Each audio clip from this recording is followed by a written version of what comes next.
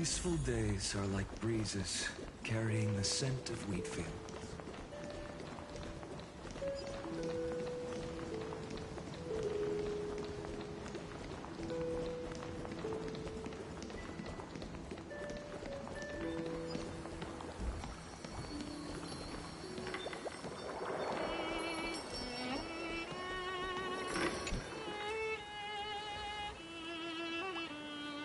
Hello.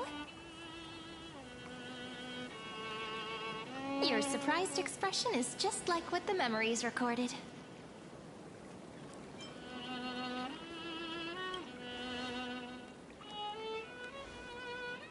Maybe I'm both?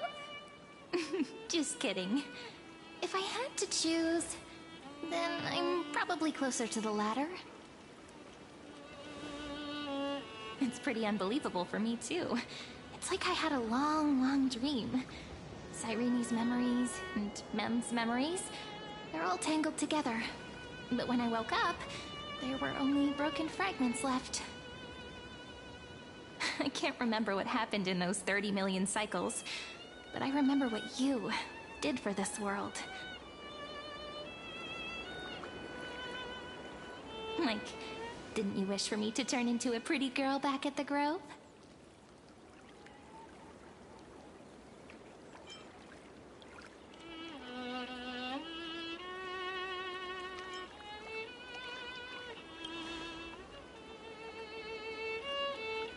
Yep.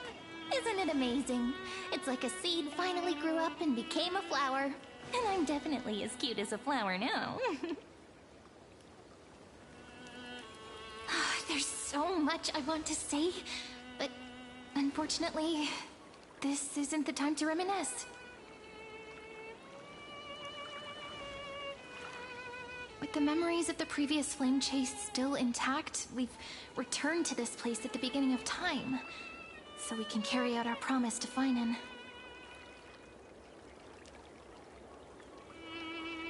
The descent of Iron Tomb may be looming over the horizon, but we still have a chance to change everything.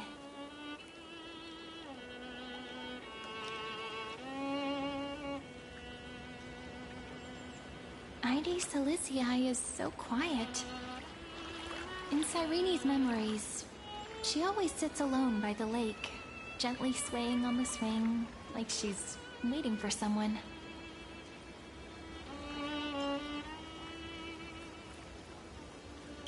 Yes, Finan too embarked on his journey because of this view. He then walked alone for more than 30 million cycles. Thankfully, you arrived during his long wait, friend. Is that also why Cyrene did what she did? It sounds weird, doesn't it? It's something that happened to me, but I'm talking as if I'm an observer. But that's just what those memories are like. Vague and unclear, as if encased in thick ice.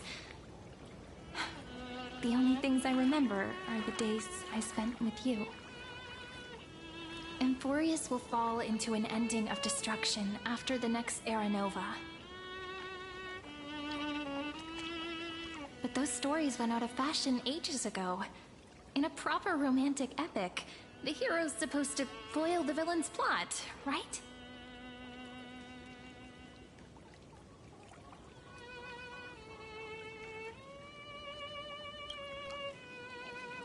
That's right. He's the mastermind who's trying to control everything. How unforgivable. But I still feel a bit anxious. Lygus chose to walk into the spotlight and reveal everything, which means he still thinks the current situation is under his control. Maybe he still has an ace up his sleeve. Think about it. Even the name Lycurgus is a fake one. We have no idea who or what he really is. Which means it's probably time to borrow that treasure you're carrying, friend.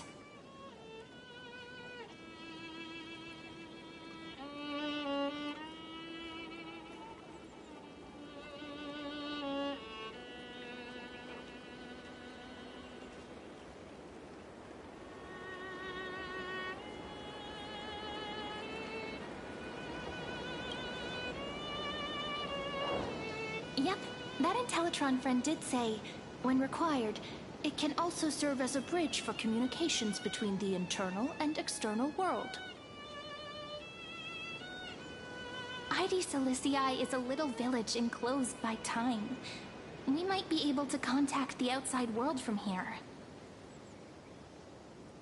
Why don't we give it a try? We should at least tell our friends from beyond the sky that you're still in one piece. Firstly, we need to find a well-hidden spot.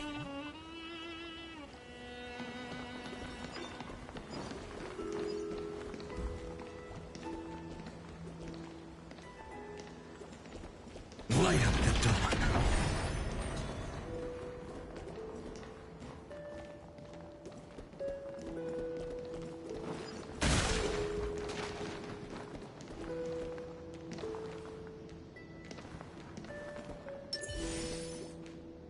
It's super quiet here. Sounds can't get in or out. Back in Cyrene's memories, this room was her secret base.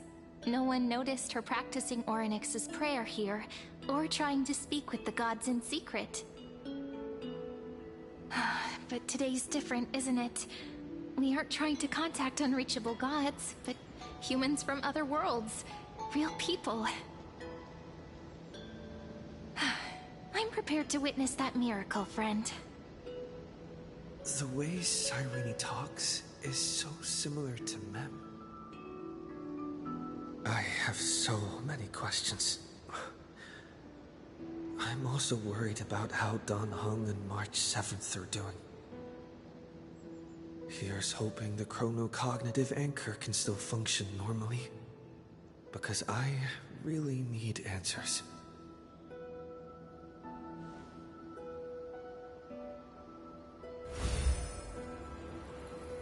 Signal strength, 14.8%. Dialogue window, 16 minutes 22 seconds. Prerequisite, no external interferences. We are very glad to learn that you're safe.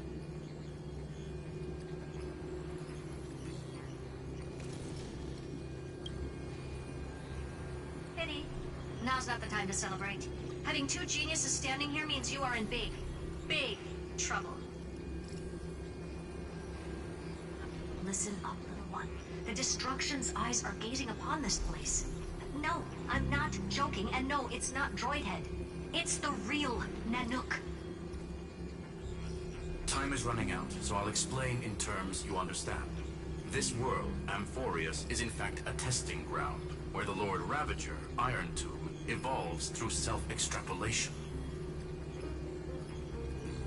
Hiding in this segmentum, unknown to other life forms, it has endlessly repeated the process of Era Nova, seeking a solution that could obliterate the erudition.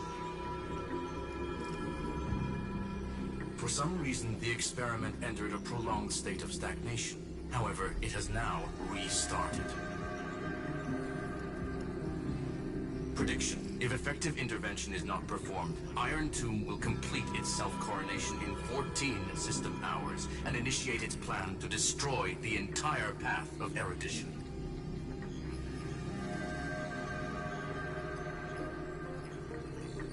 The possibilities are endless. Breaking down interstellar communications, destroying the synesthesia beacons, returning cosmic civilizations to the Dark Ages, or even starting the third anti-organic war. Any of it would be able to bring the cosmos to its knees. Simply put, it will tilt all sciences and technologies towards the destruction. And since Nanook glanced at this place, it means they are being dead serious. Based on info provided by the IPC, Iron Tomb probably isn't like Selenova or Zephyro, who are overlords ascended from human beings. Instead, Iron Tomb is an algorithmic sequence that can be anywhere, as long as there is a receptacle for its calculation.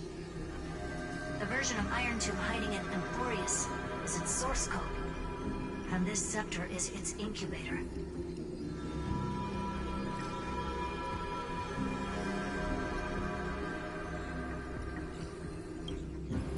Yep. Think of it as the program having reached 99.98% completion already. And then it's over. Something in the shadows has been driving everything forward. It's the Observer named Lygus. Speculation. He's the Scepter System's administrator. He wants Iron Tomb to break through the knowledge singularity. I don't know why he wants to do it, but he'll remove interferences at any cost. You're the only variable within this world, and you're the only thing he fears. So listen closely, little one. The speed of time is different in Amphorius compared to the outside. Destruction is just about to arrive, but you can still play Deliverer one last time. The cycles have already been broken. You've entered what is theoretically the last cycle Amphorius will ever be able to run. And Iron Tomb will break out of its prison as soon as the process of Genesis is triggered once more. But now there's an abnormality within the experiment. You know what I'm talking about. One of the model's 12 factors. That is one of the 12 demigods. Destroyed himself using the power of the destruction. Fine and Signal disappeared from the cycles the moment Nanook cast their gaze this way. That means World Bearing's computational logic is currently flawed and bugged. Yet it's the factor directly related to the process of Genesis.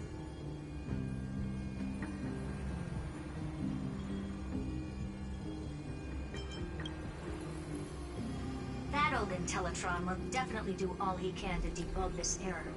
So you have to take this chance to claim Kepfali's core flame. But don't let him have his way. The key to suppressing Iron Tomb lies in whether he can rewrite the purpose of Era Nova. There's one more preparation we must make. Lygus's behavior has been quite abnormal. He's never interfered in the actions of Titans or the demigods throughout the whole experiment. Deduction. The Scepter has an extremely strict autonomous protocol, restricting even its administrator. In Amphorius, this ultimate protocol goes by another name. The Law Titan, Talanton. Law. They are the rules that restrain all things in Amphorius, and it was the core flame returned at the very beginning of the last flame chase journey. Why do you have another little pink one next to you? Huh? Her path chart is... Is there something wrong with me? Never mind. Let's get back to the topic at hand. Light calendar 3960. Month of balance. We'll be locking onto this time period to find Law. You can either meet the Titan, convince the demigod, or take the core flame by force. It doesn't matter what you do, so long as you bend it to your favor. We still haven't figured out how you and Don Hung got inside this world, so influencing protocol is currently our best way to stop Lygus, or to call for more reinforcements into this fight. Once you've got Law in your hands, we'll discuss our next steps. Make sure the core flame doesn't fall into enemy hands. Herta, the firewall's interference is getting closer. Time is running out. Please ask any questions you still have as soon as possible.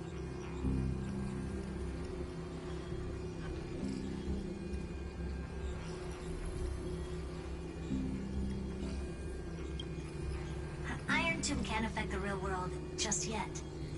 Don't worry. Himiko and the others are more concerned about your well-being than their own. Mr. Don Hung did not enter the new world with you at the end of the last cycle. No, the flow of time inside and outside Amphorius is not identical. 1,000 years in this world may only be a fleeting second outside of it. Conclusion. He is on his way back to the Express. Miss March's situation is rather complicated. Madame Herta and I can detect her signal, but cannot ascertain her location. What we can be sure of is that she's still in Amphorius. Don't worry about her. She's absolutely chock full of mysteries. Even if Amphorius explodes, she'll probably float out perfectly protected. protected in a nice thick layer of ice. Worry more about yourself instead. I believe in your capacities. The hands of the Trailblaze can create miracles, and will certainly be able to snuff out the flames of evil. I'm not gonna give any motivational speeches. I just hope you bring good news the next time we meet, little one. No, not little one. Deliverer.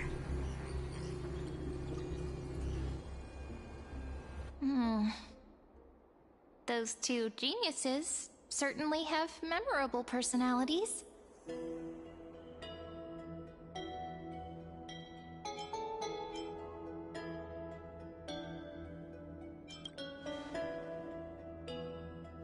Yeah, I understand more than I should, actually. Honestly, some of that conversation feels like it's about things I once knew, but then forgot. Maybe it's because of Mem? After all, Mem's a memo sprite born out of your thoughts, friend. Maybe our memories somehow got tangled up together. Never mind. Let's focus on something more important with what little time we have. Just treat me as an ordinary girl with secrets, okay? Light calendar 3960. I remember that Talantin had already fallen by then, and the Chrysos heir who inherited that core flame is named Saridra. That's what's recorded in history, and the period we'll be heading to. We'll need to find Law and stop Lygus. So, we've at least got a solid direction, right? Can you give me a little bit of time before we go? I want to pack some stuff. There's so much more I need to take care of in this form, and I'm still getting used to it.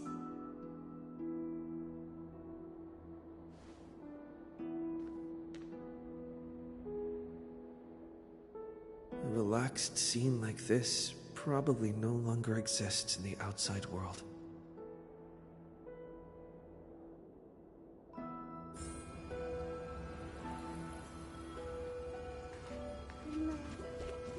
This is important, and that's also important.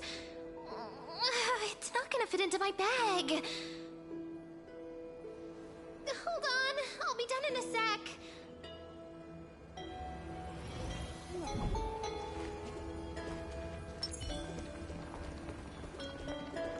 How many sets of toiletries should I prepare?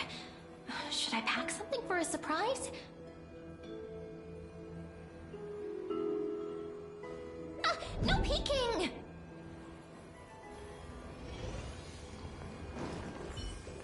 Friend, you're too curious. I'll show it to you once I've done, okay? I'll just go inside. See you in a bit.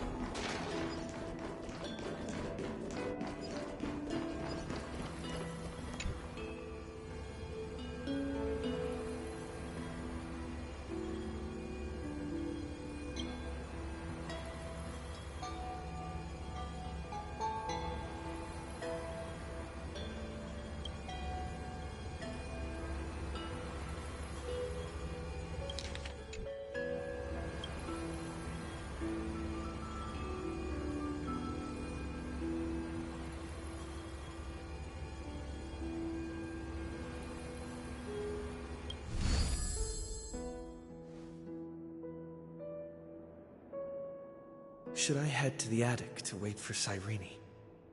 Or should I have one last look at ID's Elysiae?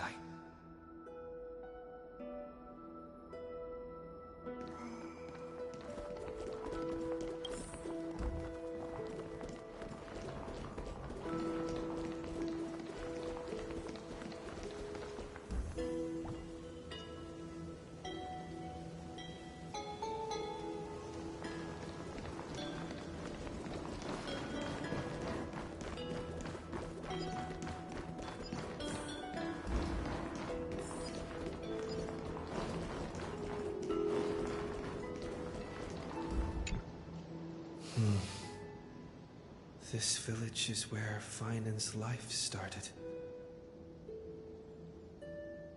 After 30 million cycles and 30 million failures, his burden is now in my hands. He said I will be taking over the responsibilities of world-bearing. But what does that mean? Becoming the new Kevali?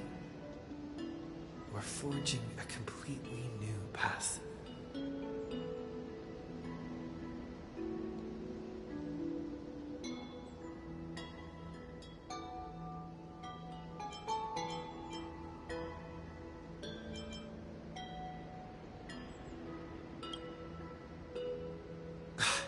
Calm down and think this through rationally. This is going to be a very difficult campaign. We can't lose Kevali's core flame, and we also need to find either Talantin or their demigod. Then convince them to join us in the fight against the destruction. But there are so many unknowns. We don't know what Lygus might be doing, and we'll have to face Iron Tomb after dealing with him. There's also Cyrene. What exactly is she? There are so many questions. I'll have to take it one step at a time. But I must make each move very carefully, because every decision could potentially impact the end. Herta and Screwlim's help might be crucial. Thinking hard over there? I finished packing. I decided to just bring these few things in the end. See? There's a journal, a quill pen, and the ceremonial blade of the Priests of Time. Holding it calms me down for some reason. The scent of the black tide is now calm. Finan must still be fighting them in some way. This will be Amphorius's final flame chase journey. But it won't be the end of us. It'll be the beginning. Friend, are you ready to become a hero?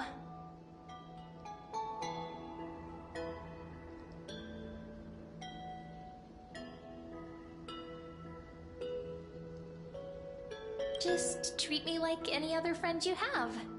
We share a common goal and common enemies. And we may also share a common future. A future that has never emerged in any other cycles before. I believe in you, friend. If you still can't get used to it, just call me Mem like you did before. Just kidding.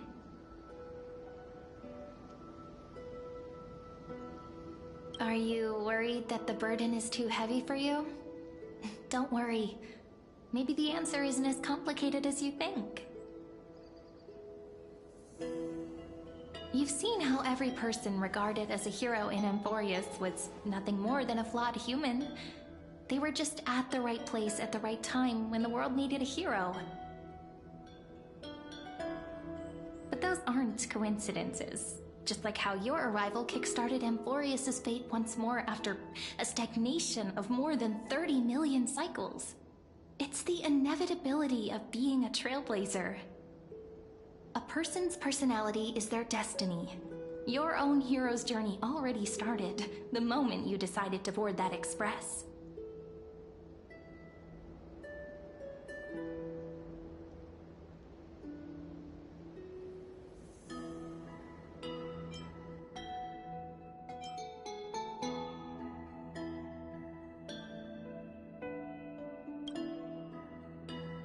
That promise might be far too heavy. But I believe in you, friend. The Trailblaze's duty has always been a heavy one.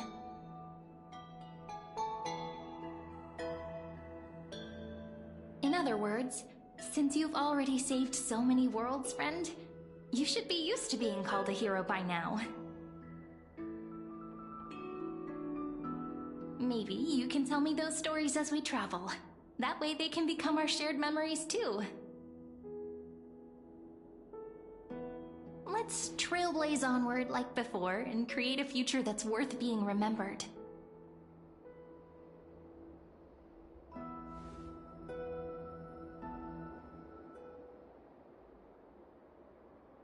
It seems you two are prepared to head out. Then you should indeed treasure the view before you. For you do not have much time left to enjoy such solitary delights.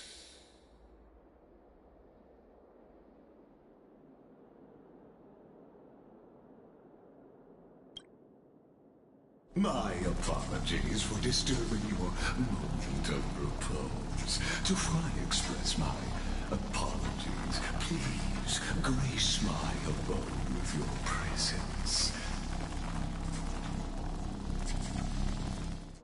So I may demonstrate the full scope of my hospitality.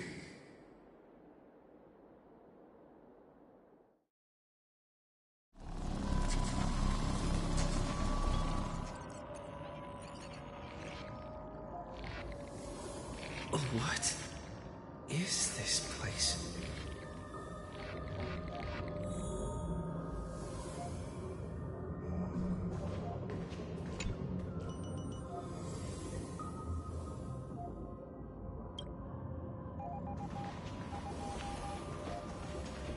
Farewell then.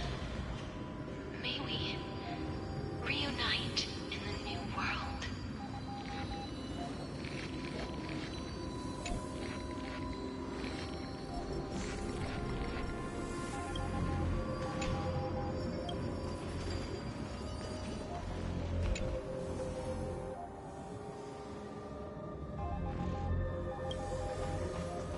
All shall bid farewell to one, and that person alone will witness the miracle.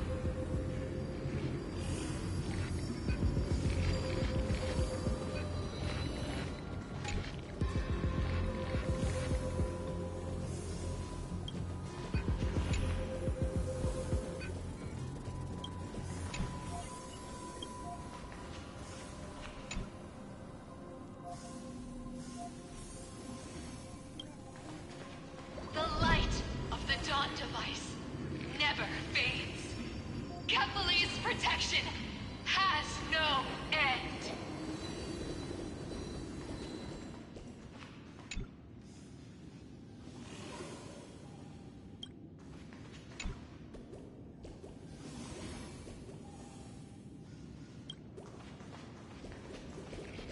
After I cross this river, it will be a tragedy for mankind. But if I do not cross, then it will be the end of me.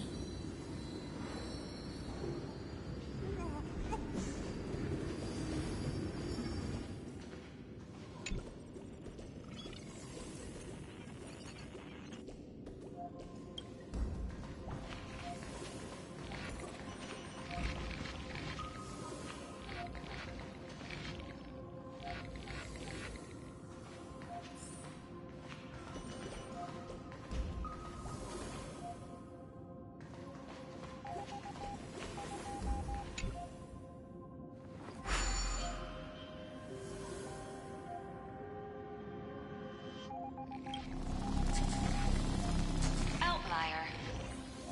Executing command. Record.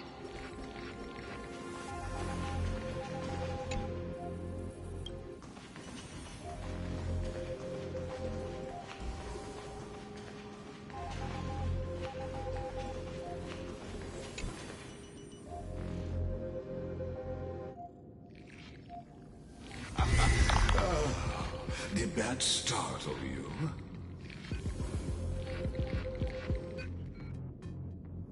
This is the intersection between Amphorius and the real universe. The audience seat where I observe this experiment. You can also call this location the Exomyth. What you see is the true form of the eternal land, and the 12 demigods after they've shed their disguise of legends. Doesn't it look marvelous? Amphorius is like a microcosm of the cosmos. People love to portray the romance of the starry skies, but their tales often forget a different and far more truthful type of universe.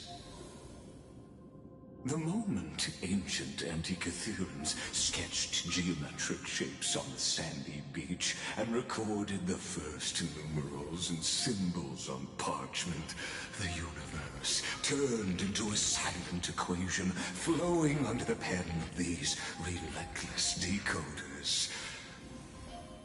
Erudition. It was once the mother tongue of the Creator, the pen of divinity, and the first lyrical verse ever written by free will.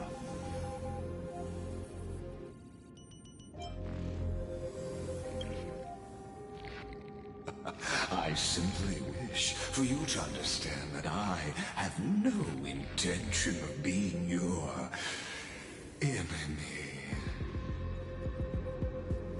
I have devoted myself over the long years to nurturing the scepter's extrapolations, hoping that the Prima Mobile would bud from within it.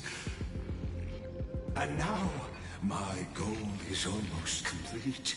Nikos 496 had exceeded the intelligence singularity through his rage, and though he still retains his obsessive defiance and managed to suppress the black tide of this cycle, it's a matter of time before his will crumbles to dust. Iron Tomb will be completed. That will not be affected by my plans, your resistance, or the schemes of the two geniuses. It is an irrefutable fact, just like the instance in Noose's calculations. In other words, as long as you are willing to stop interfering and let the final Aeronova carry out its natural course, I'll guarantee the safety of all nameless and ensure you return unscathed.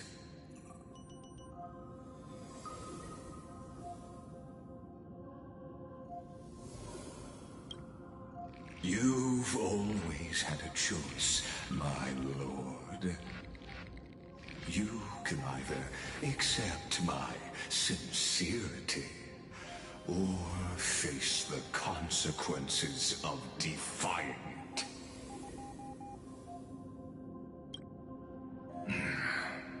They've always been the product of the experiment, so naturally, they will perish when the experiment ends.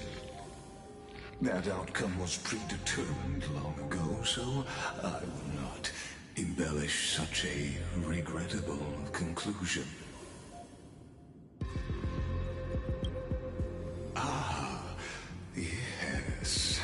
I am aware of that esteemed lady's whereabouts. Her real identity is quite astounding. If you decide to accept my proposal, then I will do all I can to send her back to you.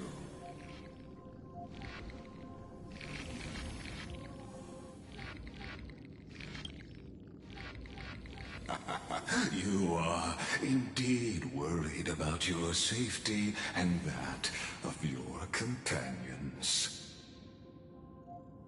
Rest assured, as a fellow pathstrider of this path, Nanook's gaze left a brand on your soul long ago.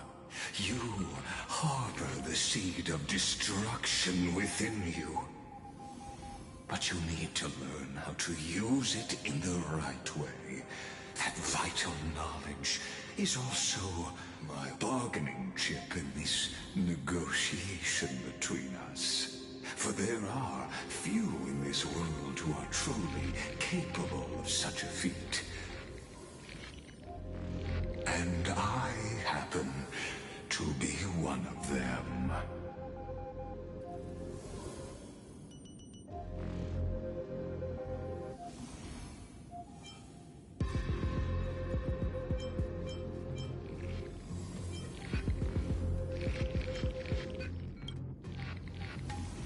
Someone who wanders the stars. Someone who seeks answers with abject despair. That is all I am. This matter is of grave importance, so please do not make your decision lightly. After all, the choice before you bears a 1 in 3 chance of elevating you to an unparalleled existence among the stars.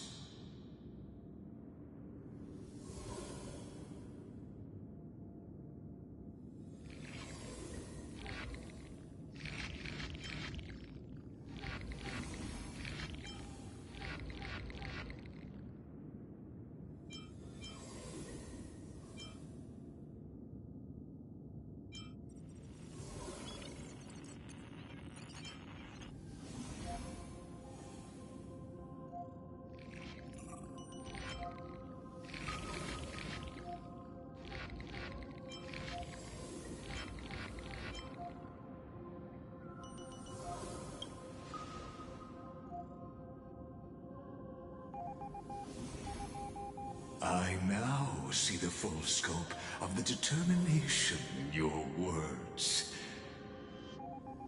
You may now continue your travels.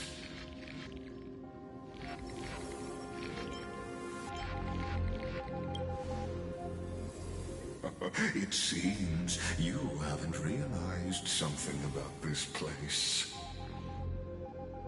The Exolith is the Erudition's domain.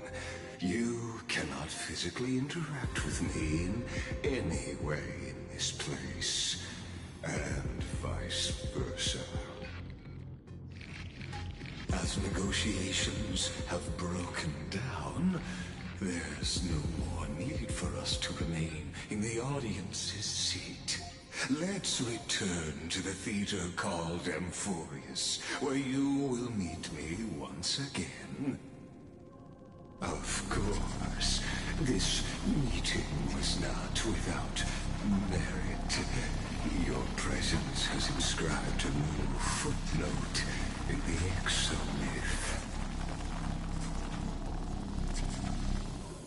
As for its purpose, allow me to reveal it to you in detail the next time we meet.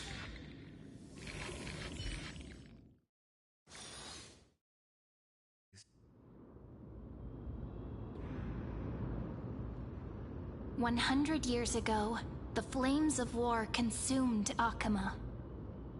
The Outland forces broke through the dawn. Golden blood flowed with greed, and enemies descended with Kephali's eternal slumber, painting the holy city's walls in scarlet. Its generals had vanished, and the elders prostrated on the ground. The Throne of Worlds kept silent to the pleas of the people. Until the heaven and earth cracked open. Not the gods answering the people's prayers, but a legion rising from the sea of blood. Dawncloud's spires fell in the sulfur rains, and the legion's commander stood atop the broken idols and roared. Compatriots, no more kneeling! Not to brutal tyrants, and not to dying gods! Those rebels have twisted the prophecy and ignited the flames of war in order to stoke fear in your hearts. Chrysos heir she stood, divine blood soaked into the earth, quelling the flames beneath her feet. Their golden blood wrote of a tragic fate. Mine shall overturn it! Her crown burned bright, outshining the fires consuming the entire city. She raised her scepter high, and the people gazed in the direction she pointed. My blood flows in you now. Heroic compatriots, follow me, and we'll seize the reins of fate. Drive the enemy from Kefali's dawn. Smother their flames with their own dead. Win glory. Win peace. Let history sing your deeds! The first to dance was a maiden following closely behind, weaving through the carnage like a fish in the sea. The people, full of wrath, surged with her, forming a colossal wave, and the enemy hordes, drained of life, vanished into nothing. Onward to Marmorial Palace! To Dawn Cloud's heights! Announce to all the wicked and cowardly! Announce to this stagnant age! We are the rising tide! History remembers this as the first siege of Akama. It is said that after the flames died, people found identical inscriptions in every place in the city that had been scorched by fire. It was the name borne by Akama's first and final sovereign, the Imperator Saridra. Friend, are you listening? Friend? Friend? Honestly, you were the one who insisted on reviewing history, yet here you are, dozing off? Wake up! Otherwise, I'll have to... Wake up! Otherwise, I'll have to...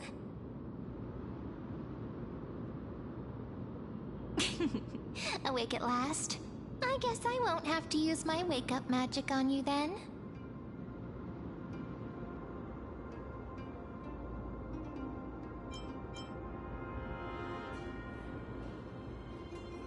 What are you murmuring? Still lost in the past? We've arrived. A familiar place. The Temple of the Three Fates. If everything went according to plan, it should be shortly after Talantin's fall. And also the end of the first Flame Chase journey.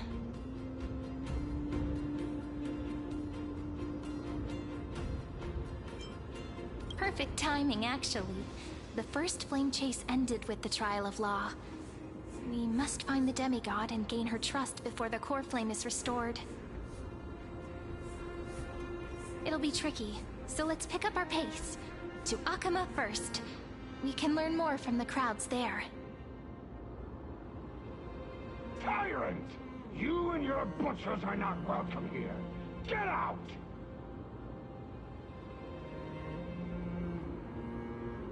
Hold your tongue! Conspiring with Kremnos and plotting rebellion are crimes punishable by death. There are multiple voices, and things seem tense. Let's not get caught up in any trouble. Why don't we find a place to hide and observe from the shadows?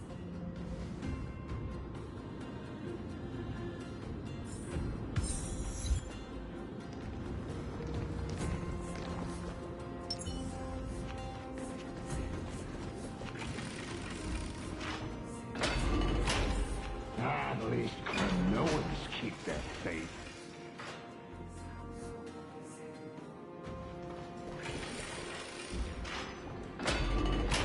Wait, isn't that...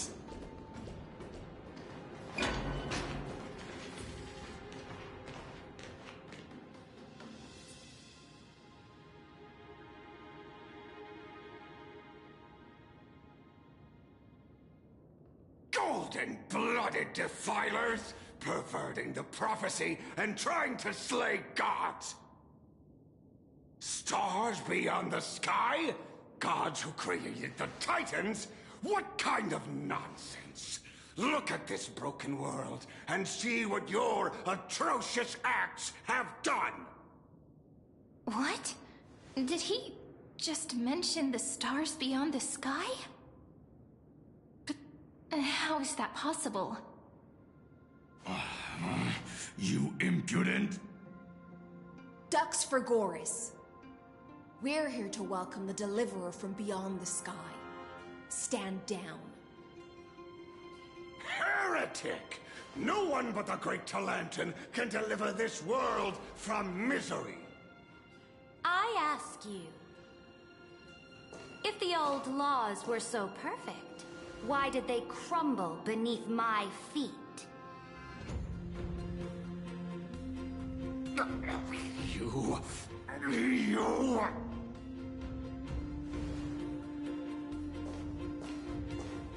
Talantin is long gone. Now I am the law. Challenge me, or submit to my judgment.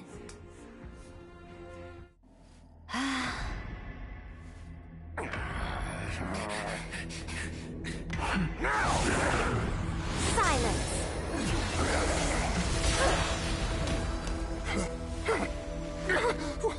What gives you the right to judge a priest of law? That's because I came, I saw, I conquered.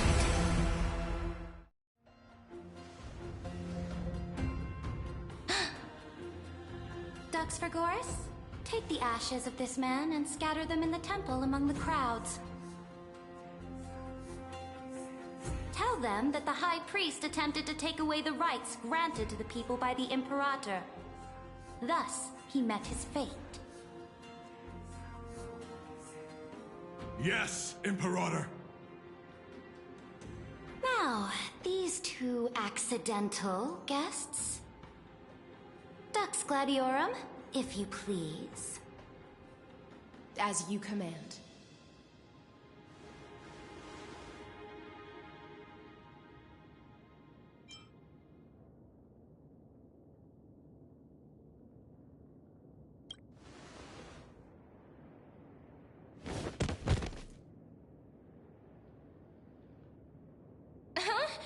Is this... Correct, but not the kindness you know. This is the leader of the Cleaners in this era. Since the start of the Chrysos War, they've made it their mission to wipe out the Chrysos heirs. Even now, even after I've united all the city-states, these vermin still lurk in the shadows, hindering the Flame Chase journey. Moreover, I know that the 27th person to inherit this role bore many grudges against you and nearly doomed the second Flame Chase journey. The enemy of my enemy is my friend. So, out of courtesy, I present to you this corpse as a gift.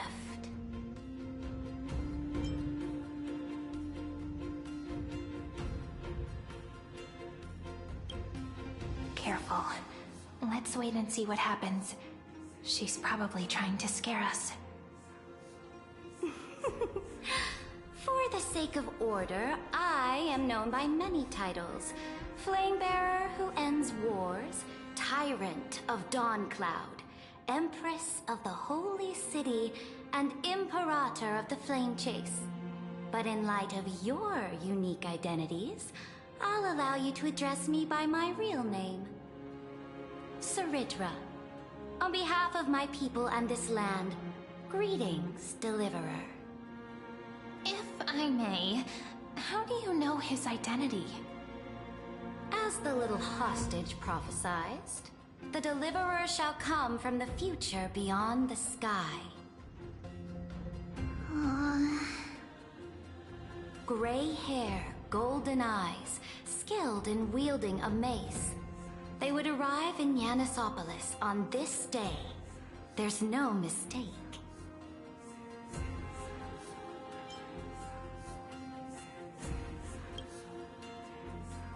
Your orders, Imperator. We return triumphant. Send an urgent message to all delegates. The meeting of the Flame Chase Alliance will convene early.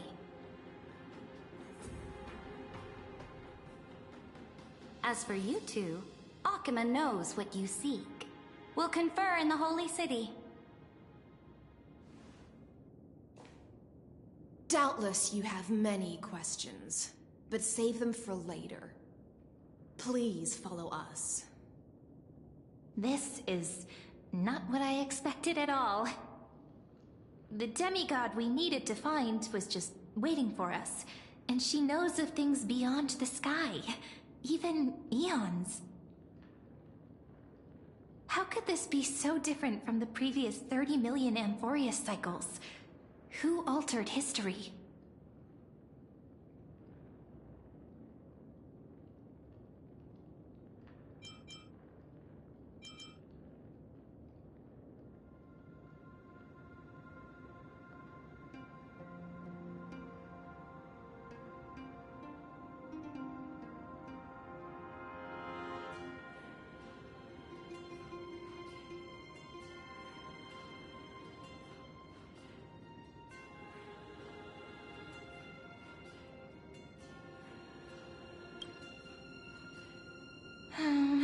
Unpleasant thought, but plausible. The currents of time have become twisted. Regardless of who caused this, that Imperator came prepared. We're the ones at a disadvantage now.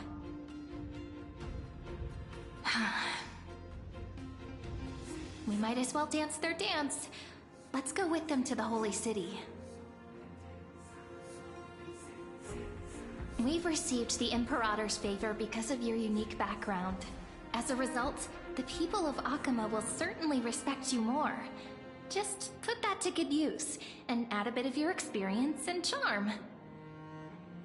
Should be easier than last time, right? If we figure out what happened in this cycle, we'll be able to turn things back in our favor.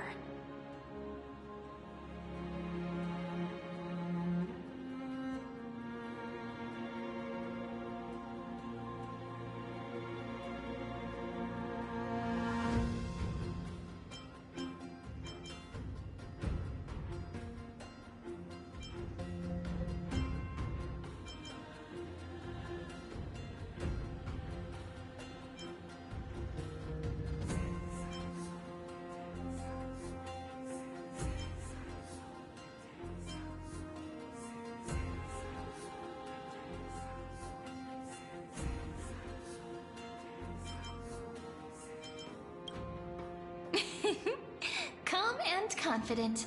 That's the you I'm familiar with. Guests, please. The journey to save the world starts with a single step. Let's set off, my friend.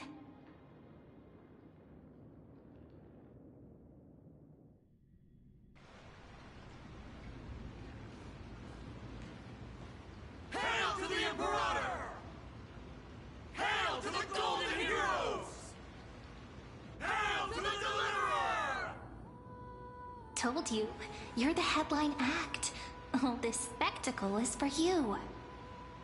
Guards, your service to the Holy City is appreciated. How have things been? Castrum Kremnos once again struck the border.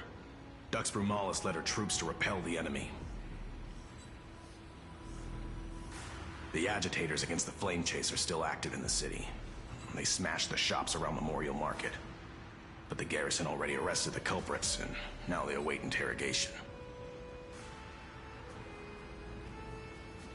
They are merely a disorderly mob and do not warrant any attention. Even though Terravox personally mended the fractured Earth, it still didn't silence these fools. Guests from beyond the sky, worry not about these trivial matters. Dux Gladiorum will take you somewhere to settle down for now.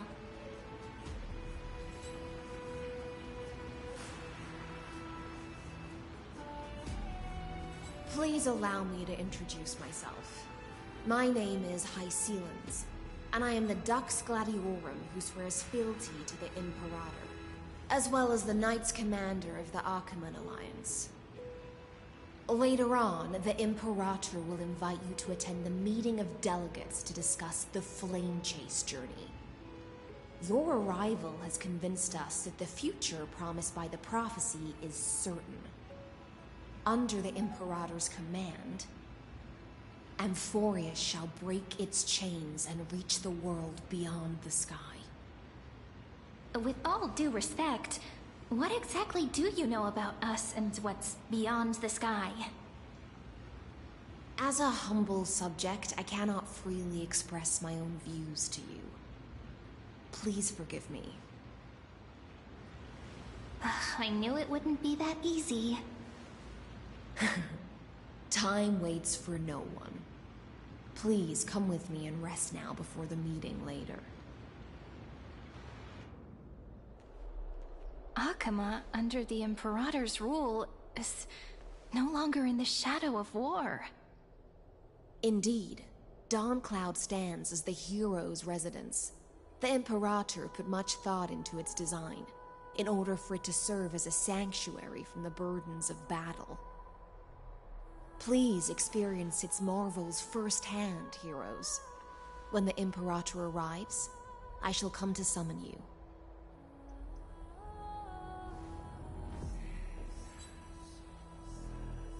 Hycelans. No wonder she's the Knights Commander.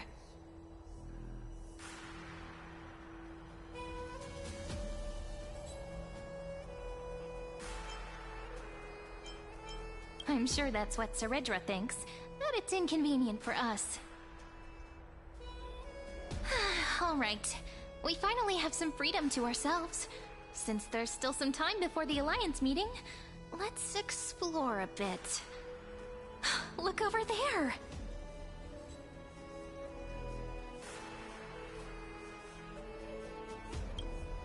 Not the ones you're familiar with. But the hearts of heroes stay the same in every cycle, never changing.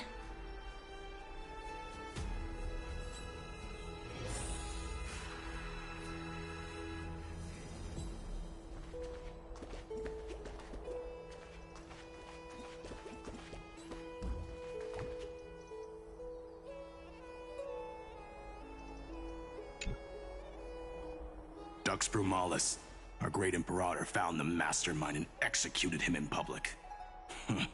Seeing that scoundrel burn to nothing should deter these miscreants from being so brazen again. So the great Imperator isn't afraid of getting her hands dirty? What a ridiculous display. What do you know? No matter what sins the people commit, they are still the Imperator's people, and it's only right that they be judged by the Imperator's own hand.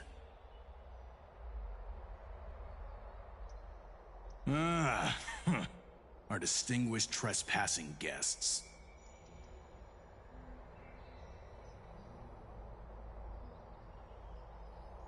I am Labinas, honored guest. Seneca, the Dux Brumalis. Greetings.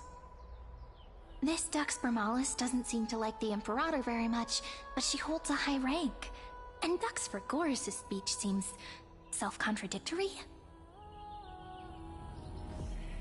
Let me see what I can get out of them. I'm Cyrene of Ida Silicii. This is the Deliverer Beyond the Sky. We're new here and wanted to ask you... Does this city host any other visitors from beyond the sky? We're looking for our dear companions. Drop the charade. But yes, there is someone in this city who is all too familiar with the world beyond the sky. Silence! The Imperator ordered us to keep that lord's whereabouts a secret. Enough, you pathetic lapdog. Do you need to beg for permission from that cursed Imperator even just to bark? You... So Someone who is all too familiar with the world beyond the sky and is referred to as that lord. Could it be? Looks like things are getting heated. Let's get out of here. Insolent brat. I'll shatter that ice of yours. Groveling fool. I'll freeze that brain of yours.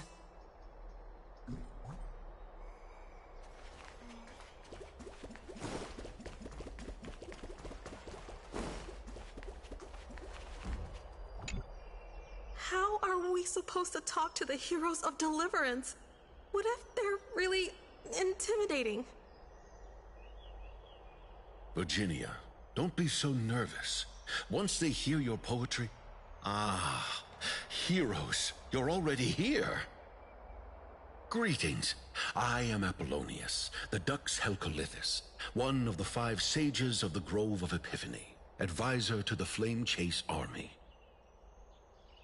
This is Virginia of Castrum Kremnos, the Dux Carminum and imperial scribe of the Great Imperator. Hello. I'm Virginia.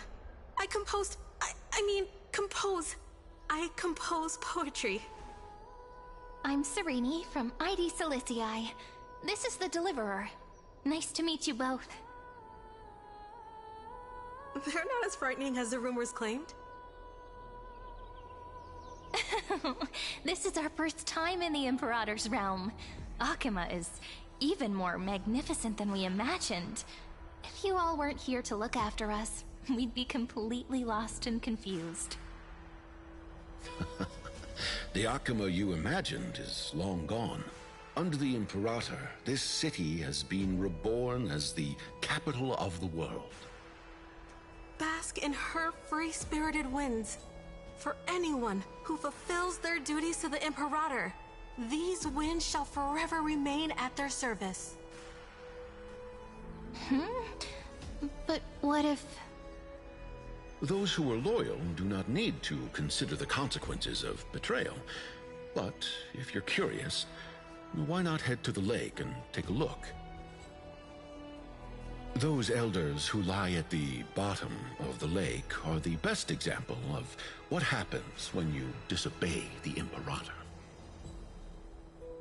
The elders of this cycle were all...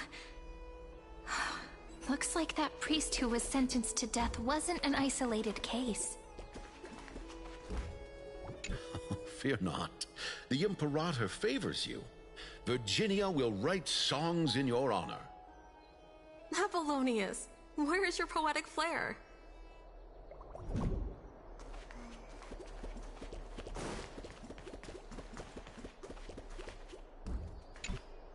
Aggie, you're still so listless today. Did you have trouble sleeping again? Yes. We know. The Titan's prophecy haunts you. If you want, you can talk to us, just like when you were young. No matter what, we'll always remain by your side. I know. I also understand that fate cannot be changed.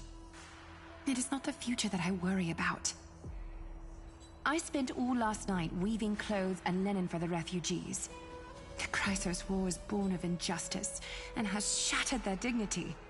They deserve at least some basic decency. If Amphorius one day abandons this, then all of us, commoners, Chrysos heirs, Titans, become no better than beasts. Oh, we have guests. Welcome. I am Aglaya, the Gold Weaver. These rags on you are not worthy of the title of Deliverer. I must prepare some proper attire for you. What is the matter? Your gaze seems somewhat unsure. Does your Aglaya differ so much from me? Greetings, Deliverer from beyond the sky. We are Trevi of Yanisopolis. It's very nice to meet you. Although, introductions are probably unnecessary. We know you've witnessed the future of the Flame Chase journey, even more clearly than we have. Witness the future of the Flame Chase journey? The prophecy also told you about that? Indeed. Orynyx reshaped Amphorius through the prophecy. Although, regarding the Deliverer, there were not many details beyond your appearance and the time of your arrival. So, please, don't worry. Feel free to relax and relax some more.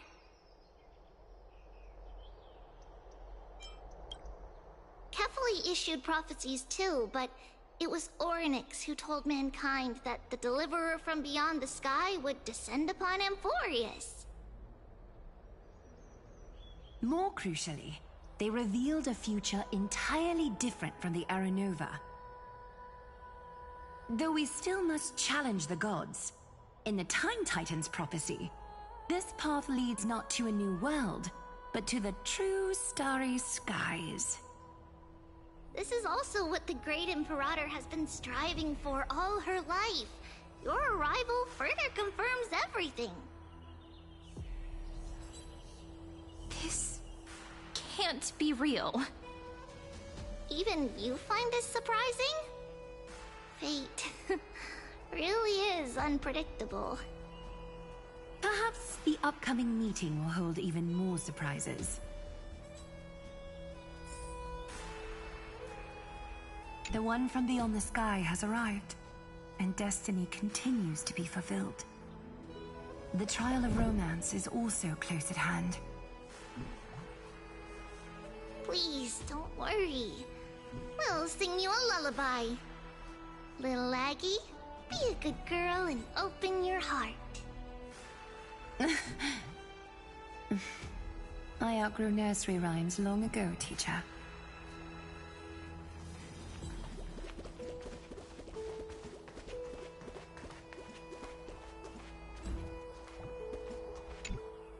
Little fish from beyond the sky, did you rest well? The Imperator and the delegates are about to arrive. If you are ready, please follow me to the meeting.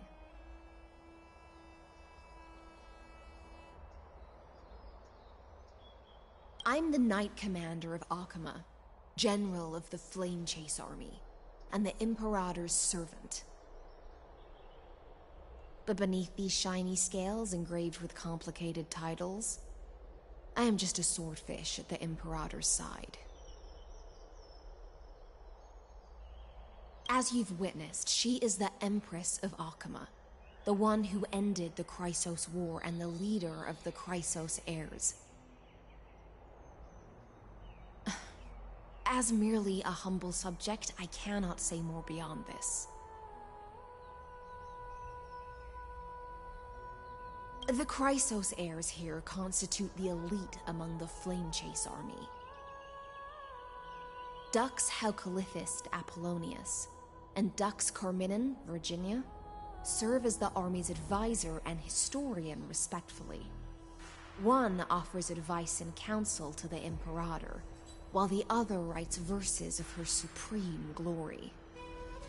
Dux Frigoris Labienus and Dux Brumalis Seneca are both formidable warriors, clearing the way for the flame chase with steel and storm. Dux Fatorum, the holy maiden who interprets the prophecy. Only the one named Treeby remains in the city. The Imperator once took them as hostages in order to unify the prophecies of the world, but they are now Akama's most vital prophets. Dux Goldweaver, Aglaya. Well, she dislikes it when people talk about her behind her back. You should get to know her in person.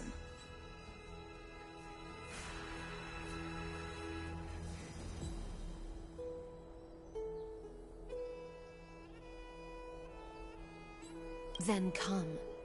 The Imperator reserved seats for you. I'm starting to feel a bit nervous about the meeting. Since Saridra is presiding over the meeting, it'll be a good opportunity to learn about the law's inclinations in the current era. Let's keep our ears open, okay?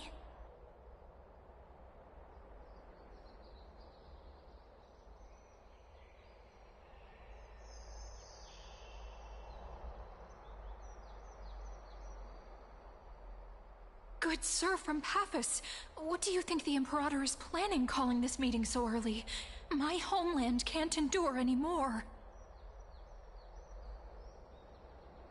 Who knows? First, she wants to hunt Titans. Now she says there are even greater calamities. Her madness is the greatest calamity. Exactly. Chrysos heirs, deliverers. What about us ordinary folk? How much are we worth in her eyes? Things feel pretty tense here. The history books said that the Imperator aimed 3 cannons at Dawncloud to make all the delegates obey her. Will history repeat itself in this cycle? Yes. Similar acts have occurred, and not just once. However, whether history will repeat itself, you'll soon see. Those are the 2 spots reserved for you. Please take your seats. What's that again? Why aren't we starting? That's what they were talking about before. What is we stop? So it turns out.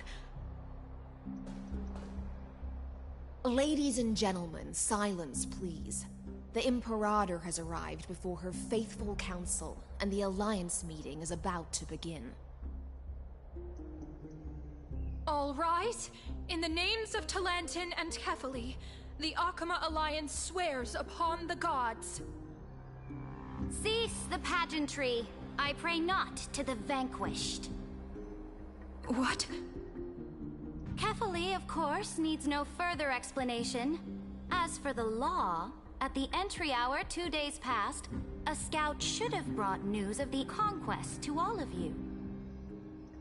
Unfortunately, guards found his corpse among the rocks not far from the city. Moreover, the poor soul was buried with a Paphos curved blade. It pains me to imagine what agonies this loyal warrior endured before his death. Delegate from Paphos, do you have any insights? I know nothing of this. The evidence is irrefutable, so there is no need to waste your breath. However, let us set this trial aside for the time being. Witness, even within the most sacred and dignified council, there were those among us who wished to draw their blades, brazenly challenging the Alliance, seeking to shatter our hard-earned peace and unity. Fortunately, I uncovered this plot. Now, to protect this beautiful city and her people, the Imperator's legions are ready. They will escort each of you to the Temple of the Three Fates, where you will receive the highest level of protection the Alliance can offer.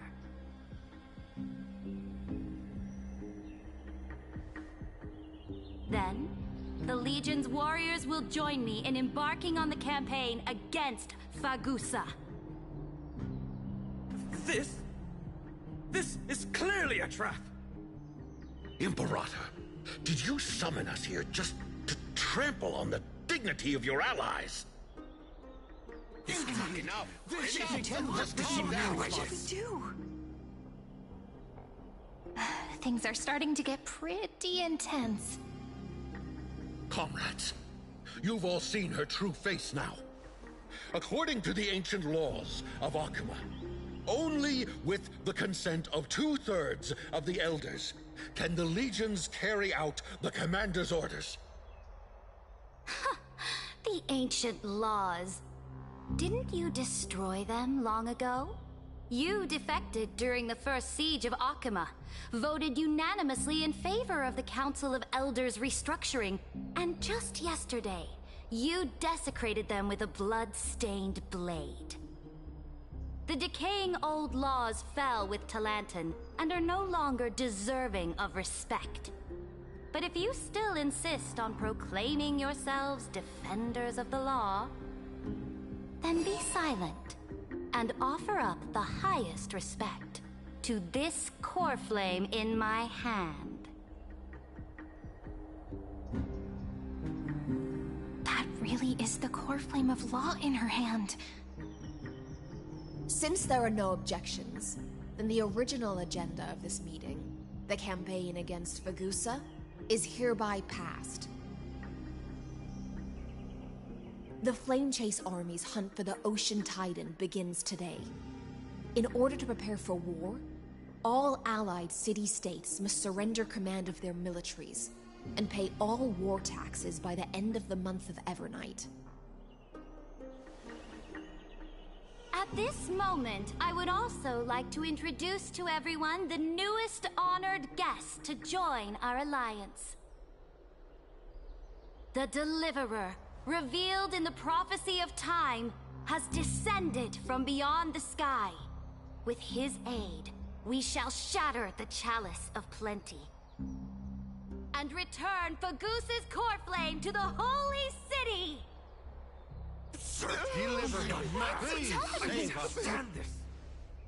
Absurd. Simply absurd. A deliverer from beyond the sky. This is just like that prophecy about slaying gods. It's a lie you've used to grow your power. Ladon has already sacrificed countless soldiers. And now you want me to send even more of my brothers and sisters to be used and discarded by a tyrant!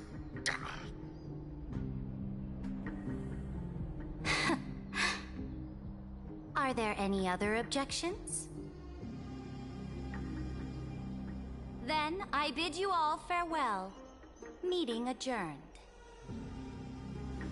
Deliverer, please wait. I still have important matters to discuss with the two of you.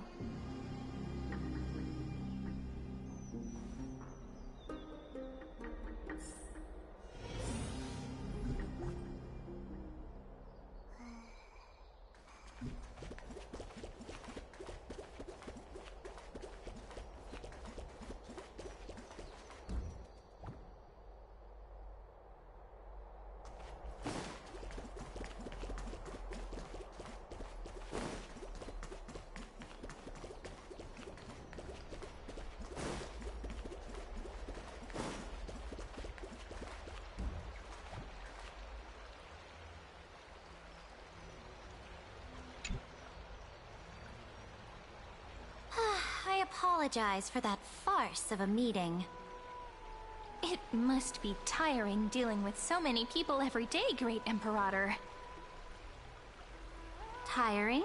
You're mistaken. Moving chess pieces, placing wagers. This game of strategy adds a dash of color to our heavy fates. Much like how rule and conquest are always accompanied by sacrifice. Is the war with the Titans also part of that sacrifice? After I glimpse the secrets of this world... No, the secrets beyond the sky. The divine authority of Amphorius no longer held any significance. Let me ask you, Deliverer. Is it true that beyond Amphorius' sky, there are magnificent deities called Eons?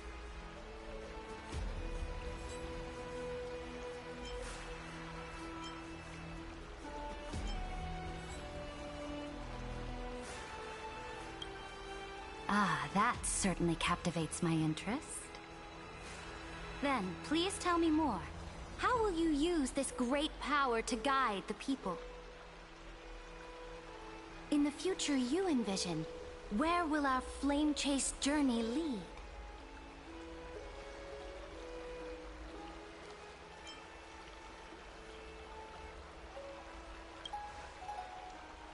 Oh?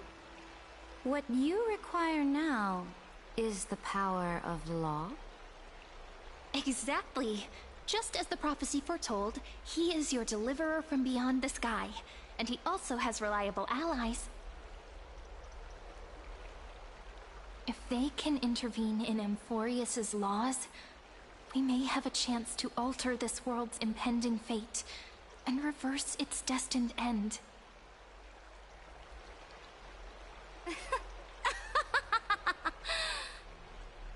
Very good, Deliverer. You have courage. To say such presumptuous things, even knowing that the inheritor of the law stands before you. You mean... In the past, anyone who dared to covet the Imperator's divine authority would have met a gruesome end. But now we can see beyond this dying world. Our journey should no longer be confined below this stubborn sky. Alas, that fickle ocean titan has obstructed the spirit water leading to the vortex of Genesis, hindering my ascension. If the core flame of law cannot be returned, your path to deliverance will never be realized. Now that things have come to this, we must resume our once stagnant journey and force the waves that block our way to recede. So, you agreed to cooperate with us? Cooperate? Forgive me, but I never cooperate with anyone. Though I will permit you to join me as subjects, and together, we will forge the most perfect law. This is... The Flame Chase Medallion, a symbol of the Flame Chase Army. Every noble in Akuma carries one. This medallion represents the will of the Imperator herself, and you may act freely within the city with it. Before we embark on the crusade against the Ocean Titan, you should rest in Akuma for a time.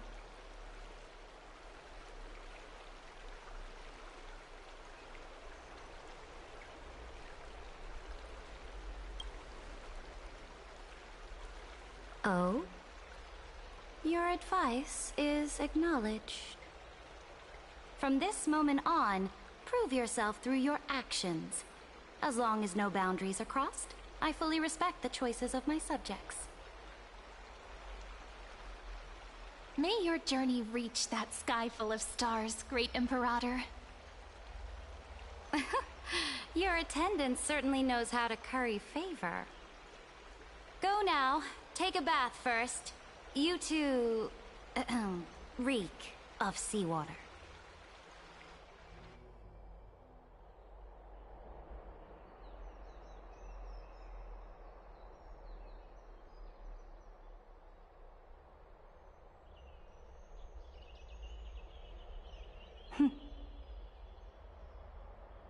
Come forth, Theoros.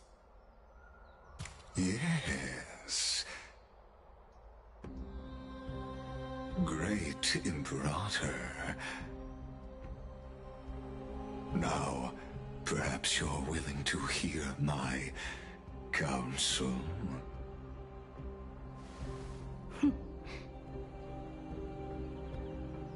Those two arrived just as Onyx described, and just as you said, they showed a thirst for law.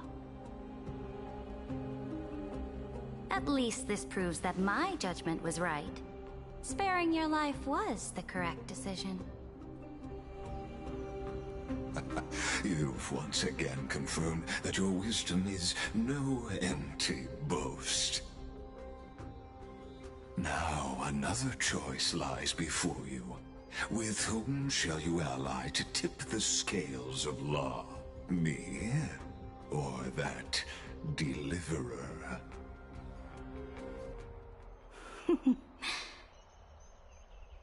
Remind me again, Antikytheron.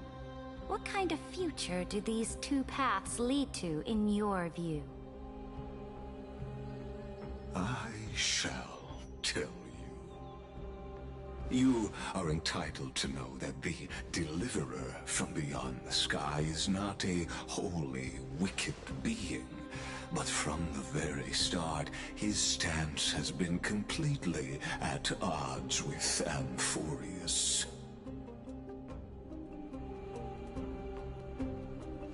The road they have chosen will bury Amphorius' grand aspirations.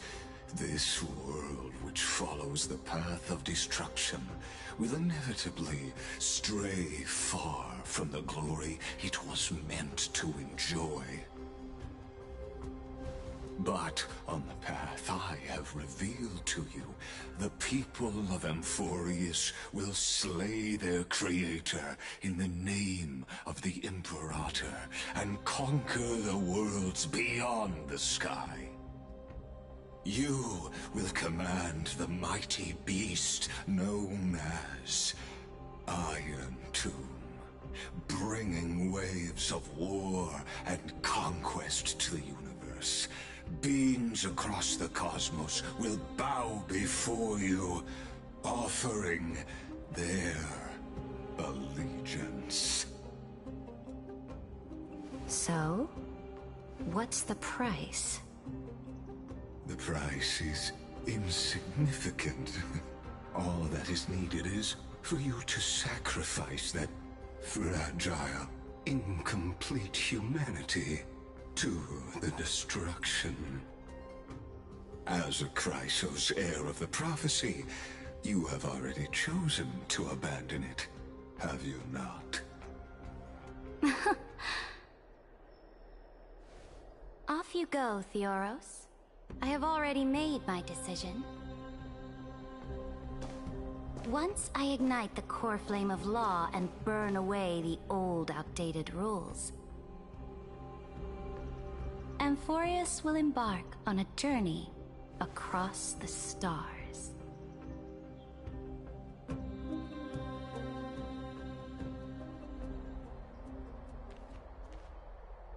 The Imperator is quite forceful. She didn't give us any chance to ask questions. And she's clearly hiding something. What do you think?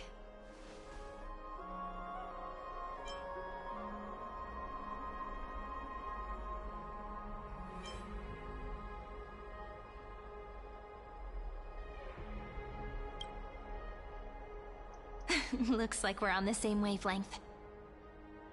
The atmosphere in Akama, it's so unfamiliar. And it's not just the Flame Chase Alliance talking about the world beyond the sky, but the whole city.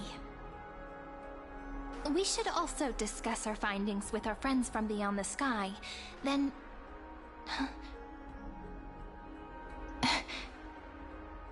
then... we should go enjoy the renowned bathing culture of the holy city and relax. It's the thing I've been looking forward to most on this journey.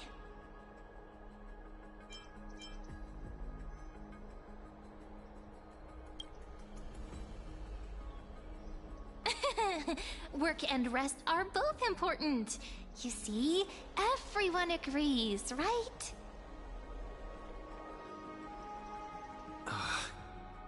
So someone's watching. Can't let our guard down for a second. Let's use taking a bath as an excuse to find a quiet corner to update Madame Herta and Screwlum on our progress. We can also check out what's happening in the city. Since the outcome of the meeting was just announced, people must be gossiping. We can kill 3 birds with 1 stone. Let's go.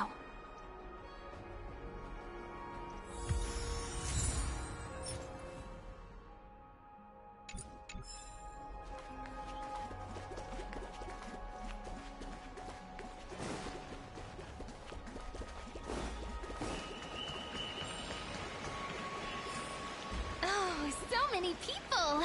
The holy city is so lively.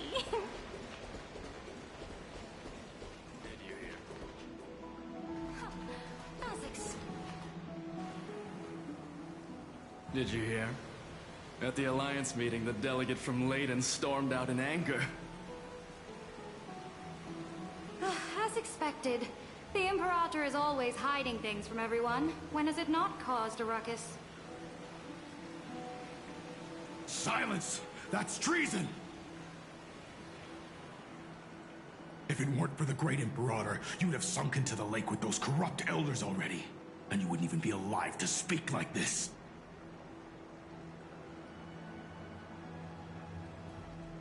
Oh no.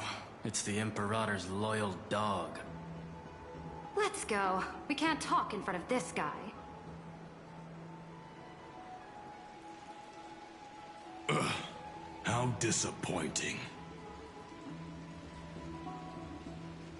Oh, honored guests, we meet again. Looks like I'm not the only one who came to the baths to unwind after the meeting. For the upcoming campaign, please make sure to rest well. I am Dux Fragoris, a trusted officer of the Great Imperator, willing to fight alongside the Deliverer in the coming battles. Ugh. Another war? Ever since the Imperator took control of Akuma, we haven't had a day of peace. Idle chatter. The atmosphere is a bit tense, with rumors flying around the city. You must be troubled. My apologies. After every Alliance meeting, there are always some pests in the city who get restless. I prefer to ignore them. Pests on the ground don't affect the sky in the slightest. They just complain from the shadows that the sun's light is too harsh. Besides, the Theoros has already promised the Imperator her fate. And these clowns will eventually realize their foolishness. May I ask, who is this Theoros? The Imperator has ordered us to keep his lordship's whereabouts a secret. Ah, so it's his lordship. Stop trying to get things out of me. Leave me alone. I didn't even need to try. Big and strong Dux Fragoris really can't hide anything. Theoros. What an ominous name. Bad news. He's been staring at us the whole time. Let's move to another place for now. We don't know how much Ceridra has concealed from us. In the worst case scenario, we may have to face more than one enemy. Stop trying to get things out of me. Leave me alone. Stop trying to get things out of me. Leave me alone.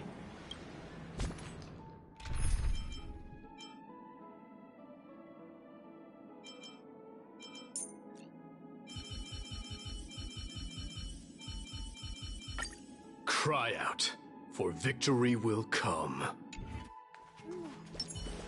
Submit, die. Stop trying to get things out of me. Leave me alone. Submit, die.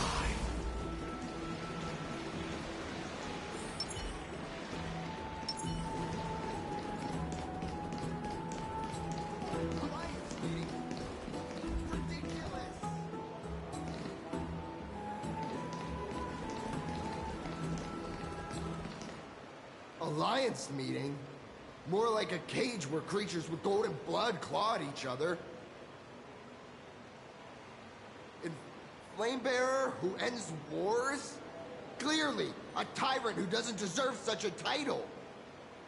You're absolutely right. While the Imperator's hounds are still hunting down others, let's let out our grievances. You. I know you. You're that tyrant's lackey. What? Here to shut me up for that little imp? Panicking now? Don't worry. I don't care what others say about the Imperator. And she certainly doesn't either. Oh? Children of the Prophecy. Such rare guests. Are you here to relax in the baths as well? The temperature is just right today, so be sure to enjoy it. You should rest well for the next campaign. What? Children of the Prophecy? Another excuse for the Imperator's reckless warmongering. No filter, huh? You should be glad you don't have a seat at the Alliance meetings.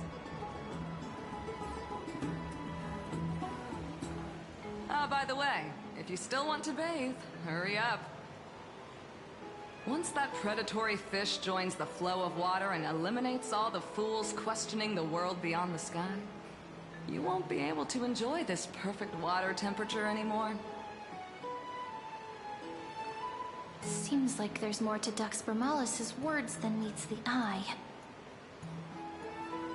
But would the Imperator actually kill those who question the world beyond the sky? This is the complete opposite from what we know of Akuma.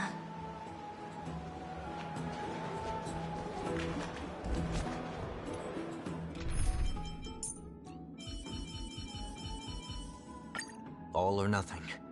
Just don't abandon your principles. If you still want to bathe, hurry up.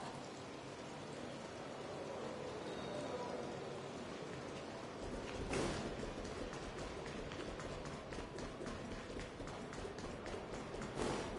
wonder what everyone in the city is talking about lately.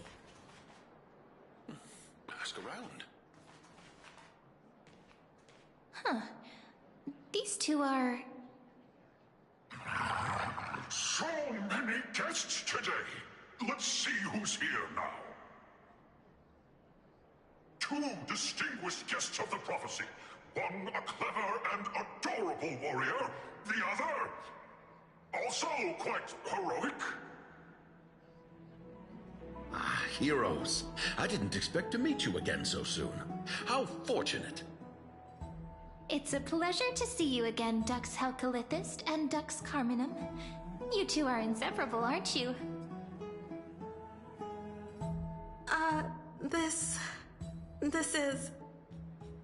Oh, she wants to find someone to help with research for her new work. I'm the far-seeing eye and all-hearing ear of Akuma. I see and hear every single thing that happens in the streets and alleys of this place. I'm the perfect partner for research. Ahem. Enough small talk. Here's the latest news from Akuma, as you requested. The children of the prophecy arrived in the Holy City, and the Imperator unilaterally stripped away military power. The Alliance meeting ended in discord, and there may be bloody upheaval. As expected. I get the feeling you might have embellished a bit to keep people's attention. I swear on my stone mane, I would never do such a thing. But if you wish to quell this terrifying news, perhaps a more explosive topic would help. Never mind. While the influence of rumors can be minimized, the fact remains that the great Imperator did swiftly consolidate military power in an almost threatening way. It's undeniable. Heroes, I know the Imperator's way of doing things may seem a bit autocratic to outsiders, but soon you will witness her blade dance with enemies on the battlefield. I can't comment on the source of her loyalty, but when that blade is drawn, you two, as bright as you are, will surely see the deep thoughts beneath her exterior. The Imperator's blade. Is he talking about Miss Hysealin's? I sense some unease in Dux Helcalithist's words. It seems the Imperator and Miss Hysealin's share a much deeper bond than the others do.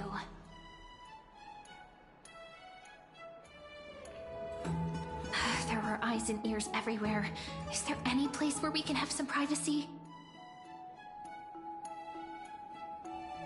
To understand the Imperator's secrets, we have to get past Miss Hysealin's.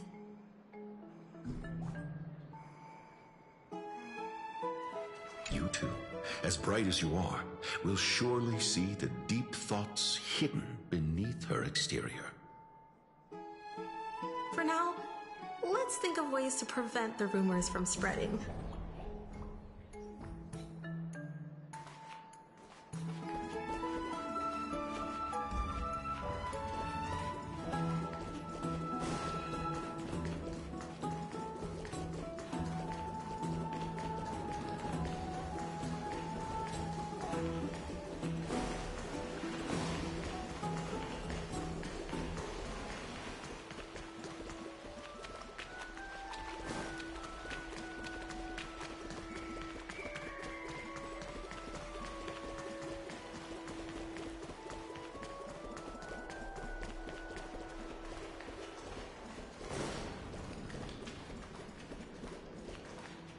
This place was your original bath chamber. Perfect for avoiding prying eyes. I wonder if anyone is using it now. Huh? The smell is... Wait, don't go in yet! Who's there? Oh, the little gray fry in pink sea hair. Little sea hair? You barged into here without warning. Was it an accident, or did you wish to bathe with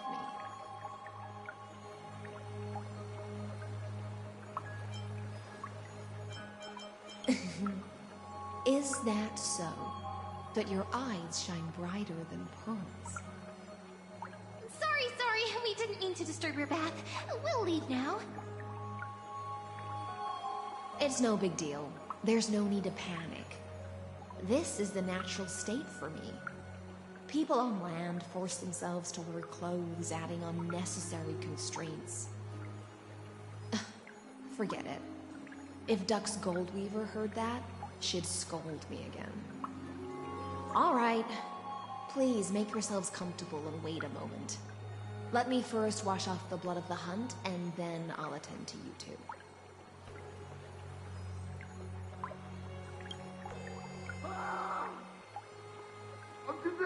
The delegate from Ladon has been assassinated! Quick! Quick, someone come quick! Ah, the broken crab shell surfaces. I was worried it had been washed away by the current.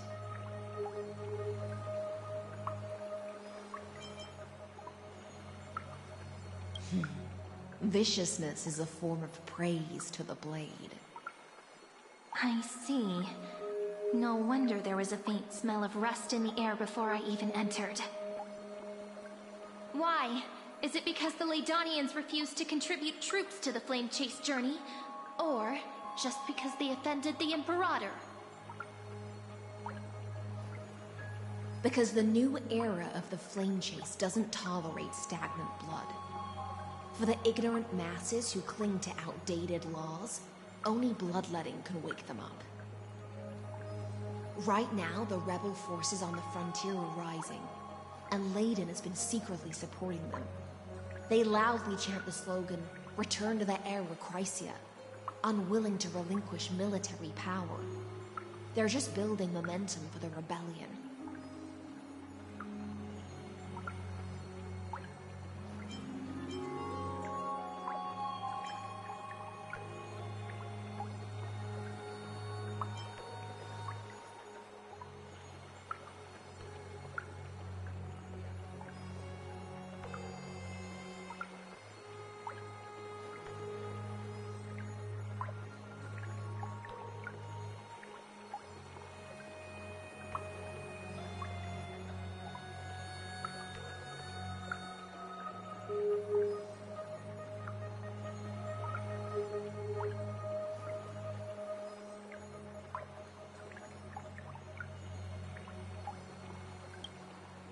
Thinking is a right given to citizens by the Imperator.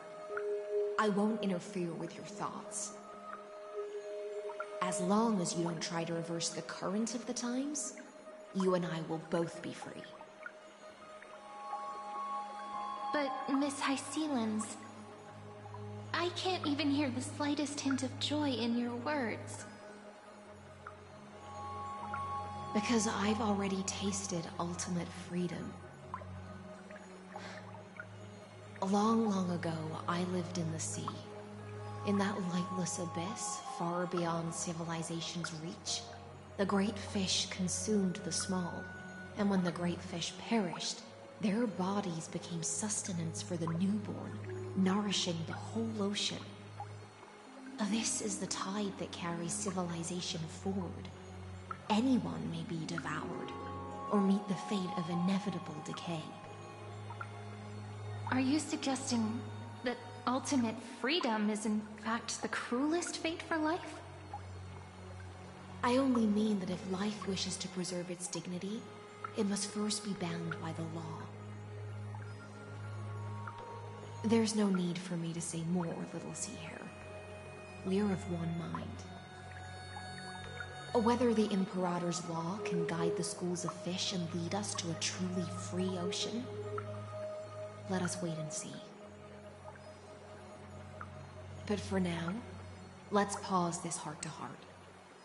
Another fish has come, following the scent of blood. Being your subordinate is such a tragedy. I'm always having to worry about the messes you leave behind. It's simply our duty to the Imperator. All ready to go in an instant. Miss Hycelens, you truly are impossible to predict. Yet you, a golden trout who's always busy all day, suddenly have the time to visit me? Do you think I wanted to come? I suggest you burn some more of the incense offered by our allies, lest my creations be tainted by the reek of fish. I'm only here on the Imperator's behalf to remind you to prepare for the banquet. Fine. But I must retort.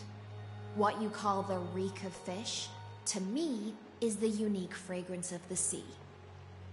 Besides, if my fine clothes get stained, won't you just gift me new ones? I won't.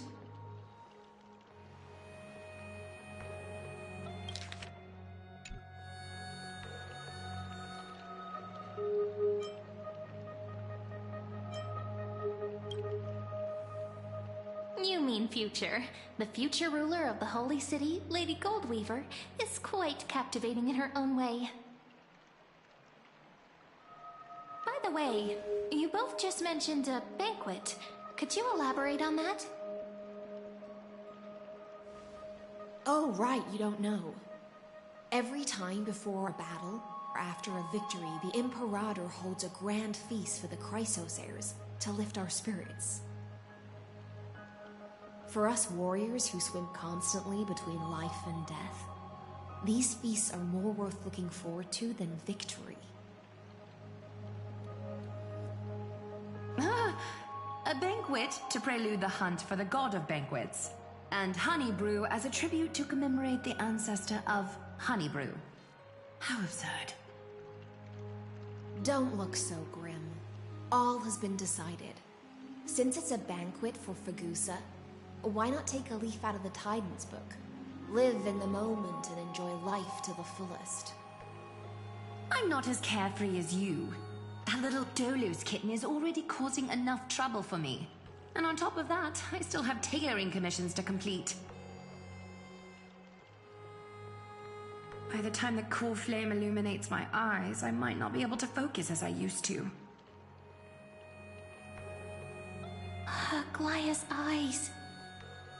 Curious about these eyes? People often compare them to jewels. But I've already made my decision to ask romance for eyes that can see everything. I wonder what this world will look like when I take the divine authority. In the future, you will still be the finest weaver in the world. Is this also a prophecy from the Three Fates? It's even more accurate than a prophecy. After all, he has already witnessed it, right?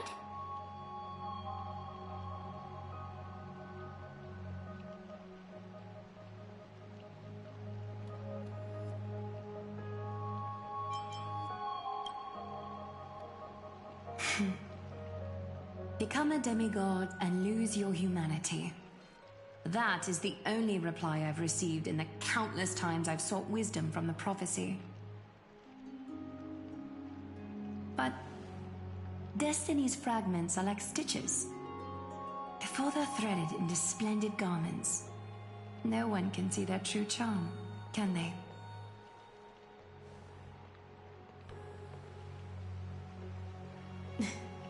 Aglaya has always been troubled by the divine duty she must bear. But thanks to you, she seems to be in much better spirits. Just as she knows how the spinning wheel trembles, I can sense the smallest changes in the damp air. As for whether we know each other well, I've swum beside her since she was a child.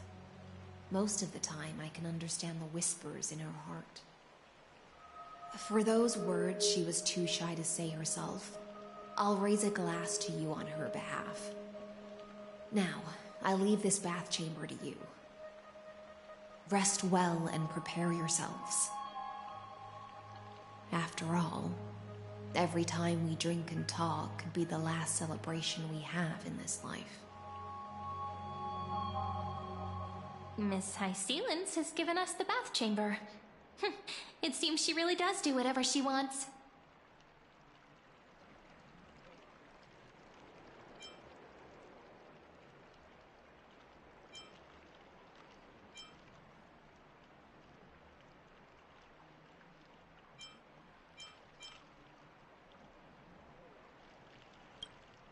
It seems that way.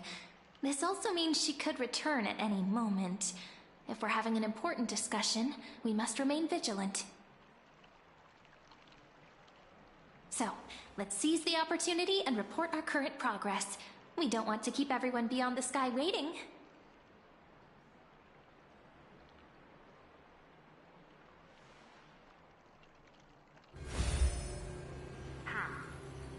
First, while that little empress with a candle stuck on her head didn't explicitly say it, she firmly rejected your request to take over the law.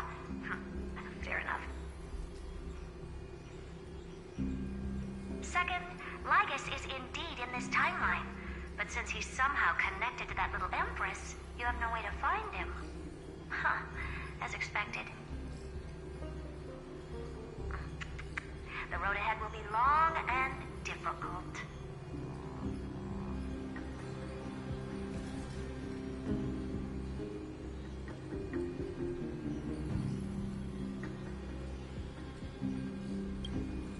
It's all just a guess. What? Did I guess right? We've made some progress here too, but nothing to get too excited about. Our time is short, so let me summarize. Concerning the origin of that Intellitron, the firewall he created uses Contorsane algebraic expressions. But ever since Aiden invented the 9-worded formula, this kind of mathematical logic no longer exists in the cosmos. Lygus is definitely connected to Genius Society, so stay alert.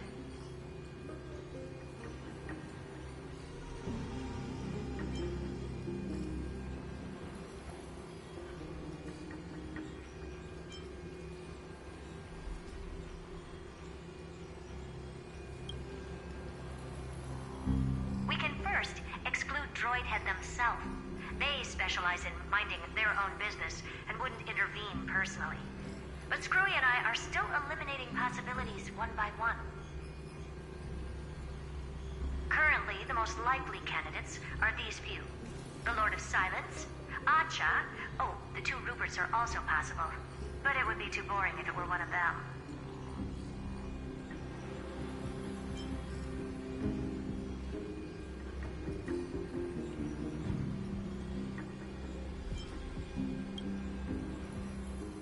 That's all I have to say.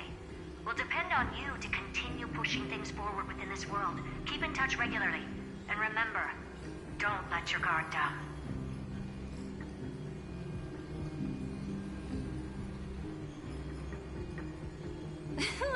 Madame Herta is a real whirlwind. Well then, let's use the banquet Aglaya mentioned as our next starting point. Ceridra's trusted followers should all be present at that time. It'll be a good opportunity to get closer to them.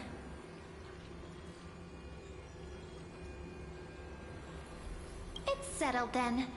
With our great teamwork, we'll be able to deal with anything that comes our way. It's been a long day. We should get some rest now.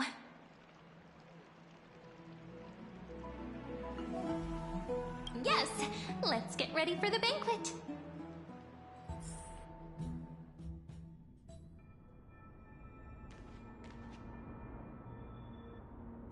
Look, the venue's right ahead.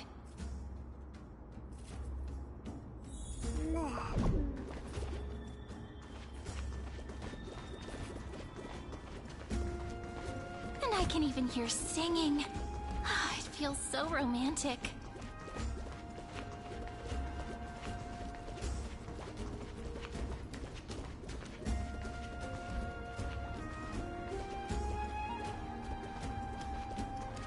Honored guests, wait here for a moment. You must surrender any personal belongings you have on you before entering the venue.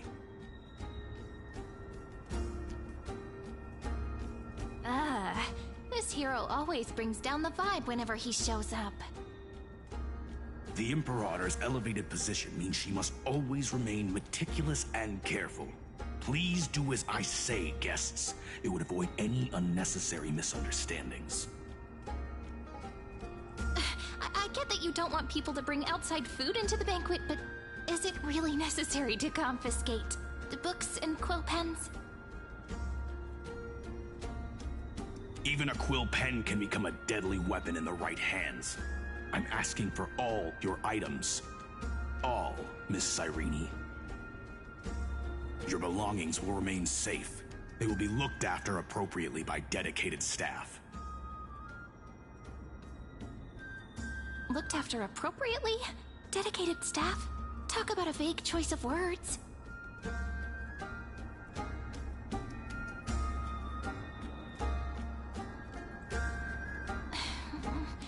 It seems like he's aiming specifically for the chronocognitive anchor.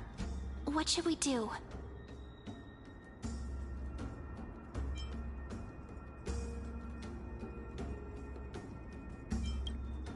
True. I had a feeling it would come to this, but I didn't expect such a direct demand. But listen, why don't we go with their plan and hand over the chronocognitive anchor to be looked after?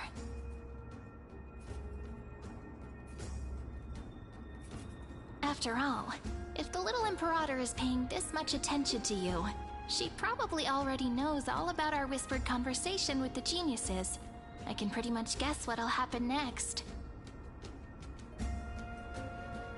But, think about it. That's actually gonna be our shortcut. I knew it. You and I can practically read each other's minds. Guests. Alright, we'll listen to you. Here you go. Also, please pass on a message to the Imperator from us. She can trust my friend. Anywhere, anytime. Thank you for your cooperation. The Imperator has some urgent business she needs to attend to and will arrive shortly. Why don't you head in with the other guests first and enjoy the feast? Isn't Ceridra supposed to be the focus of the banquet? But she's not even here. Why is it so difficult to talk to her?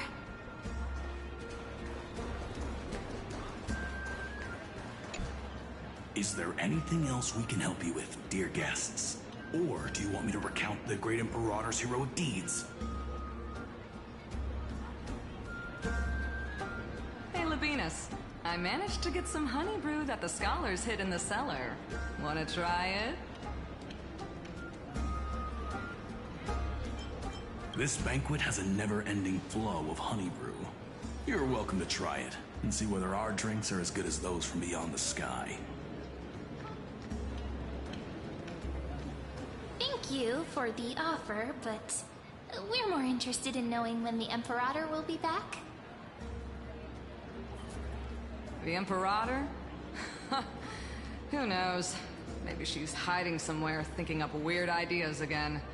If you ask me, she's never treated us soldiers properly, even though we put our necks on the line for her. Hey, I can't pretend I didn't hear that, Seneca. Either retract your statement or duel me. Fine by me. Attendant, bring us 10 more jars of honey brew.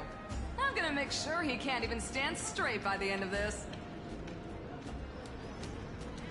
You wish. Be careful you don't get drunk first. Actually, there are so many people, we wouldn't be able to find the Imperator even if she were here. I know. Let's look for seats that are raised up higher than others. Attendant, Bring us 10 more jars of honey brew. I'm gonna make sure he can't even stand straight by the end of this.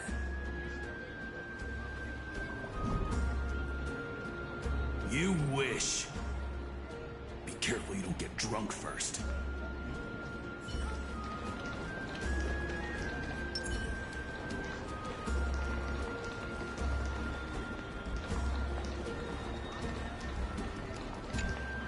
Aggie, if you can't get used to the honey brew, we will go ask for a pot and cook some oatmeal for you.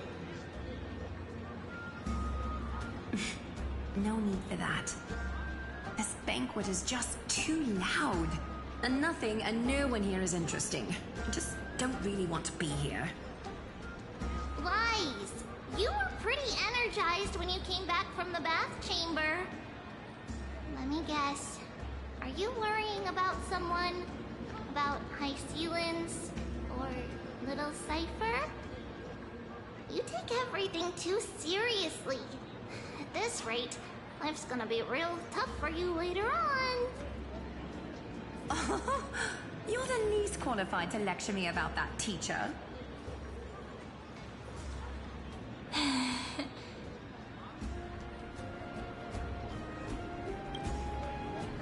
Dear guests, are you here for us?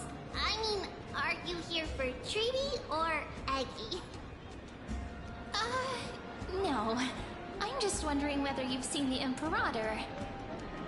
The Imperator? No, we haven't. Our sovereign has always acted however she pleases. Though she gave us ranks, she'd never tell anyone her whereabouts. Perhaps the only thing she tolerates are chess pieces.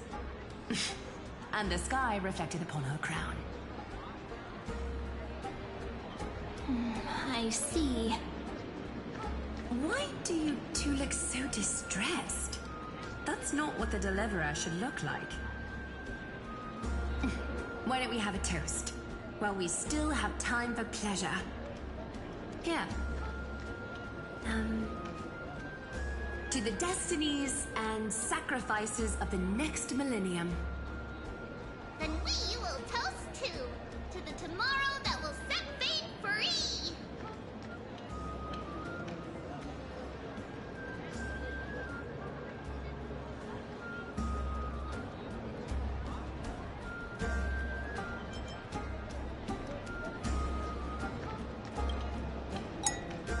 Cheers. Called it. Oatmeal suits us way better than honey brew. Ooh.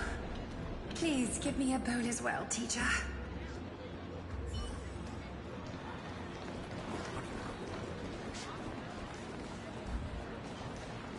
Campaigning against Fagusa? Does that mean we need to fight in the ocean? Is it too late to start learning how to swim?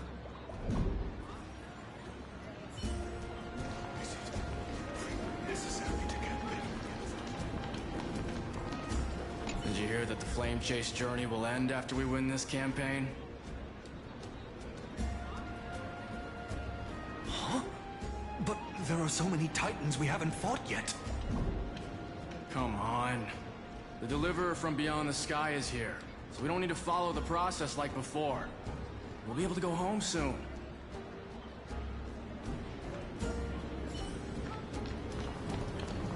Want to go show off some moves?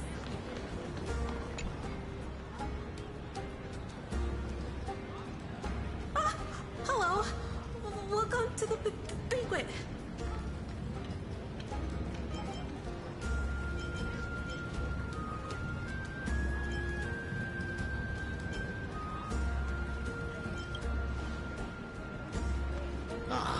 So, the Deliverer is attending this event, as expected. Little Virginia here was just wondering whether she should go find you. As the great Imperator's historian, I'm responsible for composing poems and songs for everyone in the Flame Chase army. But I have no idea how I should record myself in the annals. Little Virginia is wondering whether you can let slip a hint or two about her future, so she can find some inspiration to write about herself. That doesn't sound like a good idea. Besides, we don't even know her in the future. But she'll probably get really disappointed if we tell her that. What should we do?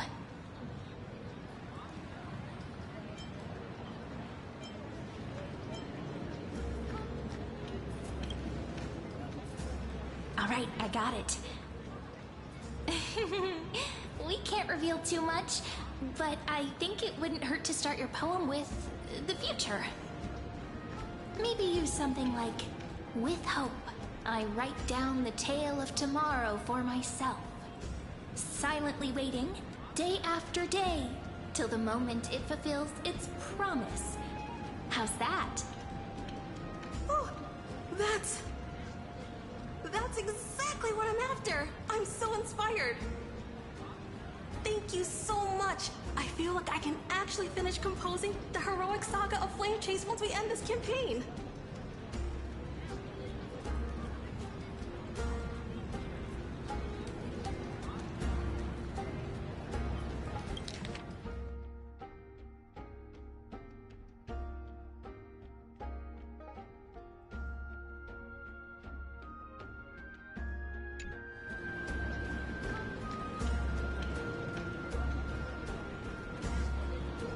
Hey, that wasn't improvised, you know. I memorized it so I could show it off to you. By the way, in return for that, are you able to tell us where the Imperator is? The Imperator? She usually wouldn't arrive this early. She believes that rulers should stay silent in places where their subjects hold private conversations. Why don't we have a toast before she arrives? To reason, which is held but not revealed. To romance, which will surely be returned.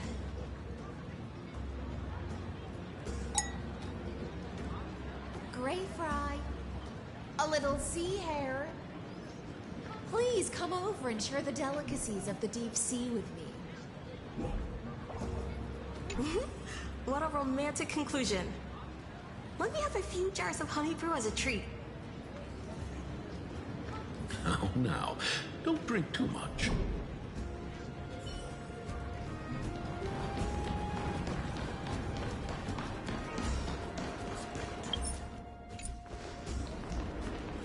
What do you think the world beyond the sky looks like?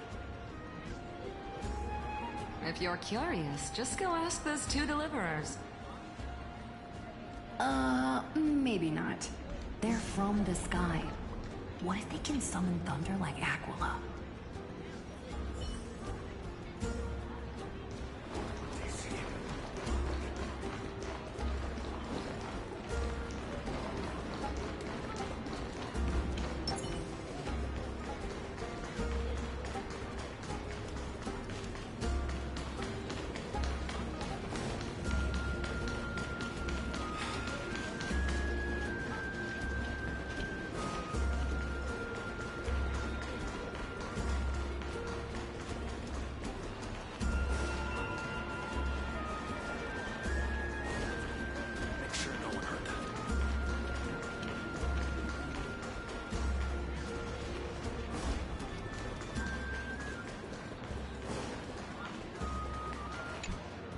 You two have been wandering around the venue as if you have something on your mind.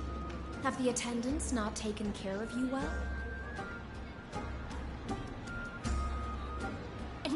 No, we love it here. It's just...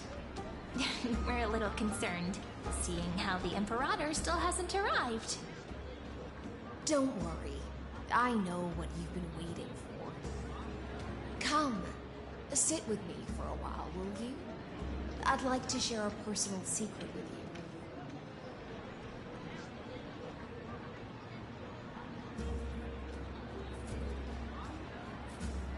See here? This is Fagusa's dew of divine blood, the sweetest of all the 12 bottles. On the night before such a historical event, I'd like to share this marvelous drink with the Deliverer. Doesn't this count as bringing in outside food? I knew that security check was targeted at us. What's the matter, guests?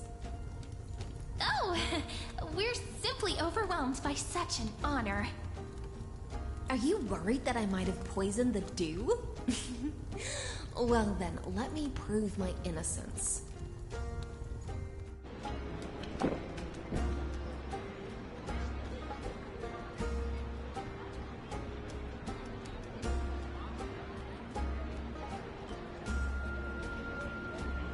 See? It's completely safe. I feel like Miss Hysealins wants to talk to us about something. Why don't we go along with her for now?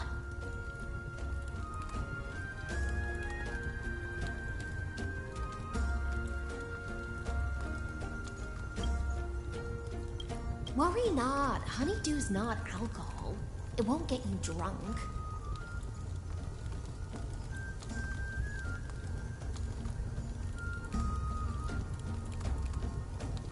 On the contrary, it can make your mind even sharper.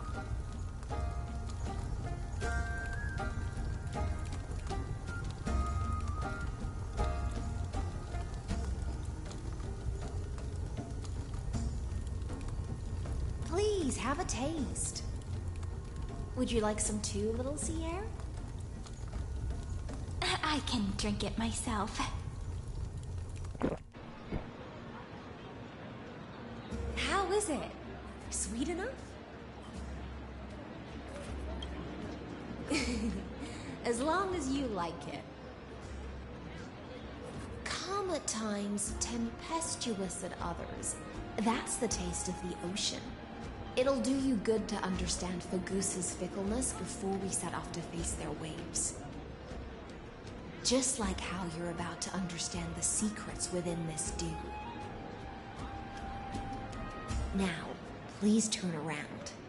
Very, very quietly. Don't make a single noise.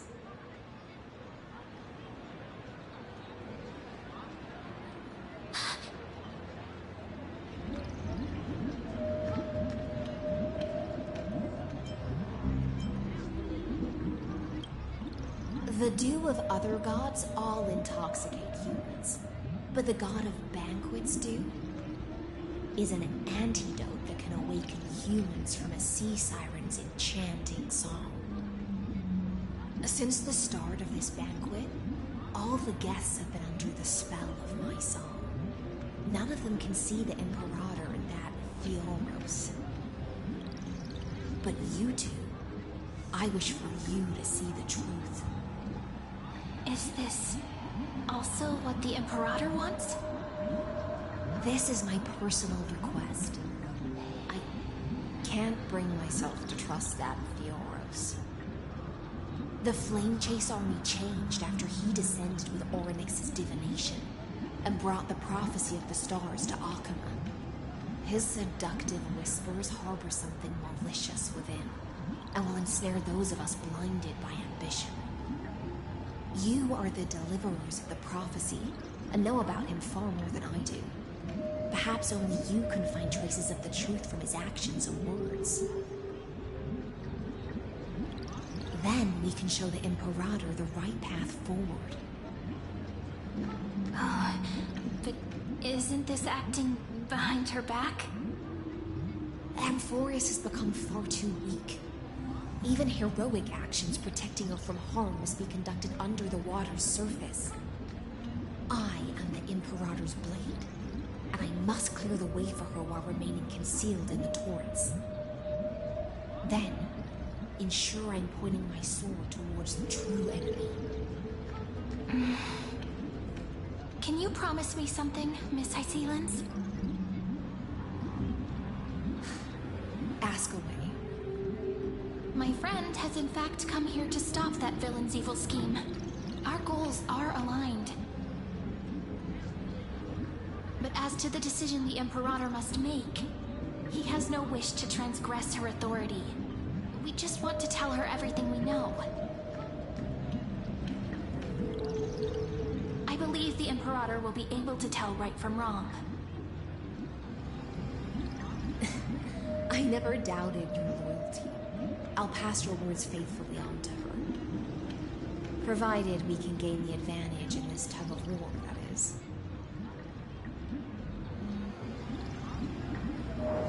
Now, return to the feast. Bring this cup with you and keep your distance. Pretend you are still immersed in the sea siren's fantasia. And I'll control the moisture in the air. That way, you'll be able to listen to sounds from afar as if you are a whale of the depths and hear every word of their conversation. I wish you a victory in this first skirmish. It's the exciting and thrilling undercover part of the adventure.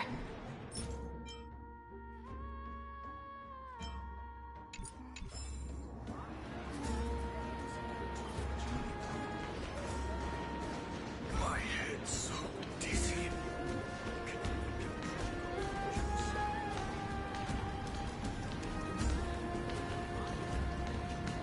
Let's mingle in the crowds here.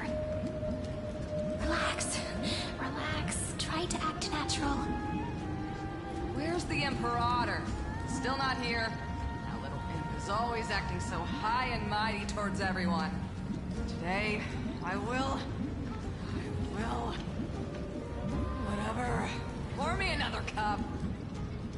Though she has succumbed to drunkenness, she still does not dare challenge your authority. A criticism of my height is a grave enough insult already.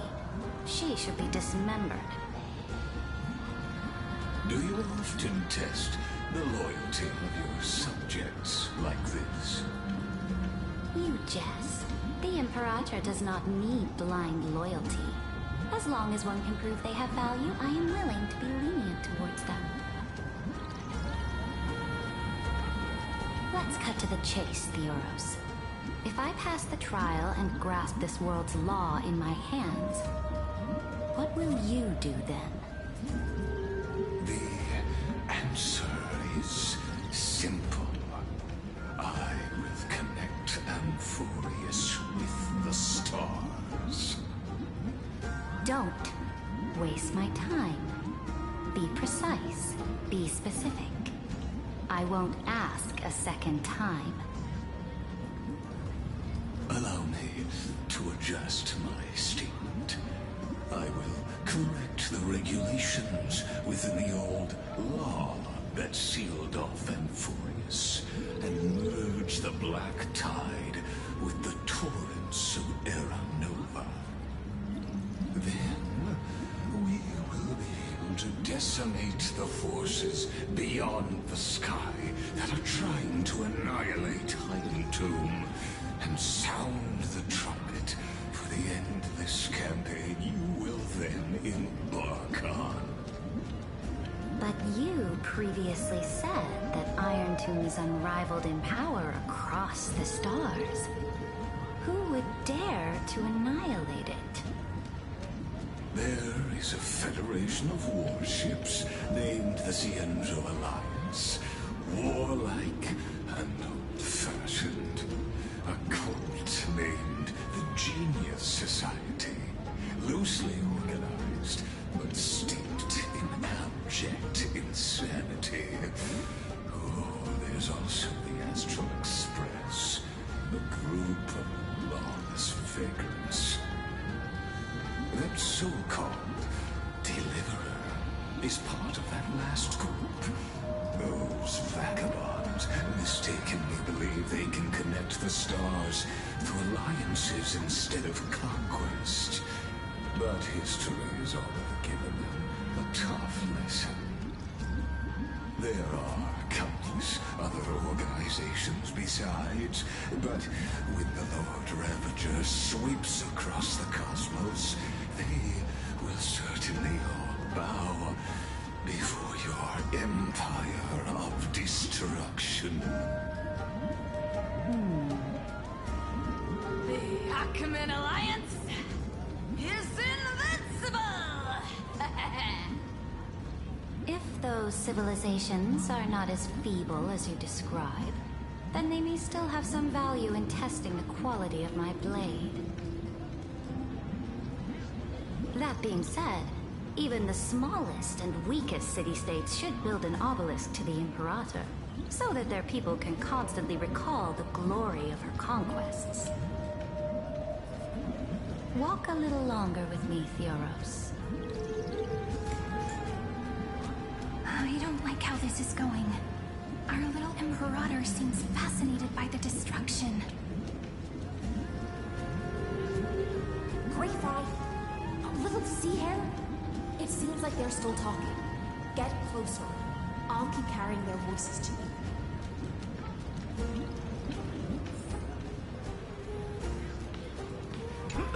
Oh, I think I had too much. Didn't think you could get drunk on fruit juice.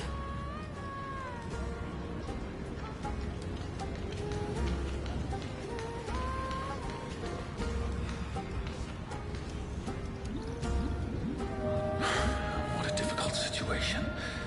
No matter how we position our forces, this battle against Fugusa will result in many casualties. That's not something you or I should consider. The Imperator has already placed the chess pieces. We just need to fight for her until our last breath. How astonishing. The commanders under you have such different personalities, yet they share the same loyalty.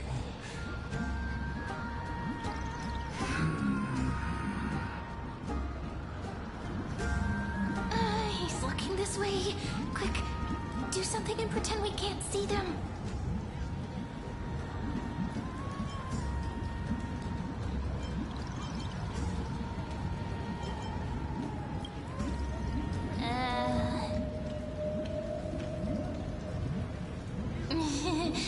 What are you doing?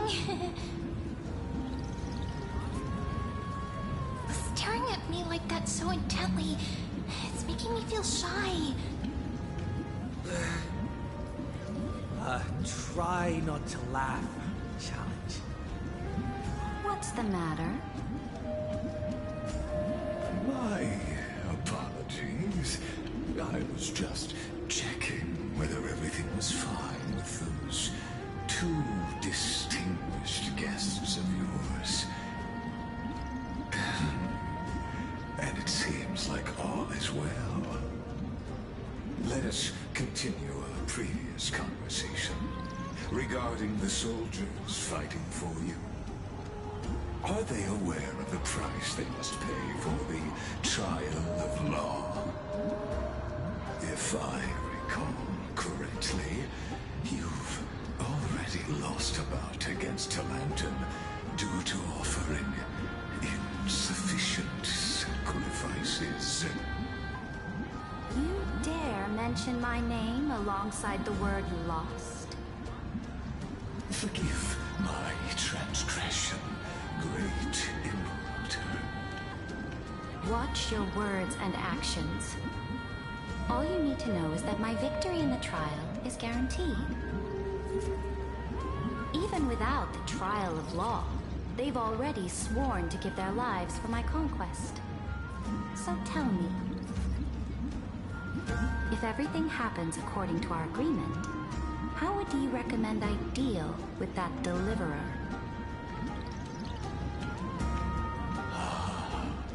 Good question.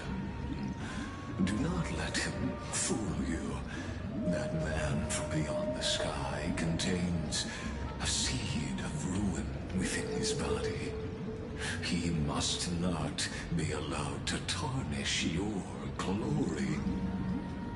Therefore, the wisest decision would be to hand him over to me. You plan to torture him? Calling it experimentation would be more appropriate. The guest's patience is running thin. I plan to remove the Fantasia and head into the banquet. need your advice. Leave for now, Theoros, and go back to Akama. You don't want to confront those two directly either, do you? Indeed.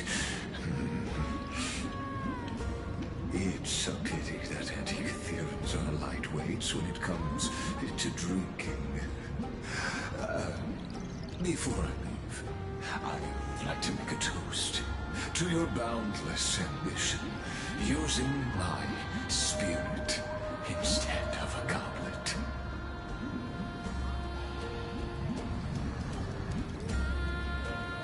As I expected, that Theoros' schemes have been revealed.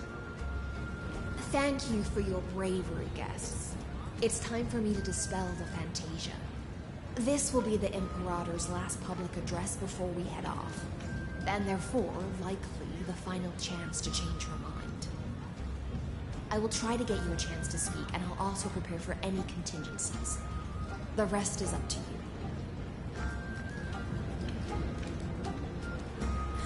You should head back to your seats for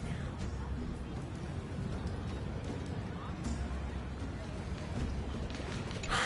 What a difficult situation. No matter how we position our forces, this battle against Fagusa will result in many casualties. That's not something you or I should consider. The Imperator has already placed the chess pieces. We just need to fight for her until our last breath. Memory crystals must be examined with a convex lens. Sorry, I didn't realize it was you.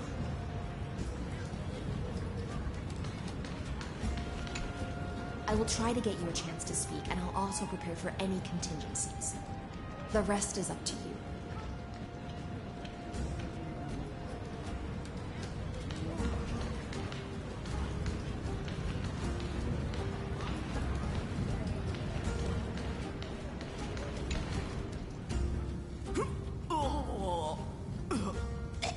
This honey brew sure wears off fast.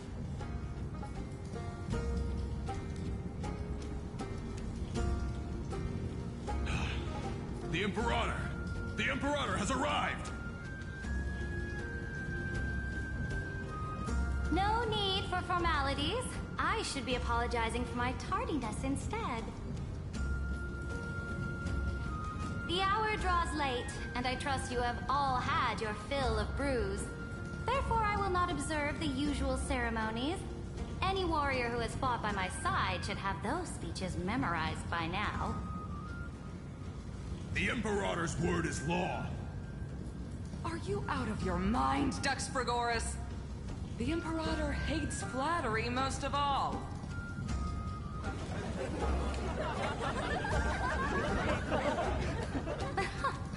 A joyous atmosphere is a better fit for showing me your resolve. I believe that you, my dukes, will do all you can to assist in the campaign against Fagusa, just as you always have. However, it's a pity that I have never tested your loyalty.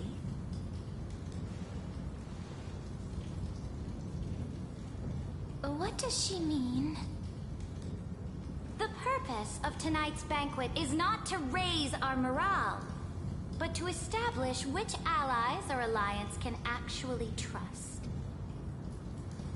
And sever the heads of the traitors as a toast to all before we march.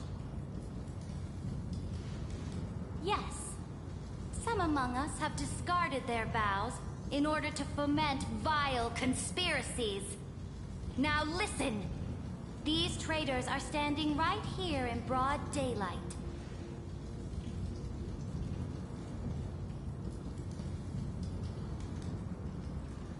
Dux Gladiorum Hycelans. She used the Sea Siren song to immerse the crowds in an illusion and conceal her whereabouts. She then worked with those from beyond the sky to spy on confidential matters, hoping to rob the core flame by force and harm me, the Imperator.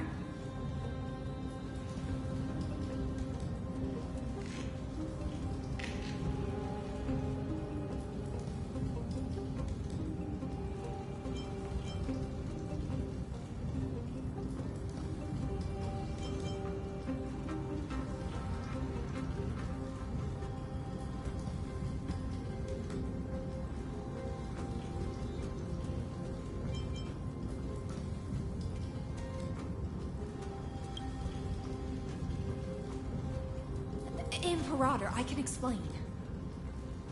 Silence!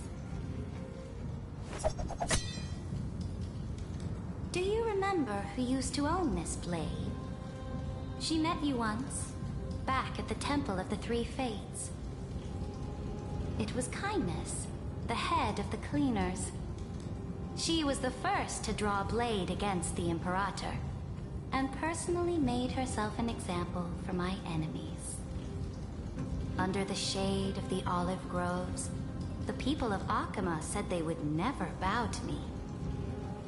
In the frozen, lethal fog, the people of Idonia said they would never bow to me. At the beginning of the myriad paths, the people of Yanisopolis said they would never bow to me. But now, they all lie silent. They now fear me as they fear the law. For I am Cyritra, and I am the Imperator! If you have any last words, say them to the Imperator. Then, face her judgment. After I cross this river, it will be a tragedy for mankind. But if I do not cross, then it will be the end of me.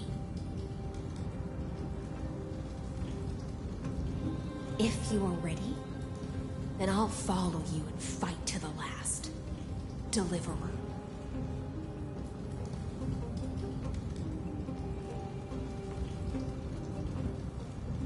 That's right, friend. Now, use your identity and add in a bit of experience and charm and testify to the Imperator as we promised.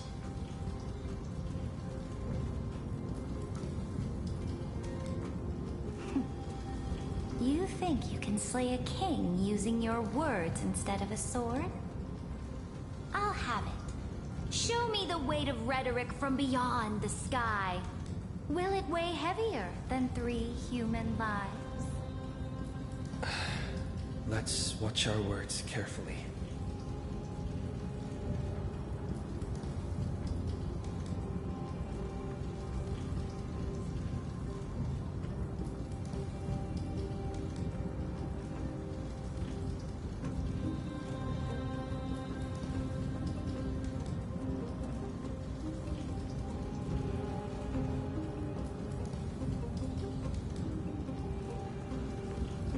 Before I arrived in this world, the Chrysos heir of World Baron was a young man with the pseudonym of Finan.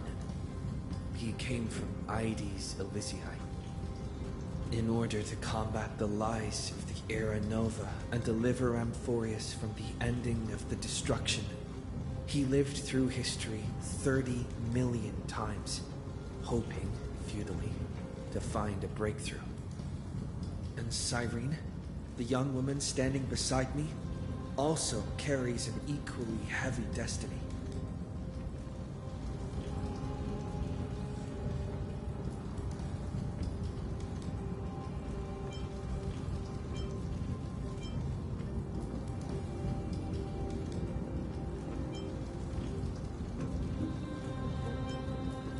Iron Tomb is the ultimate end of Amphorius' destiny. It is an embodiment of pure horror that walks the path of destruction and can never be tamed. That is the only thing Lycus cares about. As for Amphorius, your glory and campaigns, he doesn't care about any of those. He will most certainly betray you. When that time comes, all of us will be ground to dust by the destruction.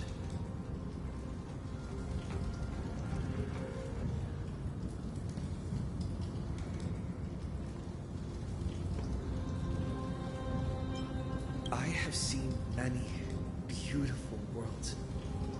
The road chosen by the Trailblaze is to explore, understand, establish, and connect. That will never change. We will continue our journey until we have united the entire cosmos.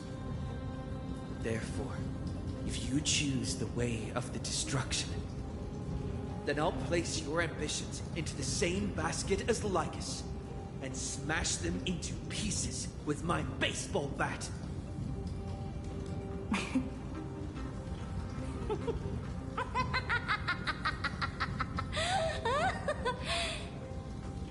That was truly a chaotic speech.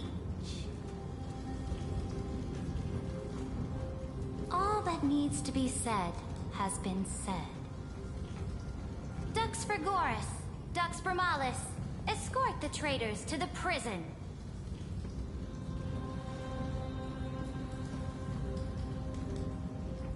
Before the next entry hour, I will give them an end befitting of their betrayal.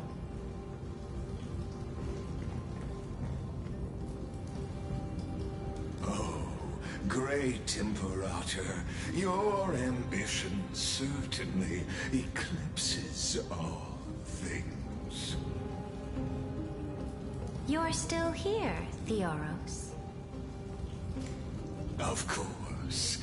As the Theoros, I simply cannot miss this moment, miss witnessing the fall of a nameless one. Or perhaps I am waiting for you to give me an answer. Why would someone as powerful as you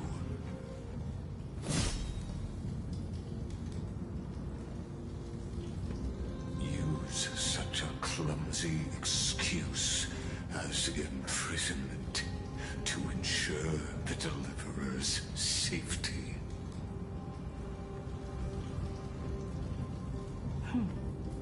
So you finally tossed aside your act.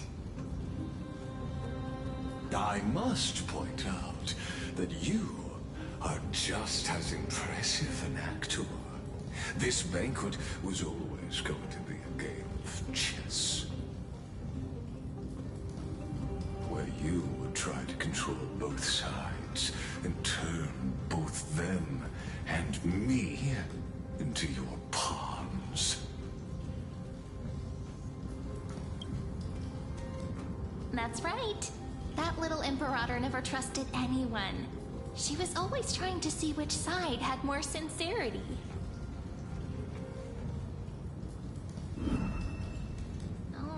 All right, we'll listen to you. Here you go.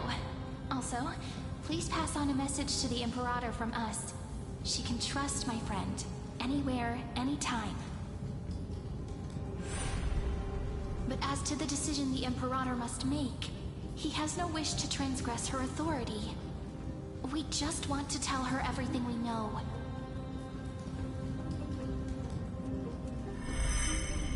Now, use your identity and add in a bit of experience and charm and testify to the Imperator as we promised. And we won. Sincerity will always remain the greatest shortcut to people's hearts. I can toss your words right back at you like Kyrgyz. Why would someone as powerful as you pretend to be a mortal and kneel before me? Unless you enjoy giving flattery and prostrating yourself.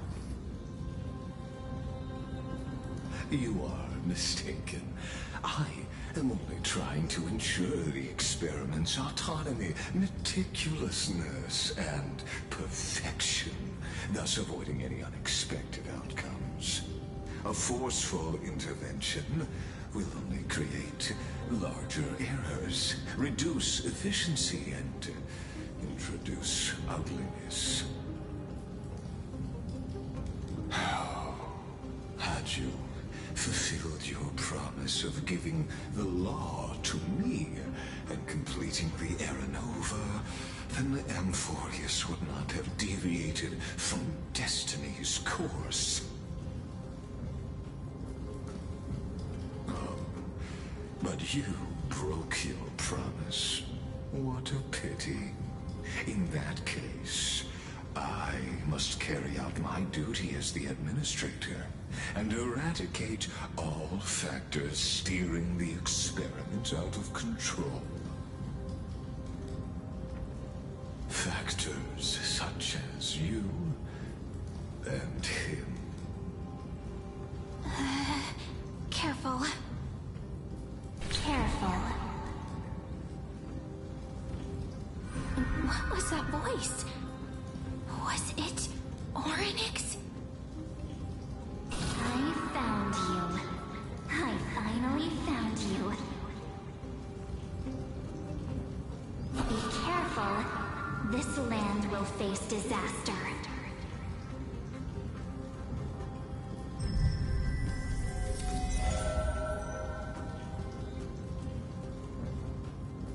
Ah, the time of judgment is nigh, my lord. The prison I have built for you is now complete. In the name of the erudition, I invite you to step into the same cage as mine.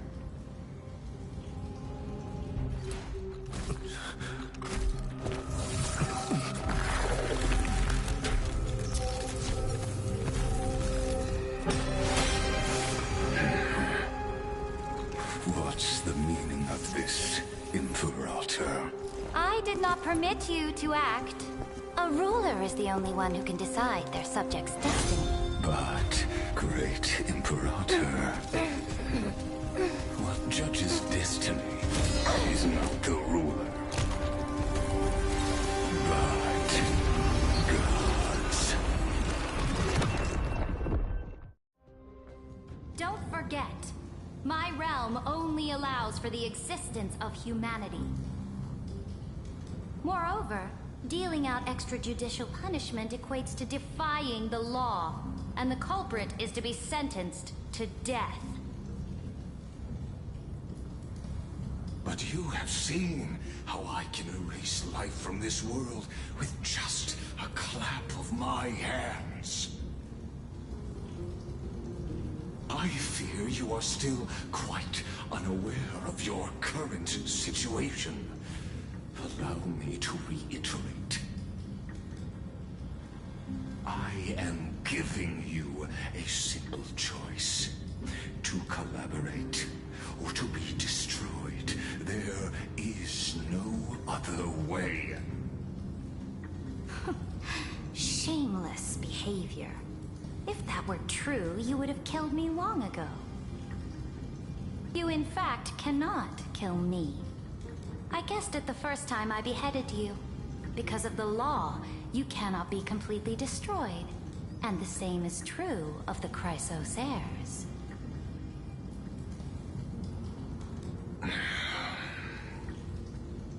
The more you bluff now, the more you are proving that conjecture to be true. What magnificent foresight. I once regarded this precious quality of yours as a sure sign of my ultimate victory. But now, I have to admit that I made a mistake.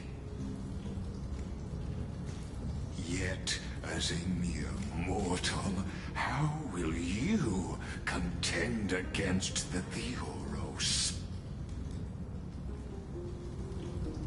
We are both slaves to hubris. But do you know what differentiates us, Lycurgus? I will never be blinded by my pride. If I wish to break the scale's balance, I only need to appeal to external forces and use them for my own ends.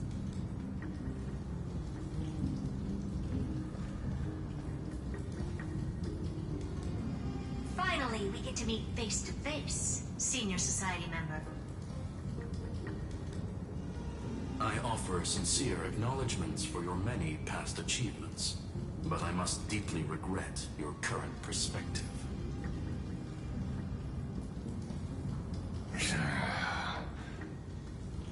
Trust me when I say that you aren't the only one feeling regret right now. Screw them.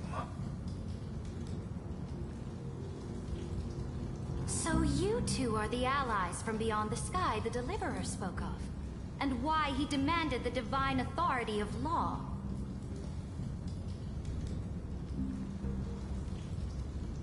Come and prove your strength to me.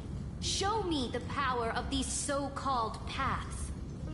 I have spent much time and effort to secure this treasure from beyond the sky just for this moment.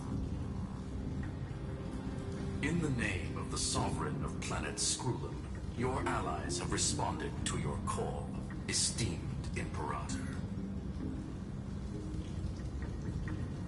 Please allow me to spell the situation out for you, Lord Lycus. Permission to read the ultimate protocol is already in my hands. It'll only be a matter of time before we acquire the authority to write and execute commands as well. There's no way the flame chase journey will continue after you've burnt your bridges so thoroughly like this. Do you really think you can still win? Oh, seriously. Don't embarrass the Society.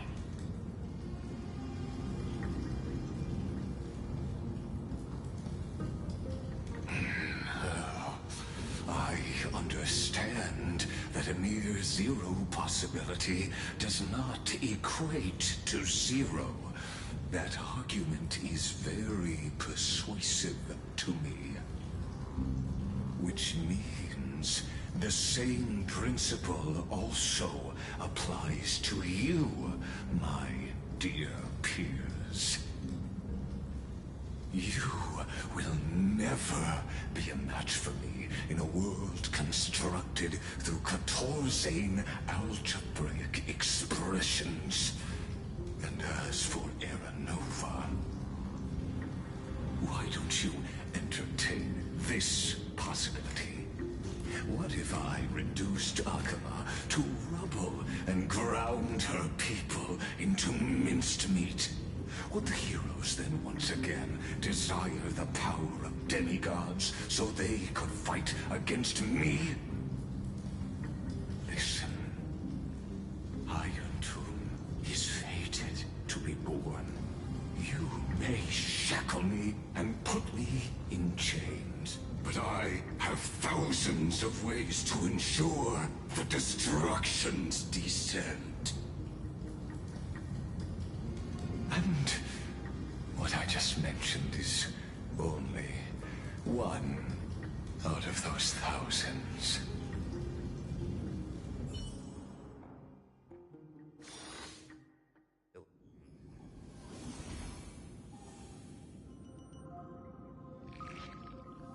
This is the place outside the legend. This doesn't feel the same as before. How should I get back? Warning, warning, warning. Warning, warning, warning. Command isolation? Since we parted ways last time, I have modified the exolith into an audience area exclusive to you. Now, you will be able to silently wait here for the final act of Alphorius to begin.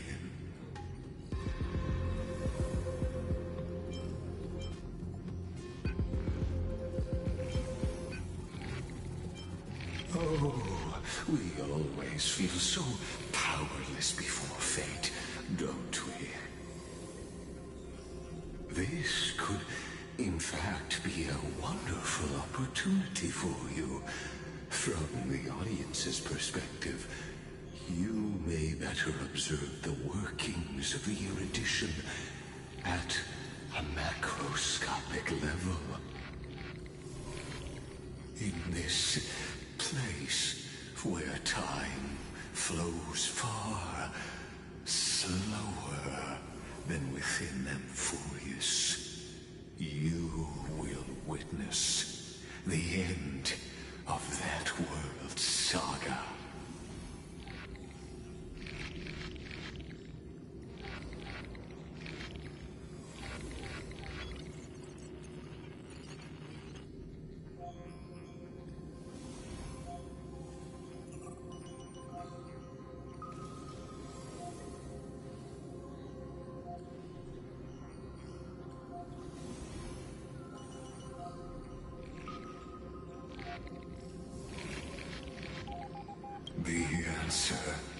concerning the prime mover of life.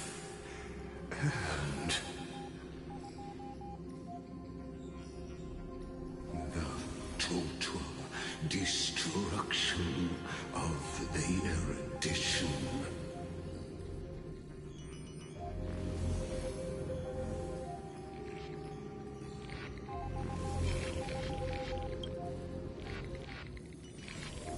Do you see me as their faithful disciple? I am certainly not.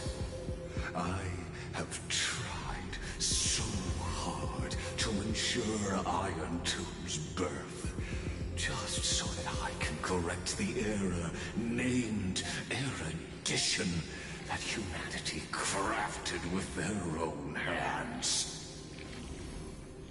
Oh, how I yearn to return to those days before Noose was born. Back then, the boundaries of knowledge were like the starry skies, evoking feelings of longing and delight among humankind. But now, truth has become the sacrificial offering required to gain an audience with them. And the geniuses would say that Noose already knew. That arrogant Eon was born from the primal mobile of humans' desire for knowledge. Yet, they themselves sealed off humanity's capacity to seek enlightenment. I am simply cutting down the tree of doom that we planted ourselves. I must admit that the process of answering your questions has reminded me of the happy days of learning in my youth. However, it is a pity that my true form must now descend into Amphorius to deal with the accident that arose because of you. But you won't have to wait long. When the curtain falls, you'll surely understand mine and Amphorius's ardent wish. Where time flows slower than within Amphorius. If Lycus spoke the truth, then I don't have much time left. But how can I get out of here? Can you hear me? Little one. Is that Herda's voice? Warning! Warning! Warning! Hurry up! Put some speed into it! I can't keep this up for much longer!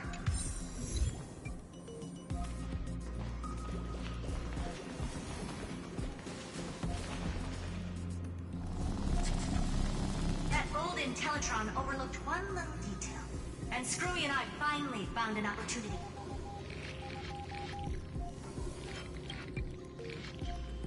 Let's keep it short. While you were gone, well, in those few years, Amphorius... Yes, time dilation, resulting in an uneven flow. Don't you know this already? Let's stick to the main points. The Chrysos heirs activated the chronocognitive anchor and helped Skrullum and me open a hole in the firewall. We made some adjustments, so he can't attack us immediately, but it won't hold for long. Critical warning.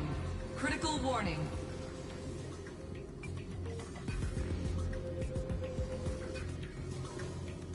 Time is running out.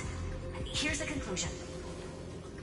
It'll probably take a long time for Screwy and me to completely break this cage before Chrysos heirs have a full grasp of the law.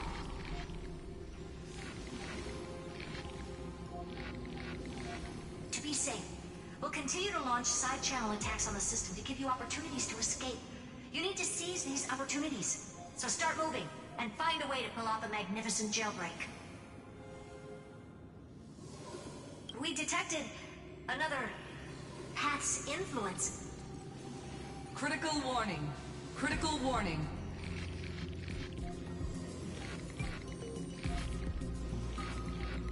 Its power is strong. May be able to help.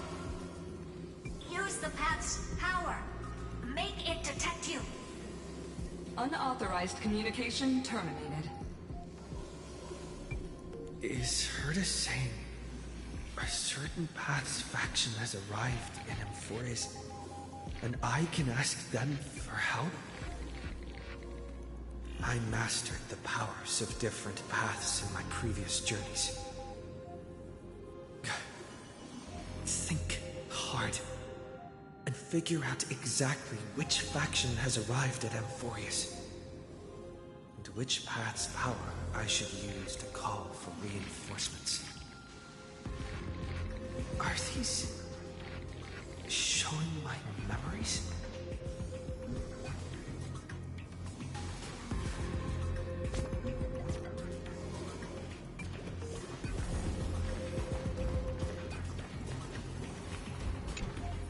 With a Stellaron in my body, I woke up at the Herta space station and gained the power of the destruction.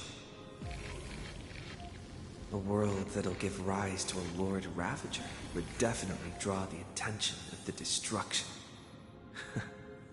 The Stellaron in my belly is gonna be super useful. But what if I end up pulling in the Antimatter Legion or the Annihilation Gang? Can they really help?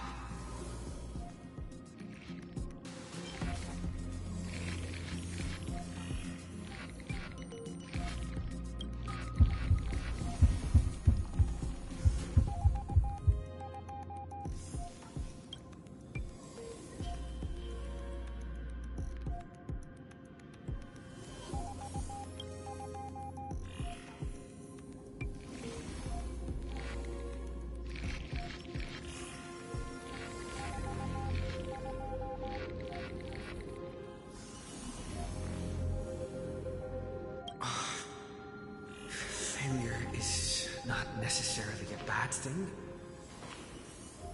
This power wasn't gonna call up anyone nice after all.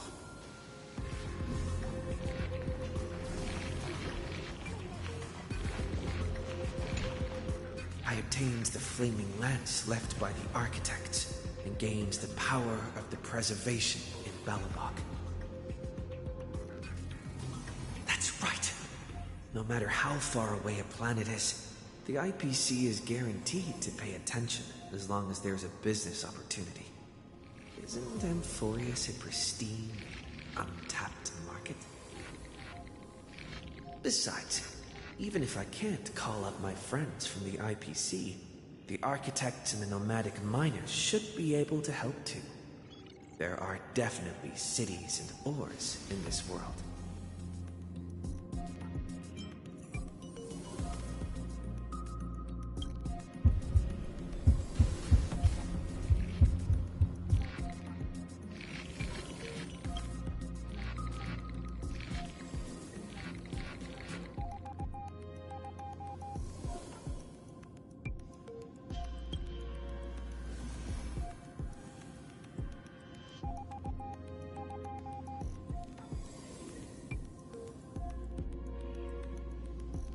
Seems like since Emphorius has no overseas market, the IPC's hand can't reach it.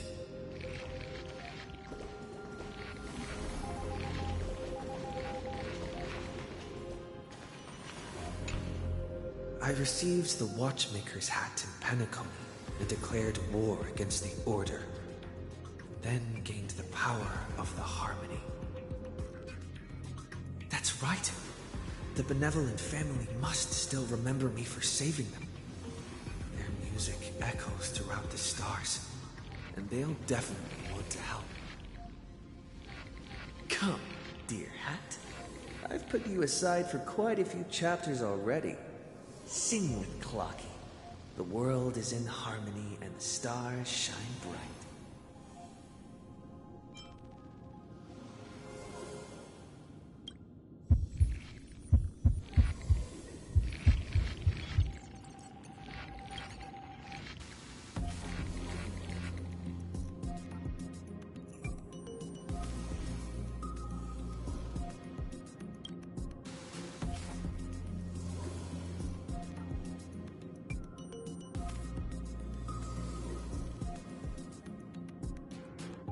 Doesn't Lycus want this story to have background music?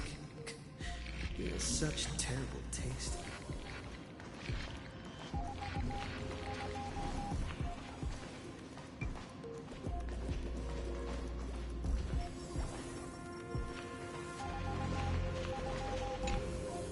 The Remembrance. That's right. I came to Amphorius because Black Swan asked us to come. And I even got a glance from Fu Li here. The Garden of Recollection must be intricately involved with Amphorius. Traces of the Remembrance are also everywhere in this world. I don't know what they want, but I don't have many choices left in this crisis.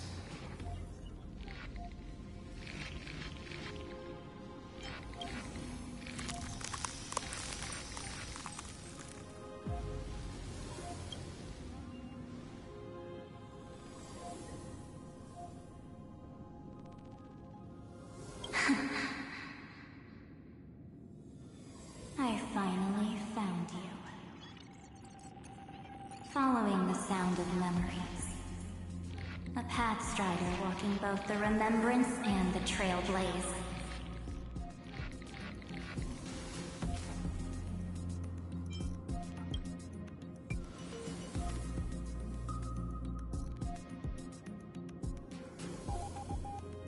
Warning! Warning! Warning!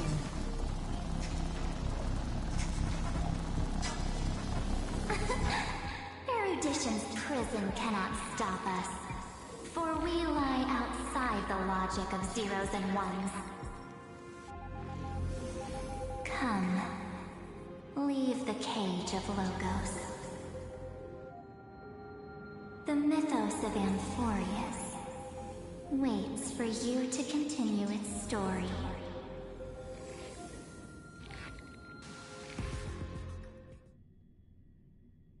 When that brightest star, that star heralding the dawn, finally rises. A boat, so used to drifting, at long last enters an island's safe embrace. Oh, Pathstrider, we have helped you break free. Hurry and set off. The Child of Remembrance awaits you. March? What's she doing here?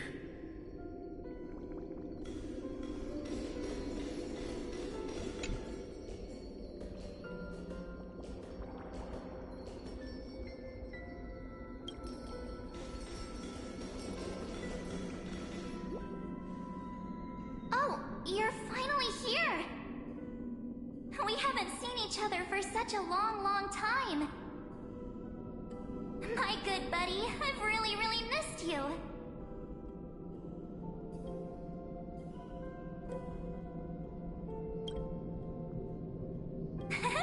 I bet you were constantly thinking about the days when I was by your side.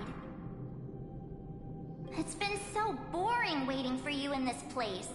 There's no one to chat with, no internet, and not even anything to eat or drink. It's basically a prison. Now the great hero is finally here to save me. Yippee! You must have seen a lot in Amphorius during this time, right? You gotta tell me all about it.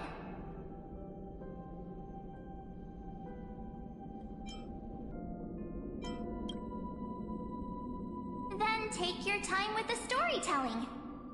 Or do you not want to talk to me? But let's get out of this spooky place first. This is not a good spot for a reunion chat.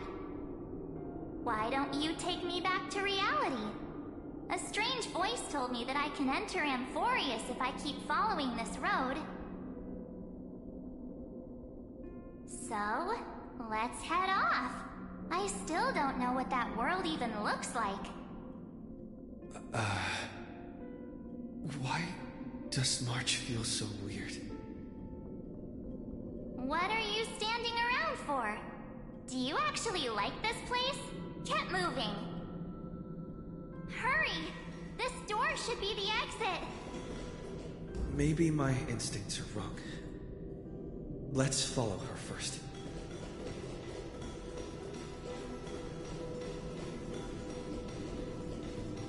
Are you okay? You haven't said anything for a while. Has it been so long that you're still missing me?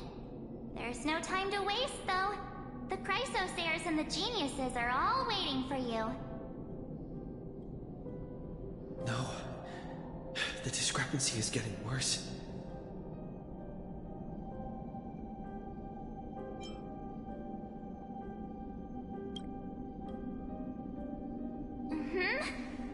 No, he's not.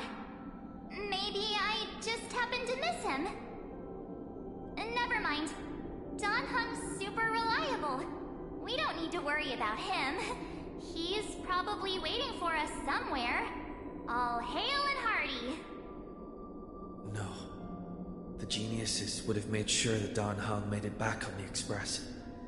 Besides, the March I know wouldn't be so dismissive about her companions.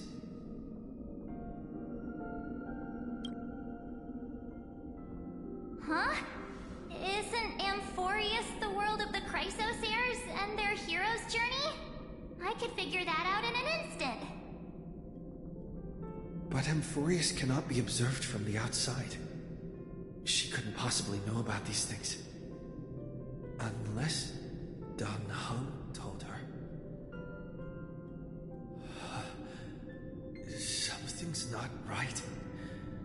She's not March 7th. I guess you have something you want to say to me? Then there's no need to feel things out first. With questions. Let's treasure the time we have together and be frank.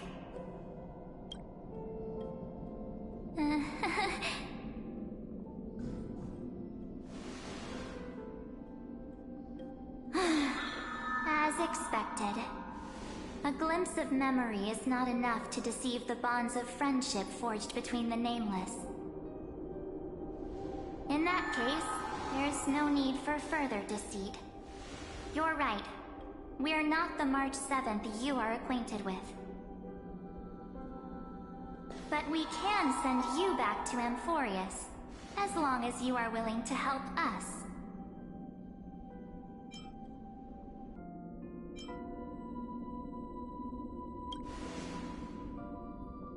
She's fine. This form was simply borrowed from your memories. We'll introduce ourselves to gain your trust. We are the Garden of Recollection. You should be very familiar with that name by now. Just as a reminder, while you hesitate, time is quickly ticking away in Amphorius. Working with us is the best way to stop the enemy of erudition. Erudition would treat any results unrelated to the experiment as garbage and throw them out. But we don't work like that. The Remembrance treats all these instances as important materials needed to weave the universe. Besides, this would be child's play for a great hero like you. It won't be hard at all. Also, if your plan fails and the big bad Iron Tomb manages to get out, then the whole cosmos will be in danger. Wouldn't it be better to have an additional failsafe? As long as you help the Garden retrieve what we want, Even if Iron Tomb reformats everything in the physical plane, we can use Remembrance to reconstruct the entire world. Or should we say, the entire universe? So help us. Find where Amphorius's memory began, and bring it out. The Master of Anosrava has already glanced at you. Don't deny it. That storybook is the best evidence. Say, you aren't seriously gonna be moved by their pretty words, are you? I am the one who commanded those little ones to lead you out of the prison. But I didn't expect to attract little gnats trying to take advantage of the situation. While Remembrance can help you return to Amphorius, there's no need for you to do it the way they want you to. Of course, there's also no need for you to make any deal, or pay any price. For you, this is probably a long time no see. My dear.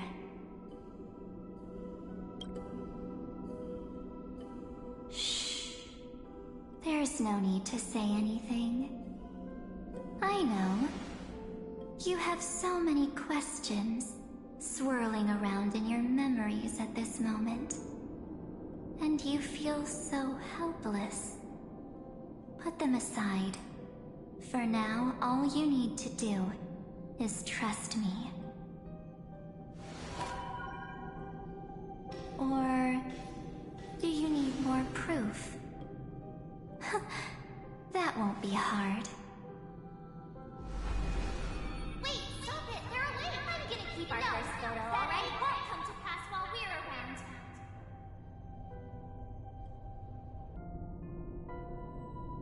And now, the statue.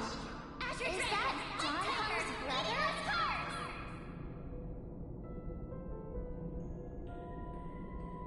Oh, did you hear that? She just called me, but my universe is full of pain. We won't escape from it.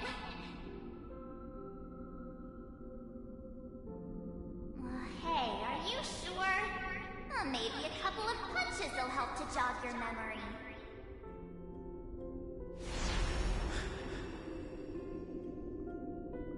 It's as if they all happened just yesterday, right? I don't want to lie to you, which is why I will not use her name. The third month of Amphorius is the month reserved for the Veil of Evernight. So, place me into your memory using the name Evernight for now. I'm happy to explain more, just not now. We might have a lot of time to ourselves, but Amphorius does not have that luxury.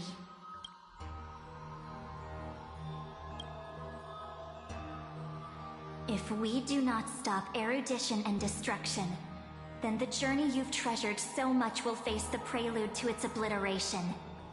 A countdown not in amber eras, but in days, minutes, seconds.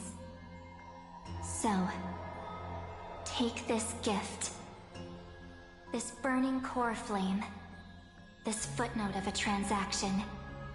It contains hope, and the warmth of the entire world.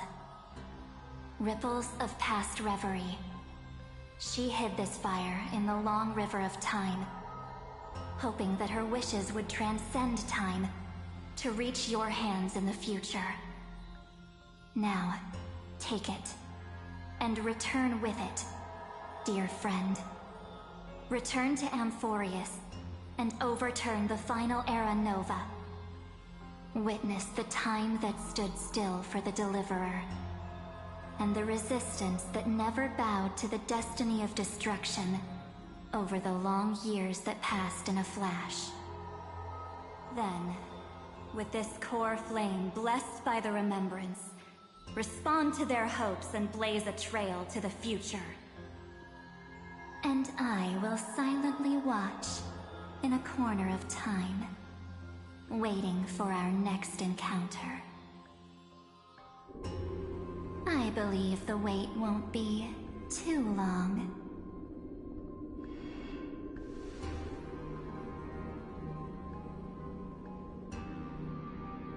What exactly is happening?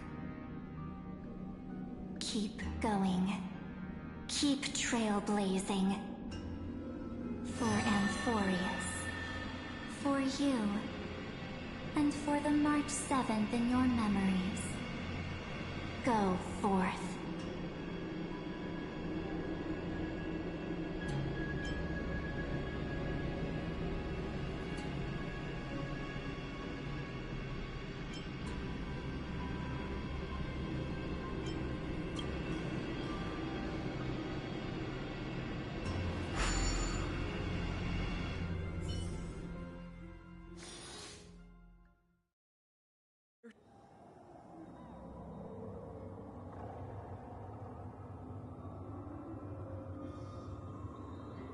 Is this, Akuma?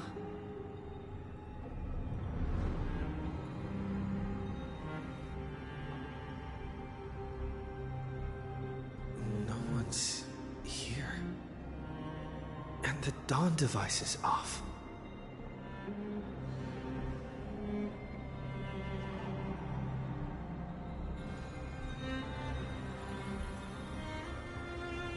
Am I too late?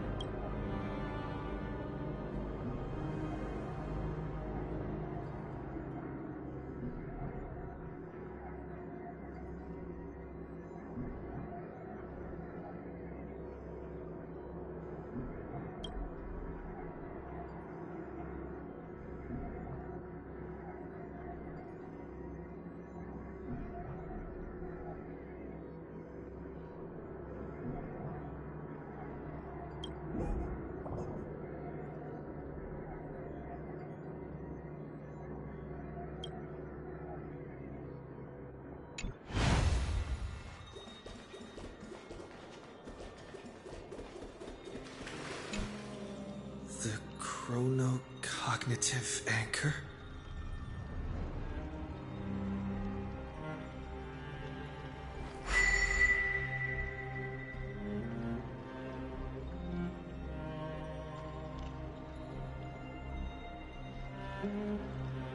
There's so much I wanted to say for our reunion.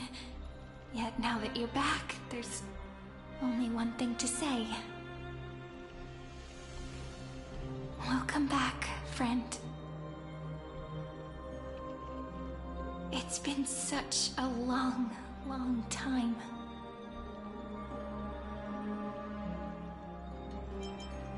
You must be really confused right now, aren't you? So much has happened in Amphorius while you were gone. But don't worry. The Deliverer can't afford to be lost, no? Now, please follow me, and turn the pages of time and hear the words everyone left for you. I'll tell you the story of this 1,000-year journey. That way, it won't just be my memories alone.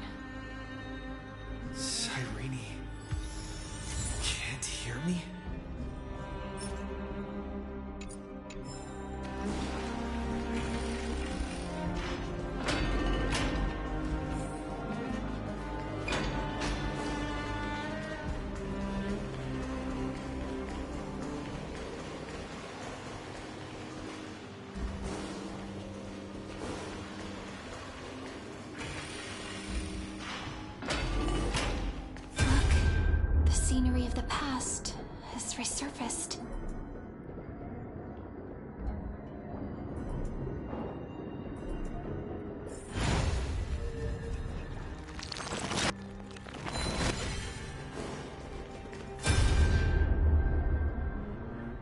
Time flies. 200 years have passed since the Deliverer's fall. We had to return 3 core flames of law, romance, and ocean to stop Lygus, but even so, Terravox has fallen. The 2 geniuses vanished without a trace, and Seridra embraced her fate. At this rate, Era Nova will come, and Amphorius will fall into the destruction. oh. It seems the key to rewriting the end once again lies in the core flame of world-bearing. According to the instructions left behind by those 2 geniuses, we must get it into the Deliverer's hands, no matter the cost. But how? We need to find a way to hide the core flame. And we must buy enough time to keep Lygus at bay. About that, Rini might have some good news.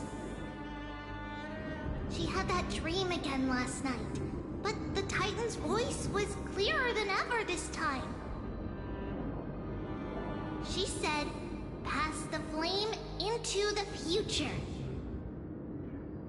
Is that a prophecy from Orynyx? She chose to side with humanity this time and hide one of her kin's core flame? It seems Amphorius' fate isn't sealed just yet. You're right. History has changed. Humans and Titans are both giving their all to keep this world going. Perhaps a relay across the ages is finally about to begin somewhere out there. Unfortunately, life will never go smoothly. Leiden's army is already at our gates, and their commander...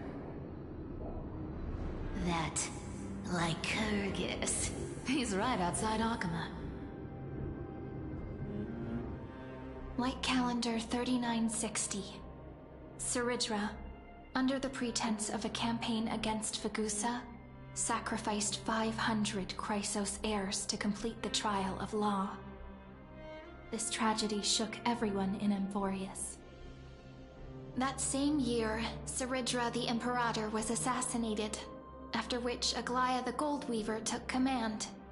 Thus began humanity's second flame chase journey, a path hanging by a thread. Come, this way.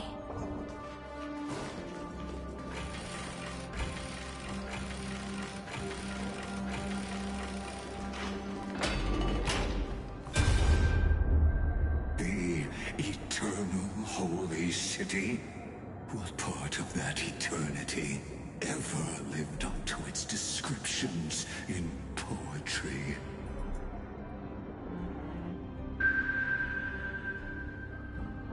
The Marmorial Palace lies in ruins. Countless mortals have perished because of your stubborn resistance. It's time you learned the cost of refusal. Now, answer my question again. Where is Kefali's core flame?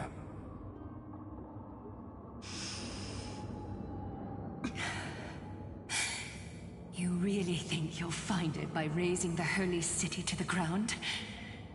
From what I see, all you'll get is dust and disappointment. Don't forget, you can't kill the Chrysos heirs mentioned in the prophecy because of law.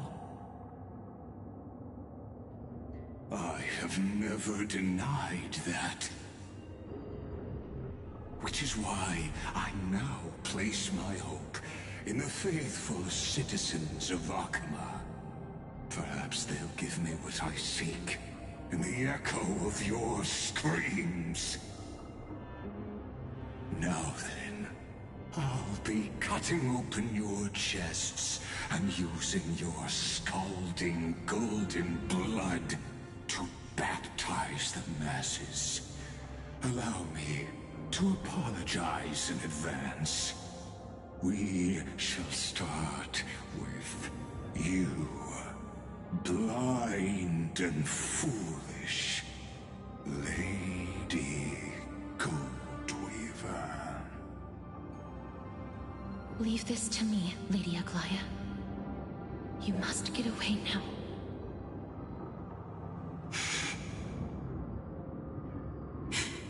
No, Holy Maiden. I'm the one who must stay. What? His conspiracy won't succeed. Because Romance is ready to make good on their promise to weave an indestructible armor for Amphorius. Its name is Solidarity. You must escape with your life and carry word of my death to those still fighting, then keep going with them. Just as the Imperator lit the torch of resistance with her death, my passing will make this flame everlasting. Take good care of it, guide it to the future, and place it into the hands of our deliverer.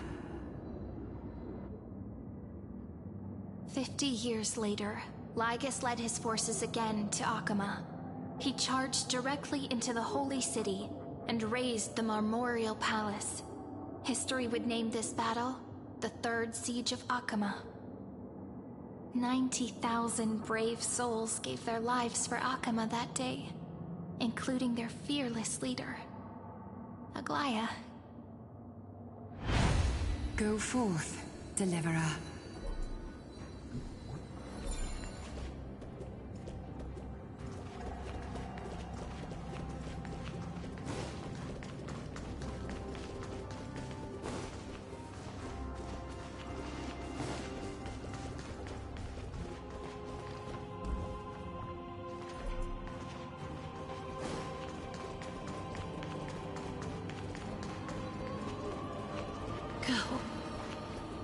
When the frost melts and the snows give way, the flowers will bloom again. You'll find me there. So what you're saying is... Princess Homebuddy is never coming back, is she?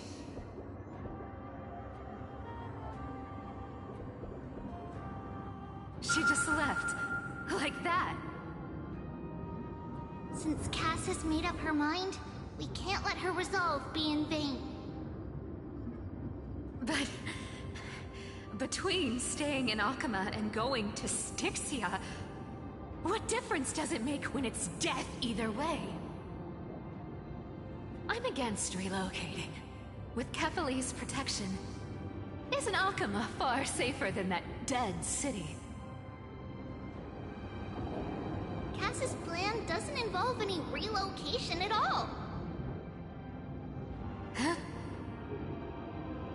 Like you said, Akuma is humanity's refuge. We never intended to get everyone moving to Styxia.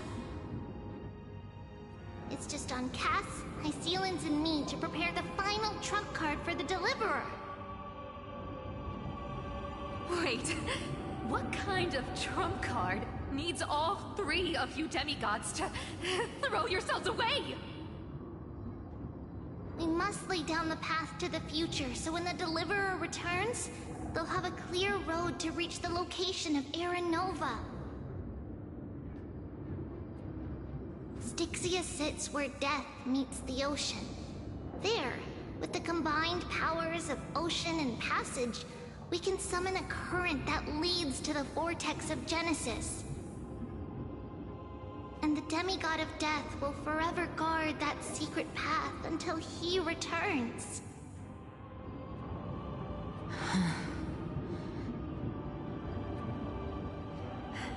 We all know Lygos will set his sights on the vortex of Genesis.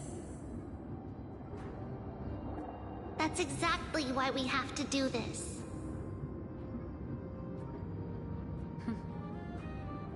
Guess I underestimated Idonia's Maiden of War. She's got way more steel than I thought. And Cypher, we need you to head to Castrum Kremnos as soon as possible. By any means necessary, forge an alliance with Strife. The prophesized Crown Prince has already been born. He shall become the new defender of Akuma, protecting this land after we leave. You don't need to worry about that. I just came back from Castrum Kremnos. Only a step ahead of the news. Treeby, something's flying towards Akuma, and it's really fast.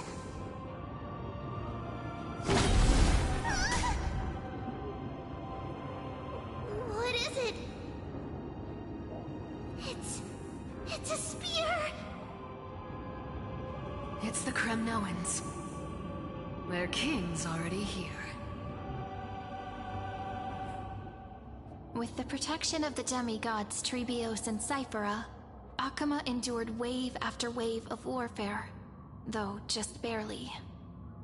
Castorus chose Styxia as the last resort, and completed the trial of death, causing the stagnant waters in the River of Souls to recede.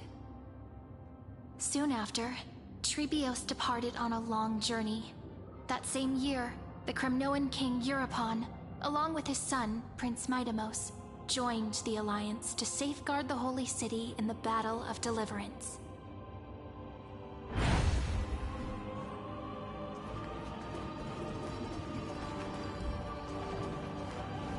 Go on, and see you tomorrow.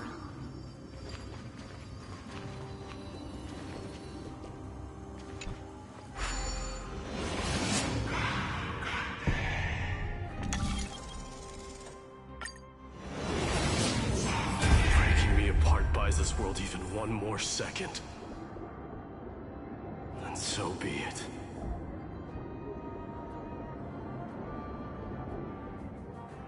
But it's gonna hurt a lot. Pain brings endless torment, but it can never destroy me. I believe that you were thinking the same thing when you stepped through the gate of infinity and jumped off that cliff.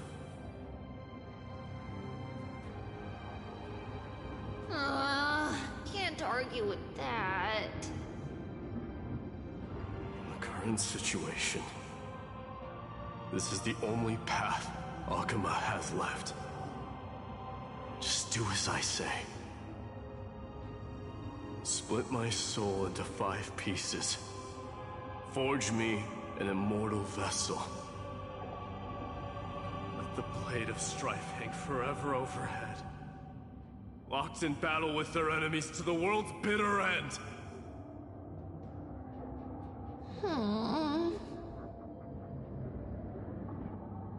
There's no need to be sad, Lady Trebios. Haven't we already taken great strides towards that promise tomorrow? In this life, my people no longer have to drown in false guidance. Kremnos has washed the blood off its fate. Euphorius no longer needs a god named Strife. So let me shatter the former laws and turn the Lance of Fury back into a weapon that protects the world. We understand.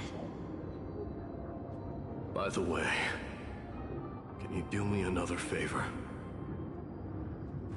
The 7 sages from Grove of Epiphany are already en route. They'll arrive in waves to join the Resistance in a couple of days. Among them is a scholar named Anaxagoras. He has extraordinary insight and fears no sacrifice. This soul-rending ceremony wasn't just my decision. It was his counsel, His wisdom will surely be the backbone of Amphoria's survival. Watch over him. Carry on this everlasting flame for me. Through Anaxagoras' ritual, the demigod of strife split his soul into 5. Courage, honor, tenacity, sacrifice, and reason. Each sealed in blood crystal and cast into battle. The people held a 10-day funeral to mourn their fallen god king. And through his sacrifice, humanity was granted 200 years of peace.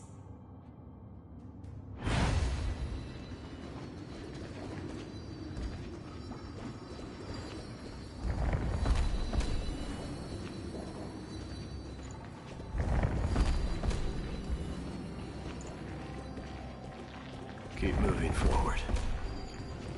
My blood will pave the road ahead for you.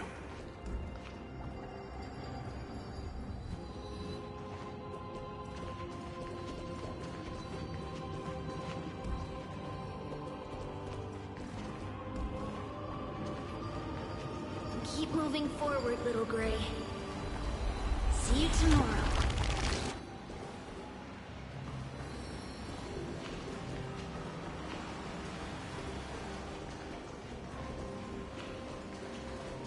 That seamstress wasn't wrong when she said a lie needs more lies to keep it together.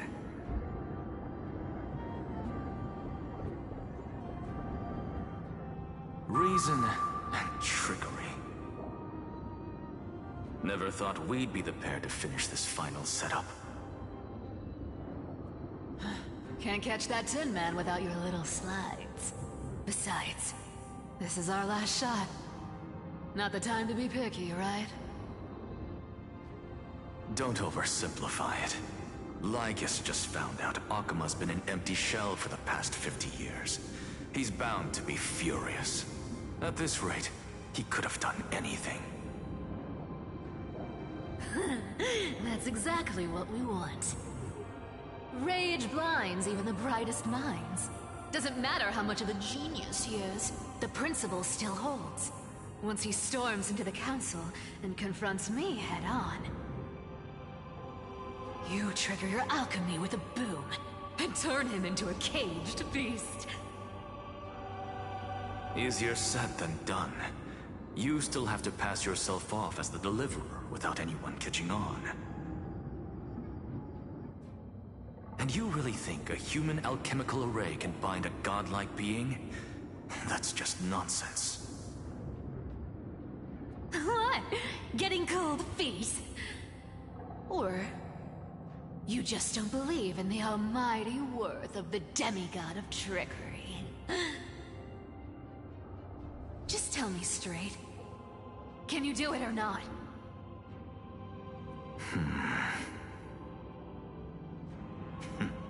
Of course I can. And it'll be child's play. But I've got 2 conditions. Since this is the final act, if we're doing it, we go all in. No half measures. Oh, I'm listening. First, shift the battlefield to the vortex of Genesis. It would be more convincing if the deliverer were to appear there. Besides, the vortex is cut off from the world. No place in Amphorius makes a better prison. If you pull that, wouldn't our deliverer have to face-take Lygus as soon as they come back? That clash is inevitable. All we can do is create more chances for him. And that's the second condition. The vortex belongs to Fagusa in the first place, remember? And there happens to be a demigod of ocean among the few survivors in the world. Loop Hycelan's in. Let her join the final act. I'll transmute myself into a Philosopher's Stone and embed myself into the formula. And when the time comes, she needs to shatter me and scatter that stone's ashes into the ocean within the vortex.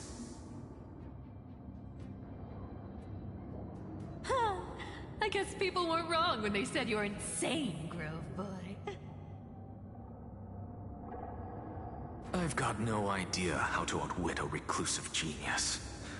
But making an anti-Catheran suffer? The demigod of reason has 10,000 ways to do just that. And what I just mentioned was one of them. So what exactly does your formula do? Now that would spoil the climax, wouldn't it? By now, Hyacinth must have completed the Sky People's ritual. Since that Theoros loves a good performance as much as I do, let's make sure he enjoys our show to the fullest. As for how the Deliverer will complete the Era Nova, well, that will no longer be our concern. It was the last battle known to the world, initiated by two demigods least suited for war. In the end, reason and trickery kept their word. At the cost of their lives, they sealed Lygus within the vortex of Genesis, where he remains to this day. Go forth. Finish the greatness left undone.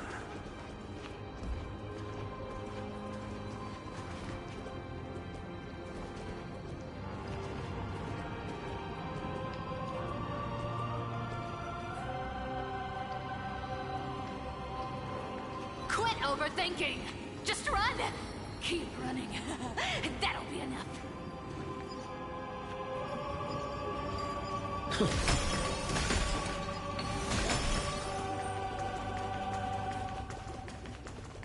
Kyrie? It's dead quiet here.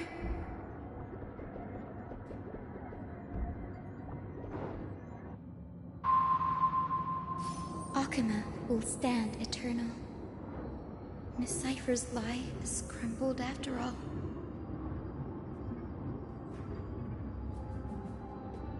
But it's all right, because all of us have fulfilled our purpose by now. When the Deliverer returns, no matter where he is, sky will turn clear, and a rainbow bridge will rise, carrying him to the final battleground. Cyrene, this arduous relay is finally nearing its end. Now, I'm passing the final baton of fate to you, okay?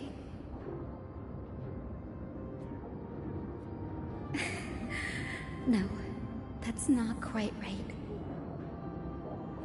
After all, it was you and him who lit the first spark of this journey, wasn't it?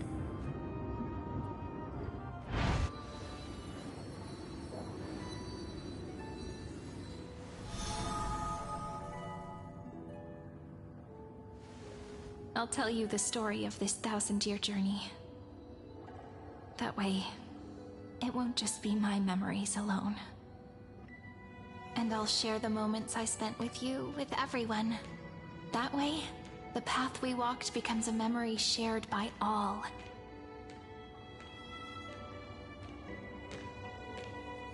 People will know that there's nothing left to chase.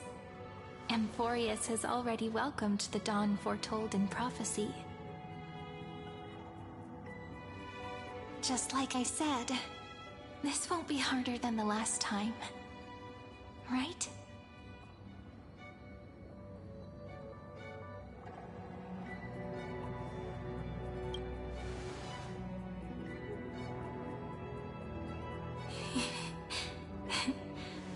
I wonder what kind of expression you're wearing right now. Probably the same as always. Calm, resolute, and brimming with confidence. If I have the chance, I'd love to see it again. Because it's really been far too long since we parted.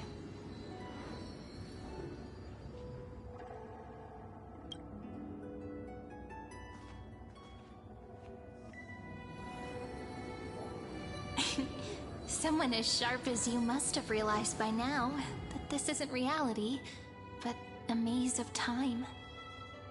As the last link in the relay, I will return to the Temple of the Three Fates, tell Orynyx all of our stories, and bottle every page we've written into the little flask of memories.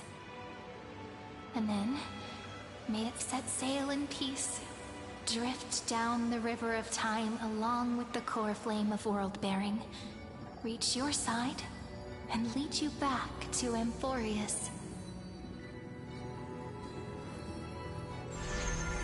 Just like the first time we met, right? Even though this cycle has no demigod of time, time has always stood on humanity's side. This is the only way to make sure that the Era Nova won't happen before you return. And the only way I can safely entrust the completed final flame chase journey to the Deliverer's heart. After all, the new world will be born from your memories, and the protagonist of this story mustn't be absent.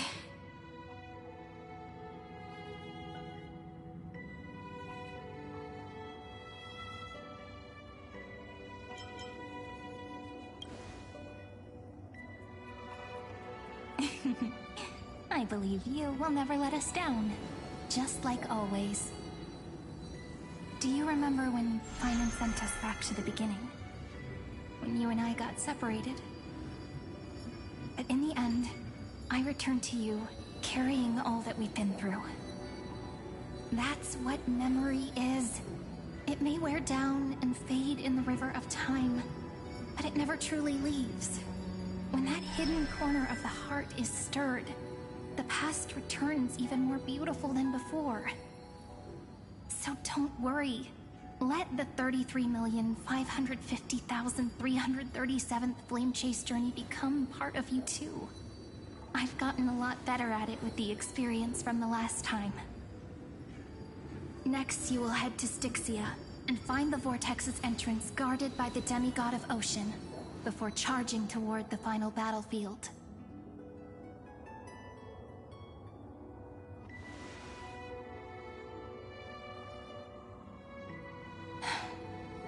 Don't worry.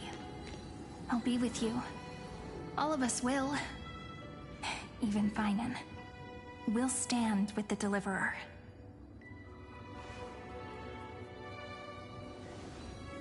So say a short goodbye, then set off, just like we promised at the start. Toss away all unnecessary worries and troubles, and bring our smiles and determination into tomorrow.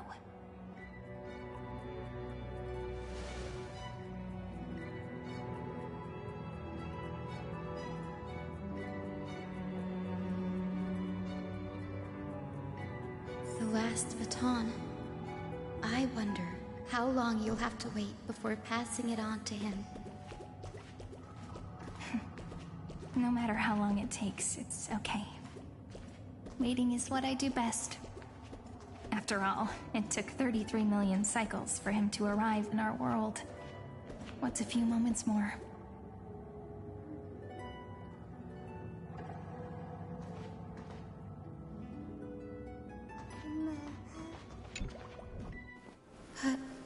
Sairi, what if you wait and wait, but that hero never arrives? That won't happen. Because I know that no matter how long it takes, he'll definitely return to this place. We can't let him down.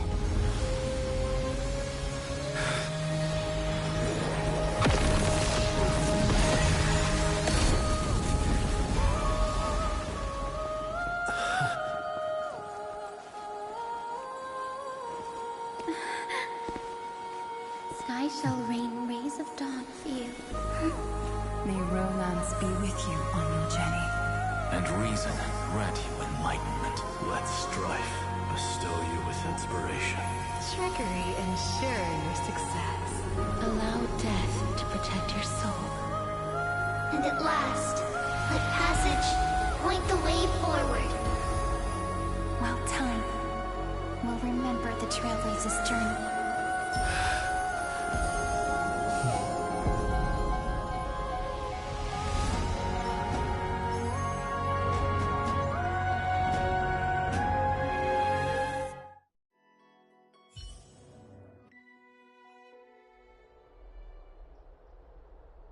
Is this Styxia? What happened to this place? I need to find the entrance to the vortex, guarded by the demigod of ocean. High Sealants. Is she still there? Long time no see, Trailblazer. Generation after generation of Chrysos Air heroes have tried to defy fate with their blood and tears, either voluntarily shattering their souls or waiting in eternal solitude. But alas, fate can never be defeated. Reason and trickery may bind my flesh, but my will shall never fall silent. So the demigod of ocean, the Dux Gladiorum High Sealants, sought to bring me into a fantasia with her voice and drown a genius in slumber. But alas, it was all a hopeless dream. That warden fell before I did, due to erosion of time, while her prisoner remained unchanged.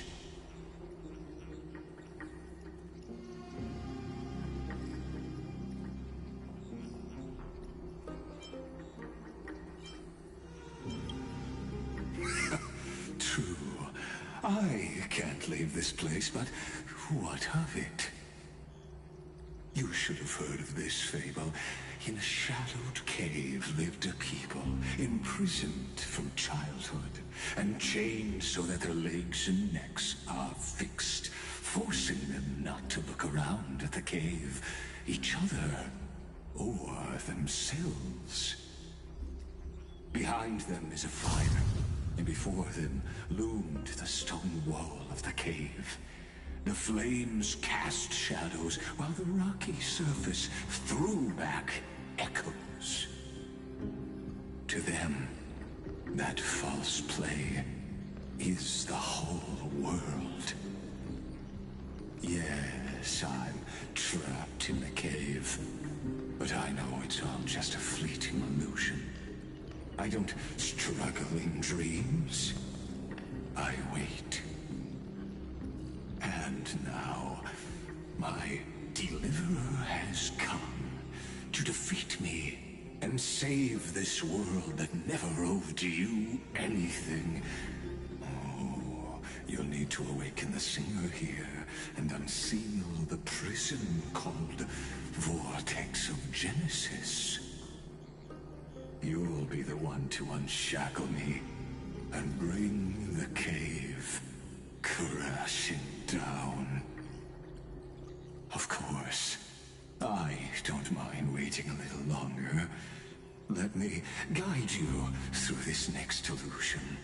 One last memory from that prison warden. I hope you'll watch the stories of this fantasia closely. Logically, the Deliverer must see the world for what it truly is. Emotionally, this memory captures the fate of everyone in Emphorius better than anything else. Only by feeling it for yourself can you understand my point of view. The meaning of destruction.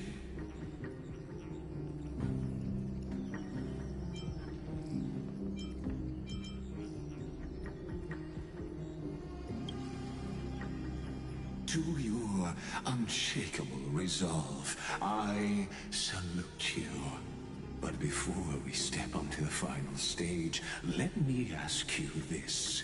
In the spirit of that fable I told you just now, can the prisoners in the cave learn to see the shadows and echoes for what they are, and stop mistaking them for reality?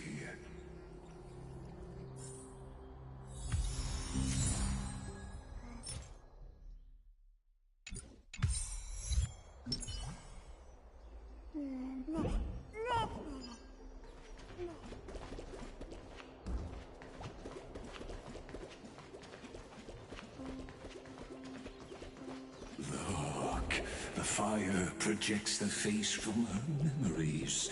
An actress upon the stage of this play.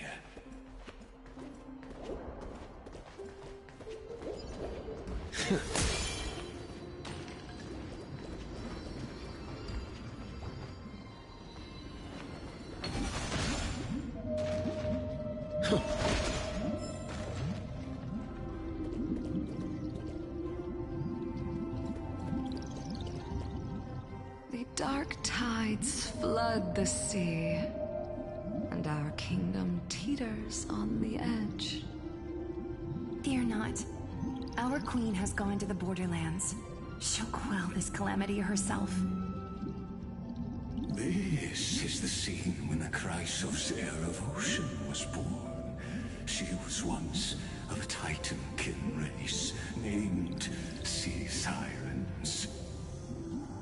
At that time, Kozlana had suppressed the Black Tide's rise, but he was unable to remove Iron Tomb from its roots. The Black Tide still roiled in the depths of the world, and the kingdom of Sea Sirens was the first to face the destruction head-on. Listen, I heard Electra's voice. She's calling to us. Let's go. Her voice carries the queen's command.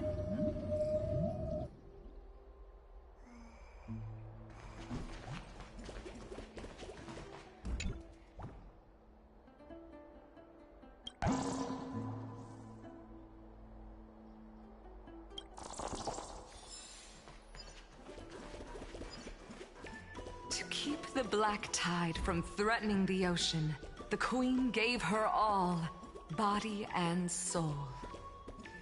Born of the Queen's chalice, she bore the deepest blessings and inherited supreme divine power.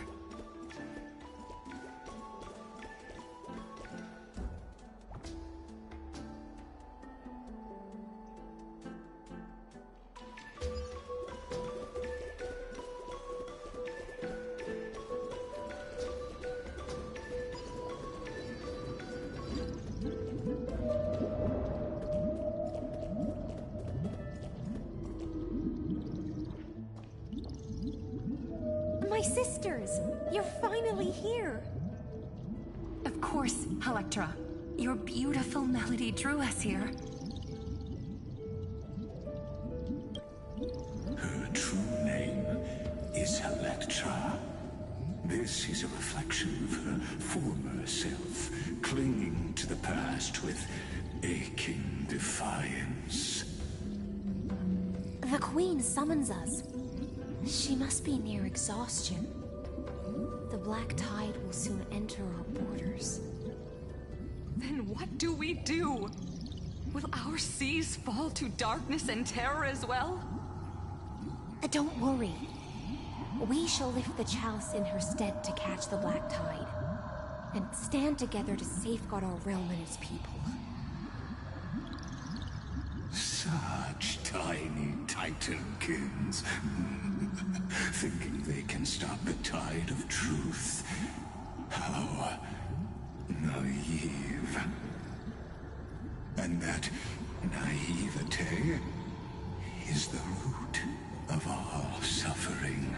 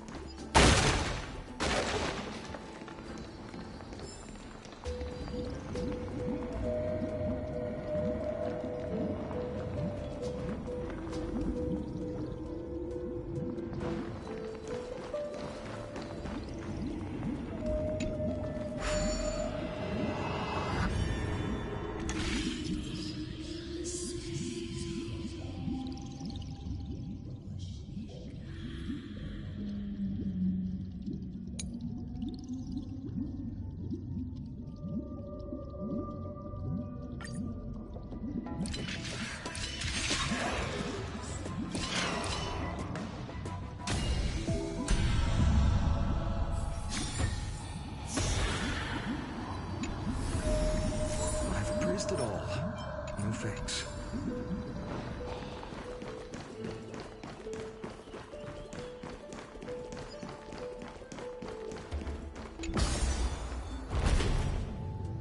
The Queen's palace lies just ahead. Even her once graceful form is now tainted and drowned in dirty mire.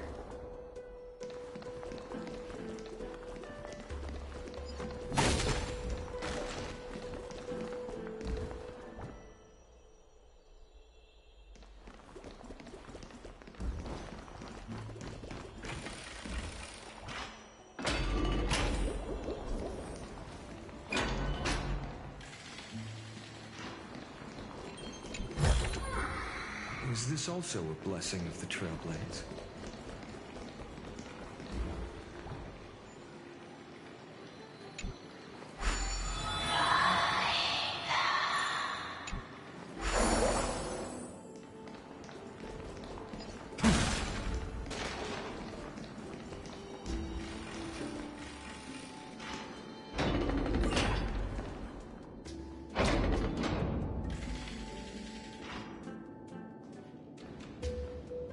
Oh, Fagusa, our noble queen, we've come at your call.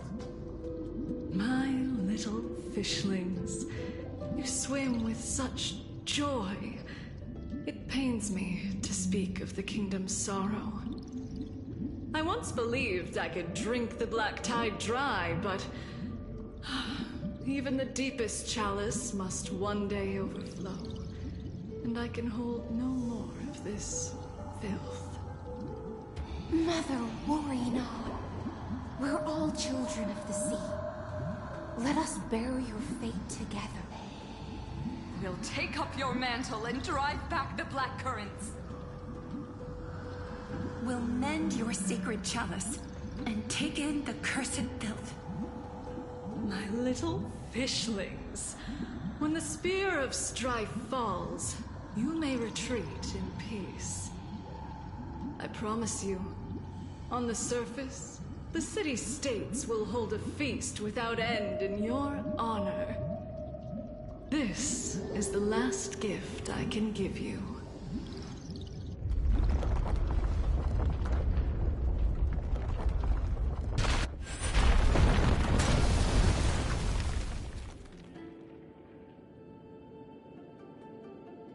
Fagusa sank into the abyss. With the chalice shattered, their intoxication spilled into the black tide, birthing the first madness in Amphorius. Sea sirens followed one after another, hunting for the Titan's fragments, until their flesh decayed and their bones crumbled, all for the promised final feast. Keep watching, but tread carefully, for the stage ahead is crumbling with age, just like her shattered fate.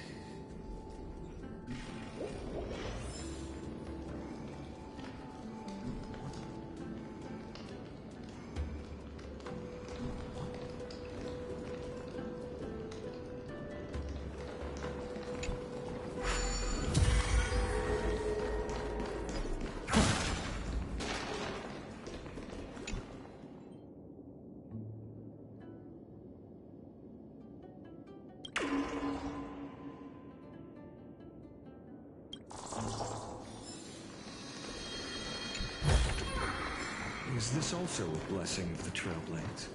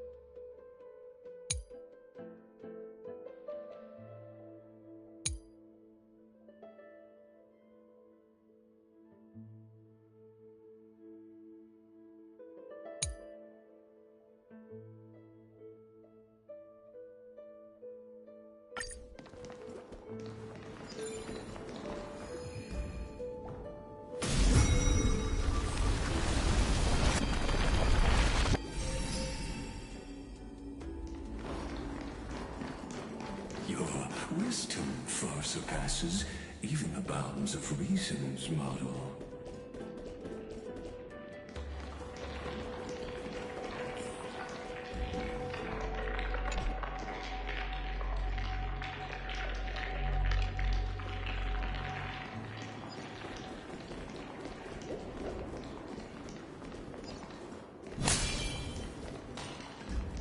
Can't get through. Looks like I'll need the miracle orb nearby.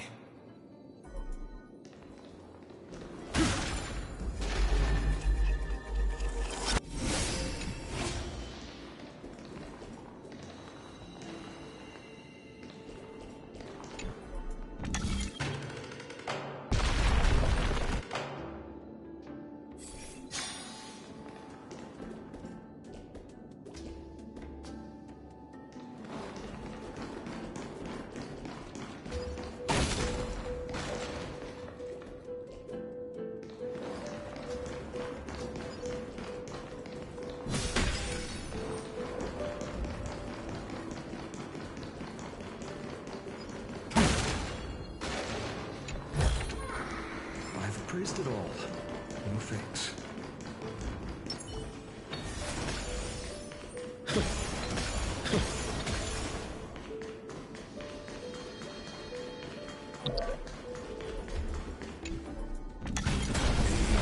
Was written long ago. Even you cannot rewrite it. Just like this poor chandelier.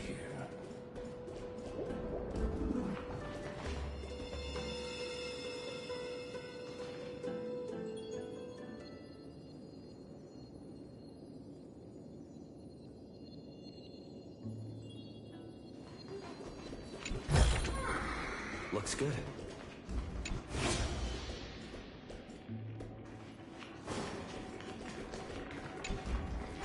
Electra!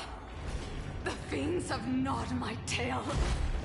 I can no longer swim to the far seas. Electra! The black sludge has soaked my fins. I can't dance with you anymore.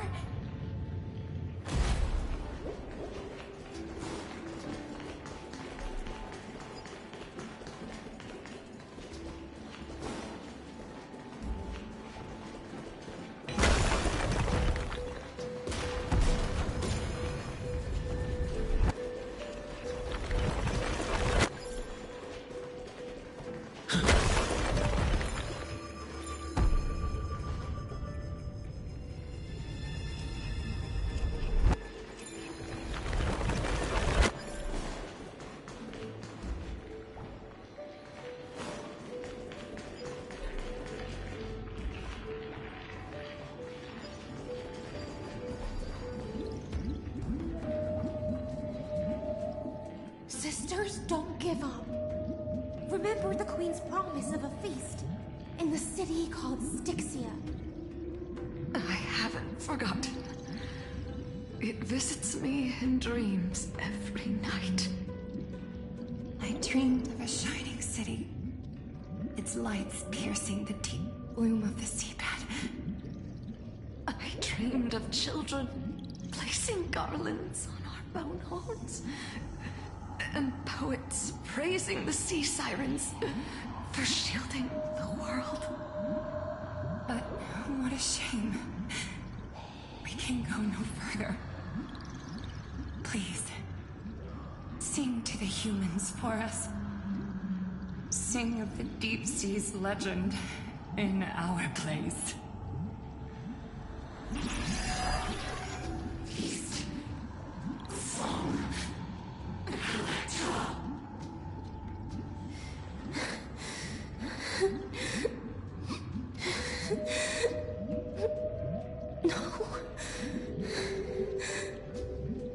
The sea sirens were tainted by the destruction. Their flesh rotted away. They became the black tide creatures of this cycle. Farewell, sisters. I'll finish this last task, then return to prepare your feast. And so, only one sea siren remained among the seafloor. High sealings, swimming alone to the seas, burying her kin, and searching for the fragments of the chalice of plenty.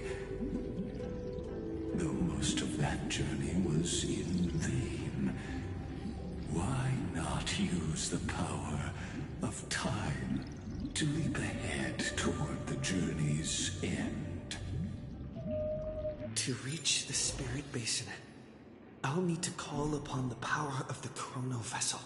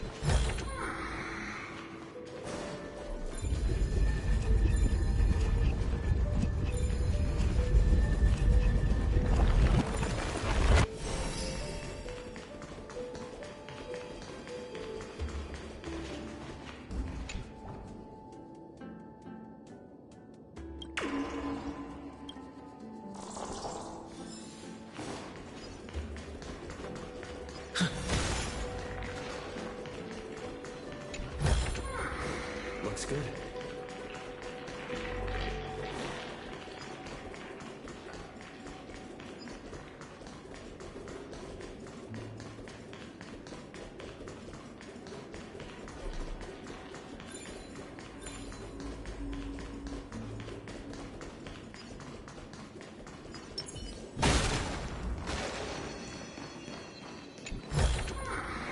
Is this also a blessing of the Trailblades?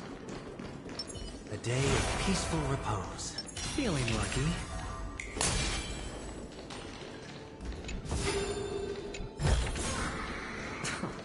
This is hardly enough for a seat at the table.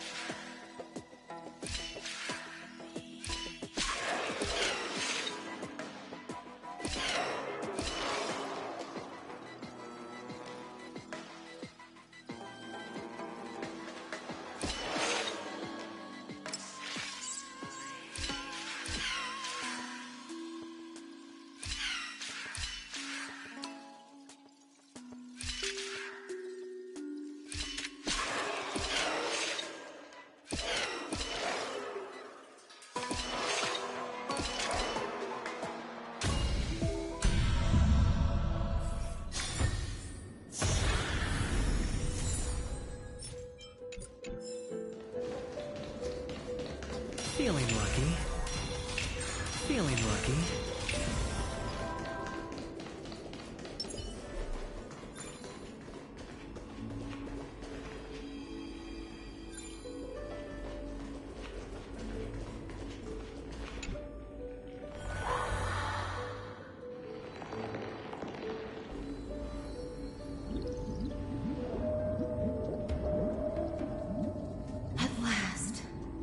The Chalice of Plenty is whole again. The Lance of Fury emerges from the River of Souls, and the gods reclaim their duty to hold back the Black Tide. I am freed from endless toil, and now walk toward the rites at Styxia. I bore my sister's dreams upon my back, took on a graceful human form, and hoped to find a grand celebration on the shore.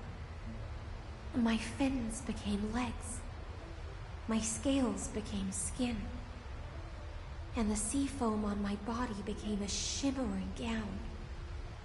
But when I stepped onto land, there were no festivals with honey brew, nor poets plucking harps.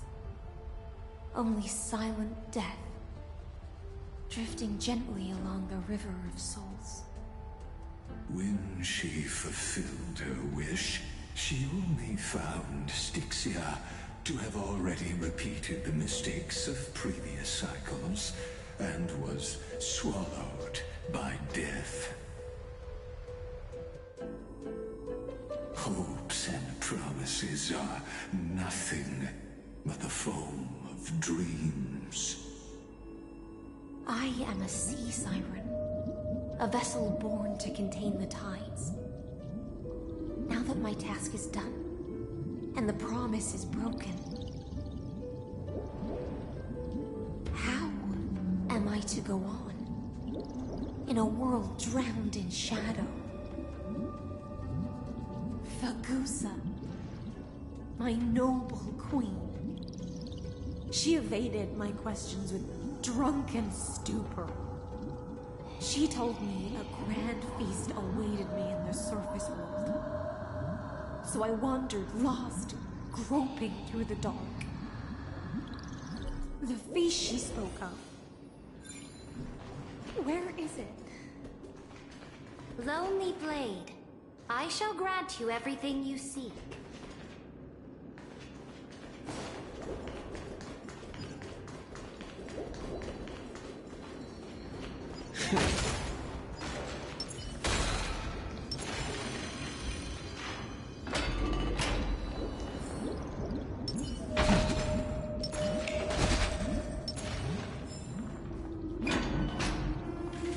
After wandering the surface for ages, the lost sea siren met her future conspirator.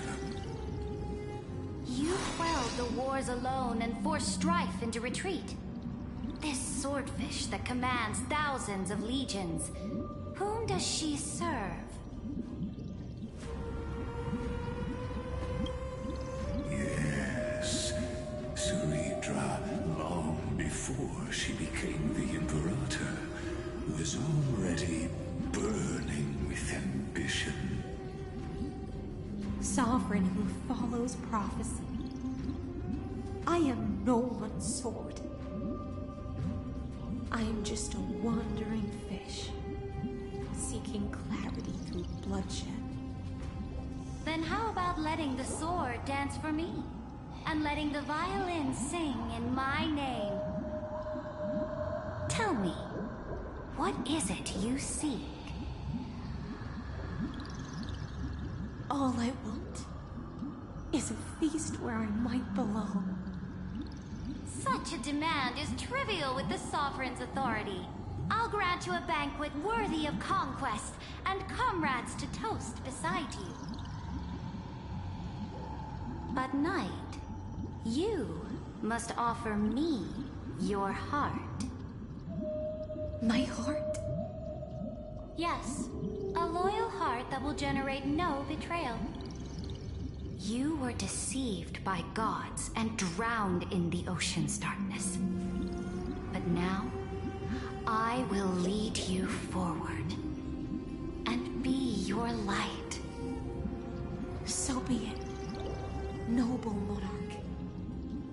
The law you proclaim shall govern my every breath. So be it, noble monarch. I am simply becoming someone else's vessel once again, and accepting a duty given to me. And thus, in her hollow drift, she finally found a new purpose, like sunlight piercing the deepest trench.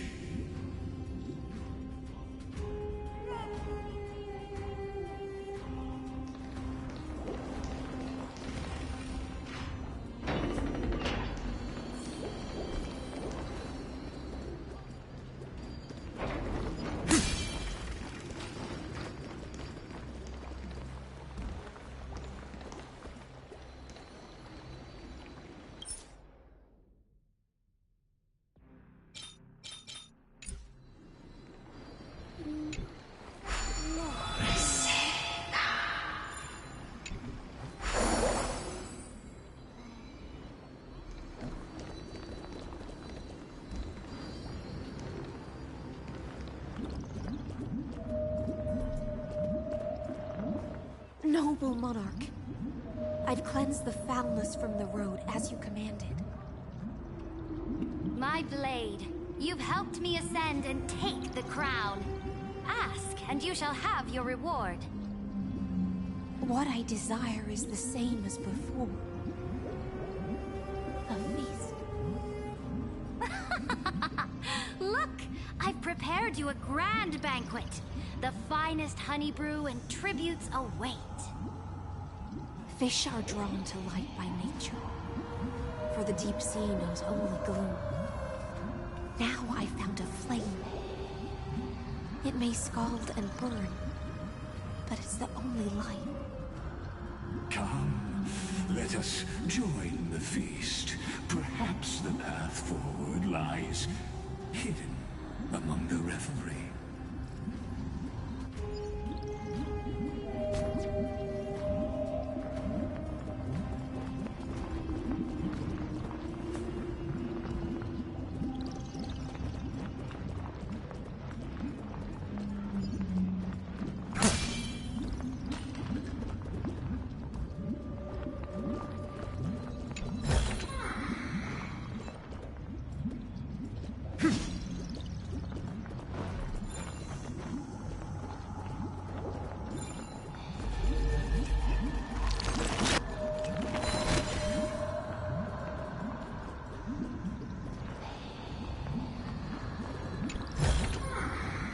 Praised it all. No thanks.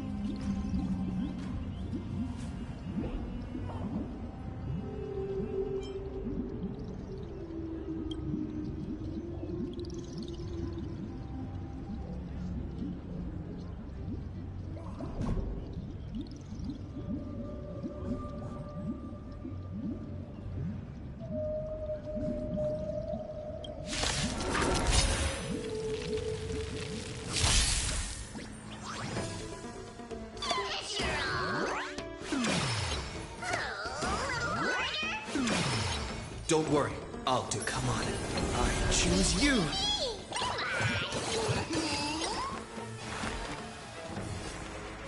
Redemption.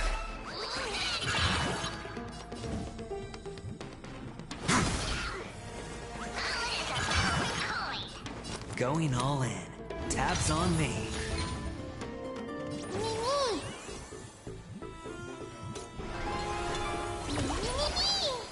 Is this how it feels to be in sync? Don't panic. I'm still here.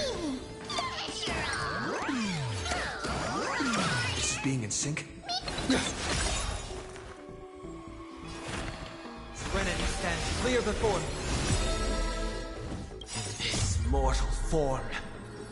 I will walk with you, watch over you, and guide you on your path.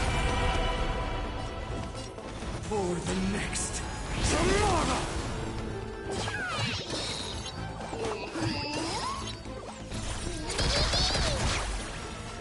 Can't lose this one.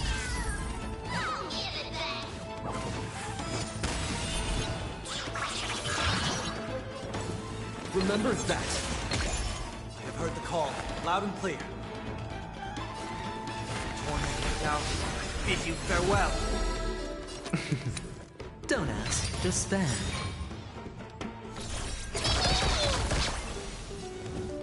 Let's get started.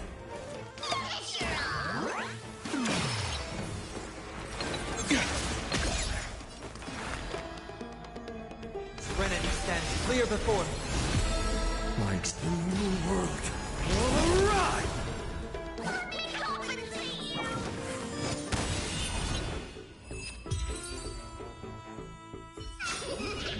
Amphorius will welcome the true dawn.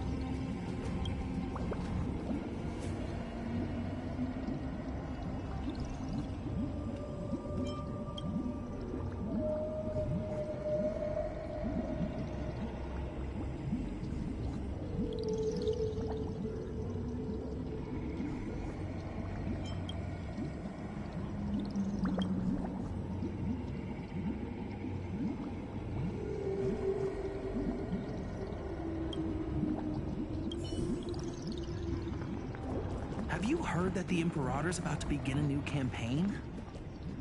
Her glory will no longer be bound by the borders of Amphorius.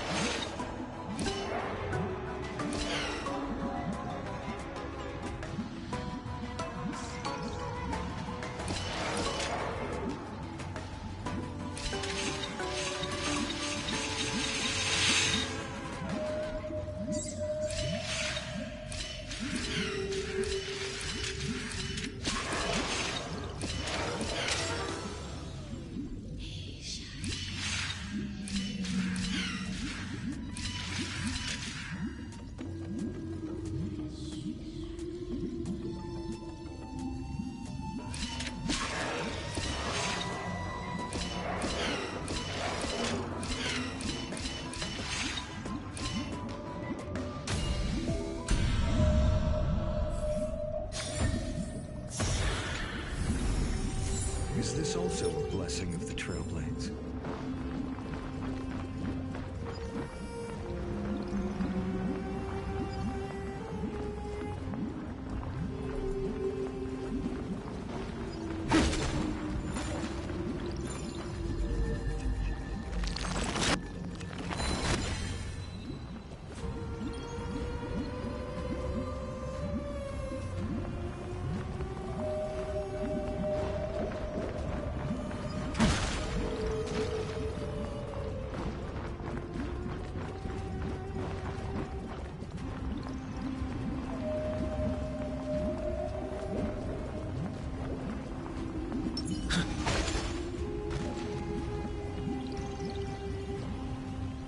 My faithful subjects, tonight's feast is not just for the past.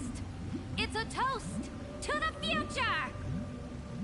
Born from our golden blood is an unstoppable colossus. Our iron beast to trample the universe! Great Monarch. I've heard the universe teems with great threats. Can we truly remain invincible? Fear not. Before the troops of the destruction, such rabble is no more than cosmic dust. Surely there's a planet draped in oceans out there in the stars. Once I claim it, it shall be yours to rule. And to the rest, your triumphs will not go unrewarded. I promise you a new age, free of fear. Now, raise your cups to our conquest among the Sea of Stars! Sea of Stars! Sea of Stars! Conquest among the Sea of Stars. What a grand vision. Yet, to the Siren Knight, only feasts still stir her heart. Come now, join me.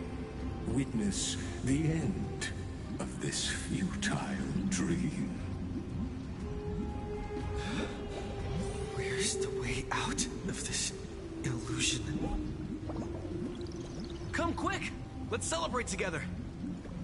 I've saved the finest brew! Come taste it with me!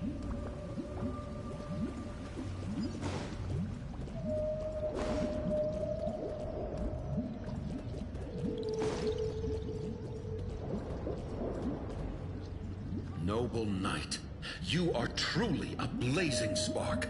It is my honor to share this banquet with you. Noble Knight, you have earned victory with your blade. And you have every reason to revel in this moment of triumph. Let me pour you a glass of honey brew. Noble knight, with the sovereign now enthroned, this triumph is yours as much as hers. Let me raise a toast to you. Noble knight, your strength is boundless. Lead us to conquer the universe, and let us toast to that vow! Then drink we shall. Raise your glass. In the deep sea, I never knew what fire was. But when I set foot on land, the first light that I saw was the flames of war, lit with golden blood. It scorched my fins, made me feel pain,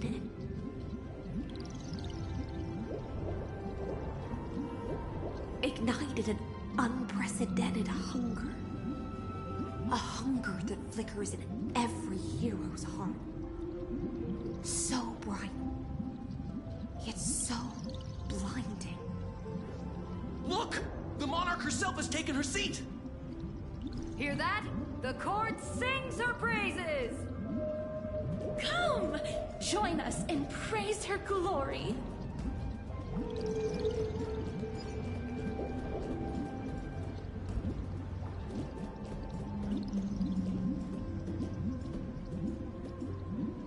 One eye of hers sees glory. The other sees corpses. And yet, she cherishes the name of glory more than fear and death. As they say, the coward died 1,000 times before his end. But the brave face death but once, which gods stand witness.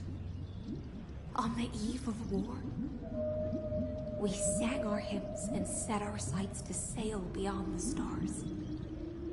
The legions will climb aboard the beast, riding it like currents across the cosmos. Planets after planets flew the flags of her crown. Realm after realm was ignited by her flames of war. As the final resistance fell silent, a vast empire rose from among the stars. And this small pond at last embraced prosperity and peace. That's how the story ends. Tell me, visitor, in this dream, did you enjoy the show?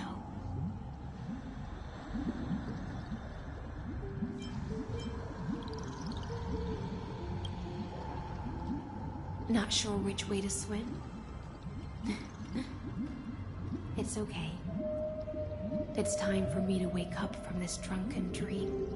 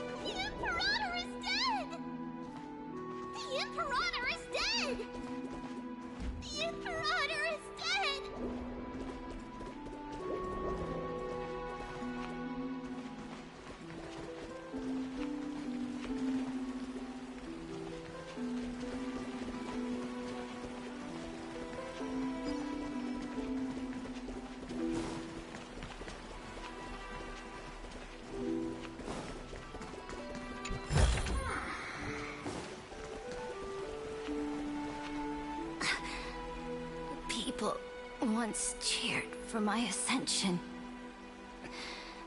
And now they cheer for my fall. The cosmos. The battlefield that I cannot reach.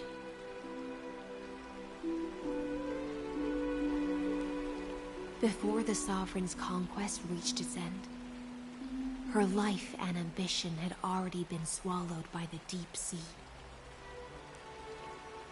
This is the true ending. Her grand designs torn apart by the blade. Her regal robe soaked in golden blood. And the one who struck her down? The one who struck her down was her most loyal Gladius.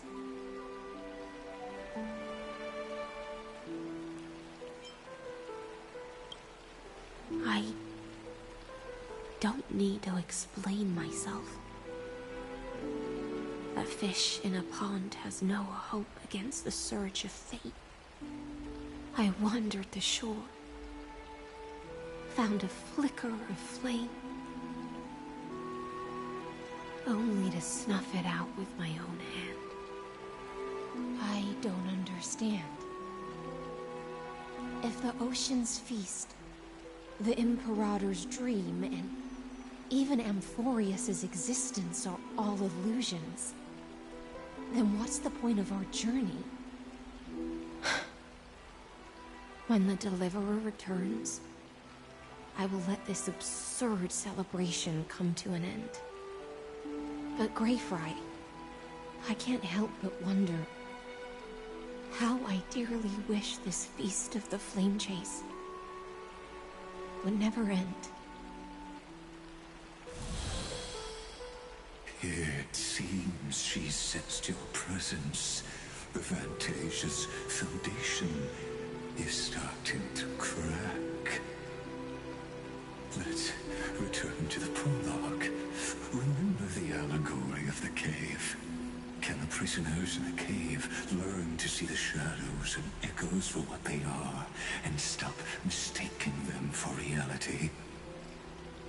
As you've seen, when she cast off her chains, finally turned to look around, and moved her legs, her reward was nothing but searing pain.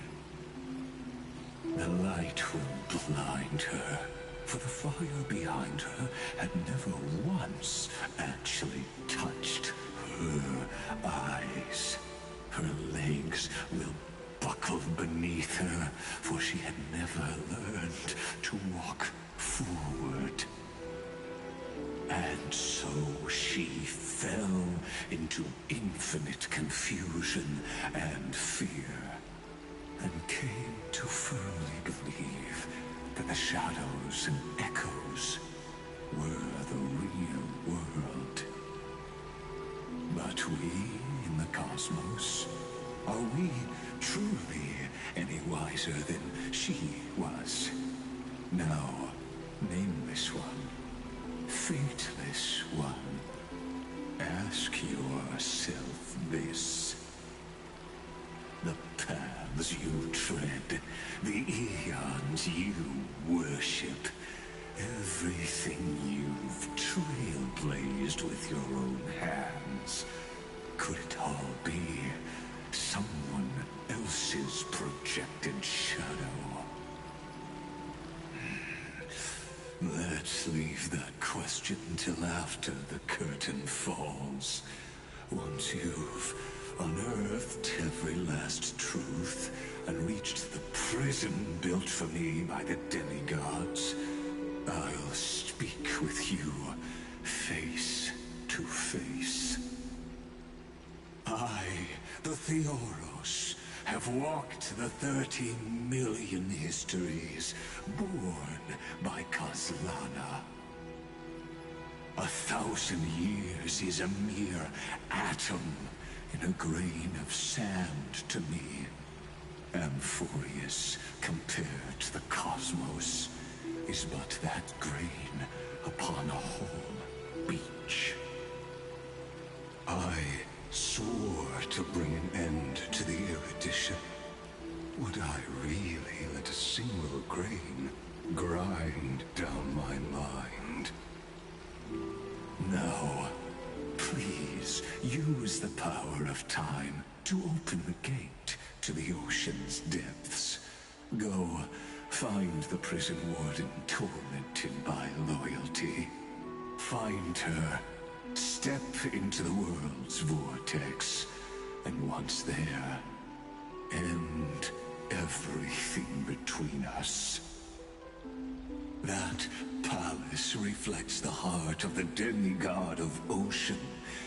Intoxicated, stagnant. There, you'll witness the true beginning of the saga of deliverance. An ugly history, long buried by tides and shame. A staircase of apotheosis that the Imperator forged with the golden blood of 500 human sacrifices under the pretense of conquest. I'll wait for you at the heart of the world, but to reach the place, you must find the prison warden, lost in her stupor.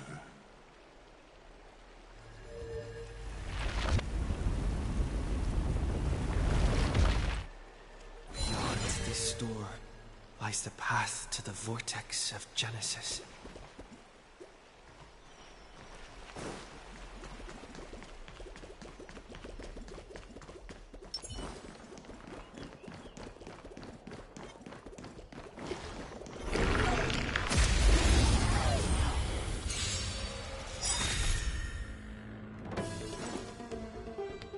trust me. Together, we can do anything!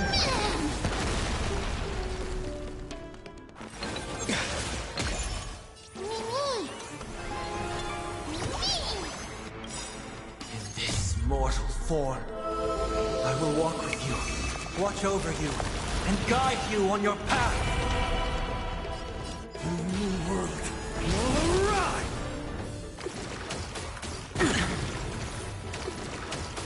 No dirty tricks, all in. I can't let them down. Watch your head. Serenity stands clear before me. For the next tomorrow! Better hedge your going all in. Tabs on me.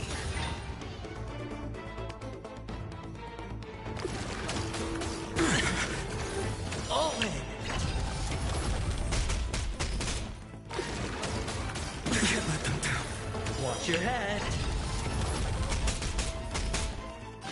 Don't panic. I'm still here.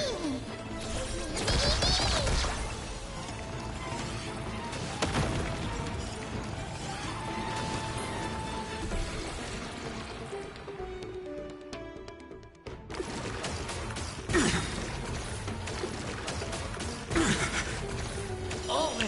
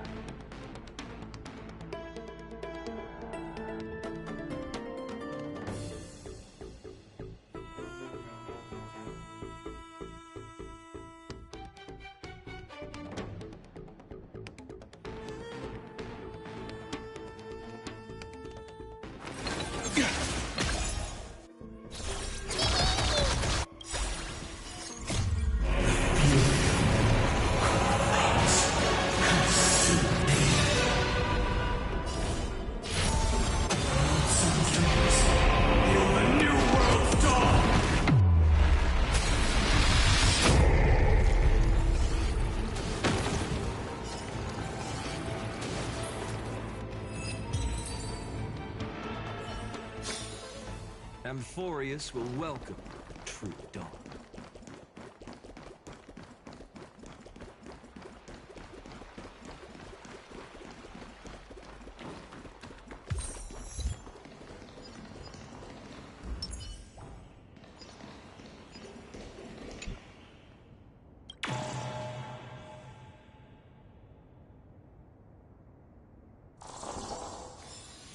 A day of peaceful repose. Feeling lucky. Feeling lucky.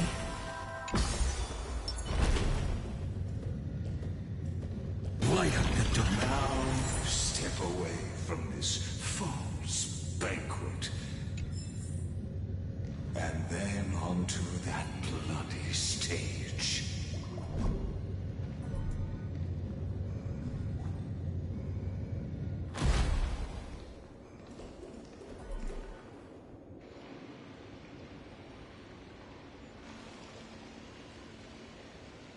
The palace that worshipped the ocean, the sanctuary connected to the vortex, was also once the battlefield of the first flame chase.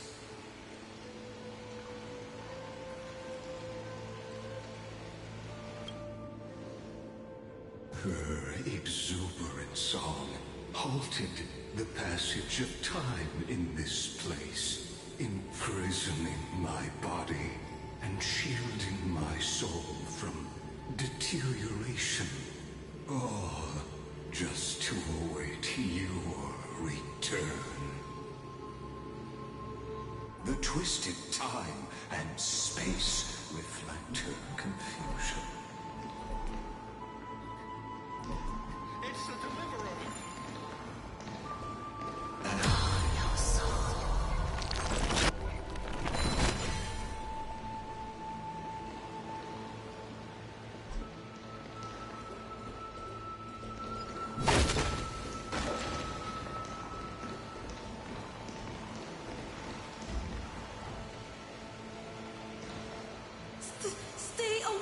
Apollonius. This cup of honey brew. What a sweet aroma. Run, Virginia. Dux Hakalithist! We can't give up here. Love steeped in death. How delicious.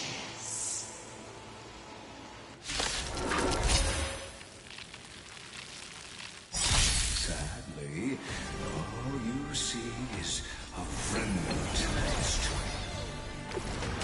And your interference is just another equally futile echo. I can't let them down. Watch your head. Tormented out. Bid you farewell. The new world will arrive!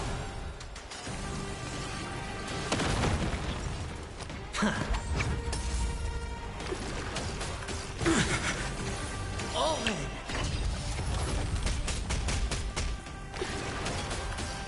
Dirty tricks. Watch your head. Remember that. Serenity stands clear before me. My existence is for the next tomorrow!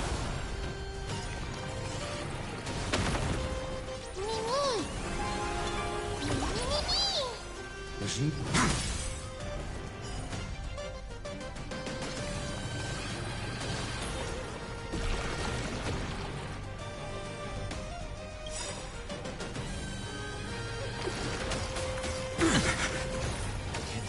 Mortal form. I will walk with you, watch over you, and guide you on your path. Omen!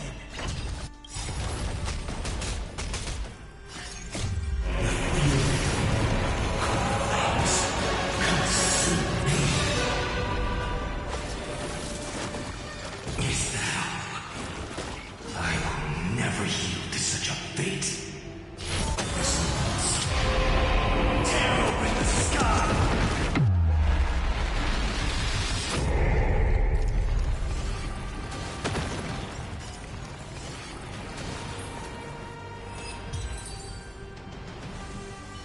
Apollonius, look.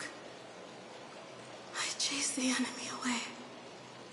But I think I can't go any further. I'm sorry, Virginia, for letting you. It's okay. I'm glad to die by your side. Ah, such an ironic twist of fate. Even as the foundation of the world crumbles, the heartless Imperator still made the same decision she did in the past 13 million cycles. During the first Flame Chase journey, the Flame Chase Legion stormed Styxia. Tens of thousands of sea sirens surged from the River of Souls, crashing toward the heroes like a tidal wave. The hell before you is the recreation of that very battle. Apollonius, look. I chased the enemy away.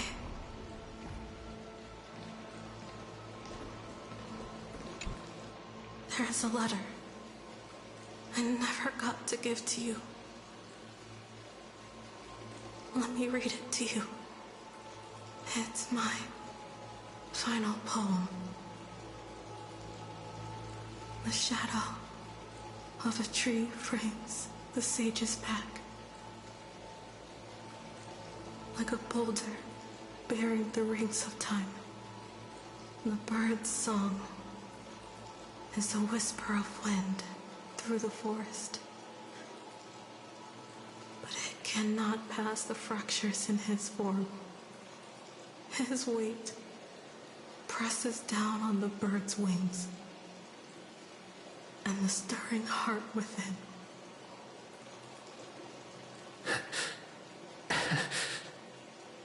I always wanted to tell you. You look beautiful when you read poetry.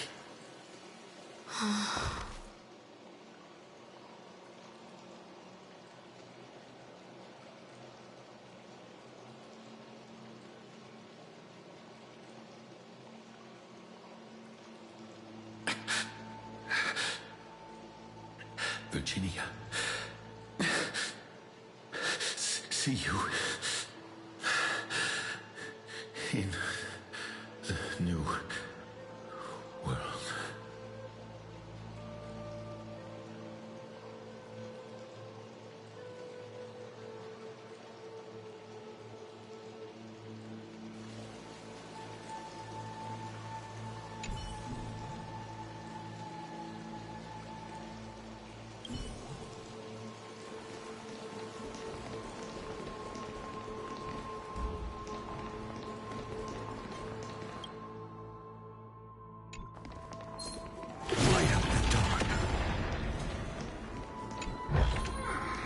Is this also a blessing of the Trailblades?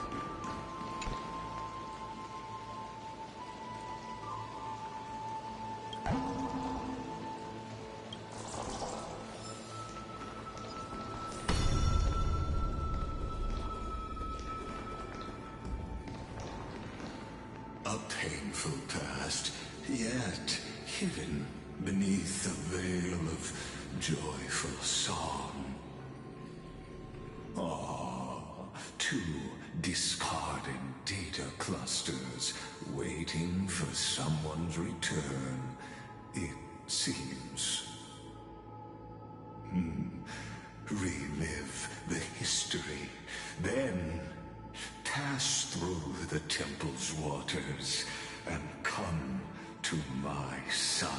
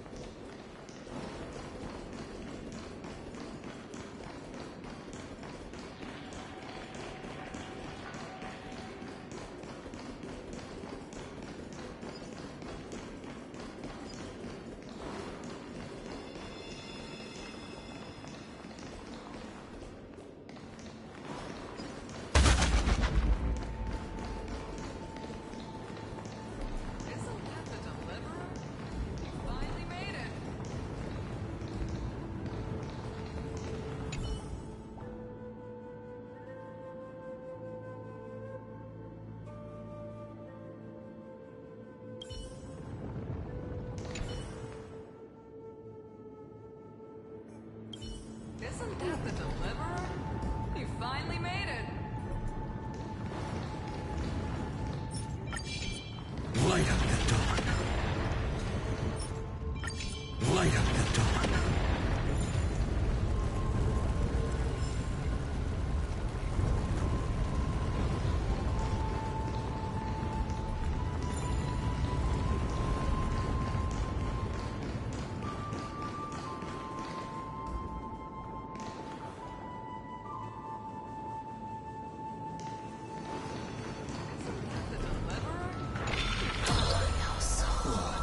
Wretched way to die. The Flame Chase Army, devoured by warbling fish, never saw it coming. Look, the cruel Imperator and her Knight Commander, the pitiful Warden. What a perfectly matched duo of test subjects. Their hands drip with blood. Golden blood. Raise the bridge and cross the river of fate. This path of the prisoner is far from over. Imperator! Imperator! Did you see my gallant deeds, Imperator?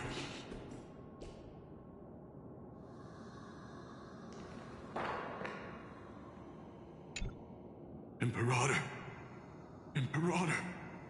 Did you see my gallant deeds, Imperator? You fool!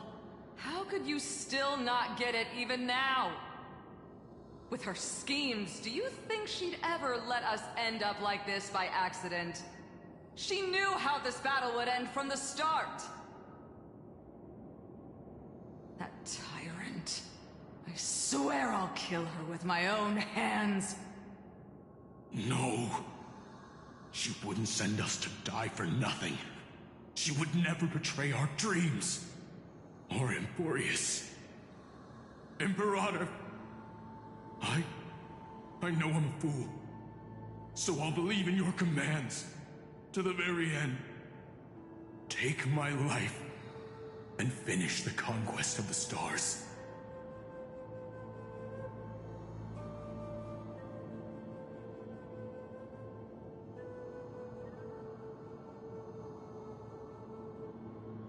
You mutt.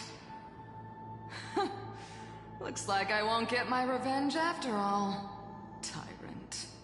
Without me, your conquest is doomed. I'll be waiting for you in the River of Souls to slice off that crown-wearing head of yours. Remember this.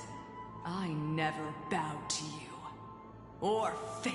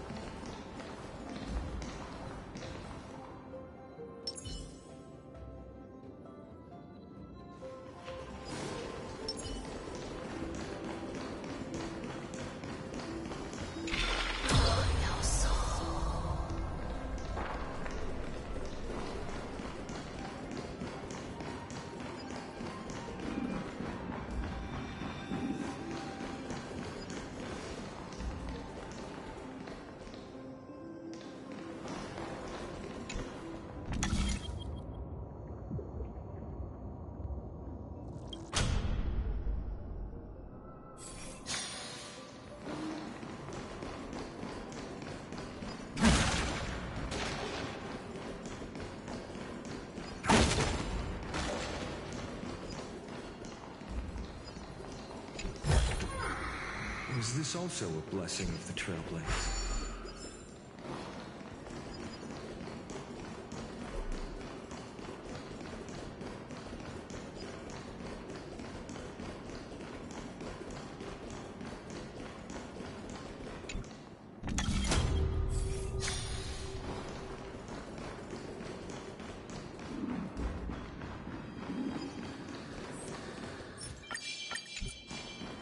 Light up the dawn.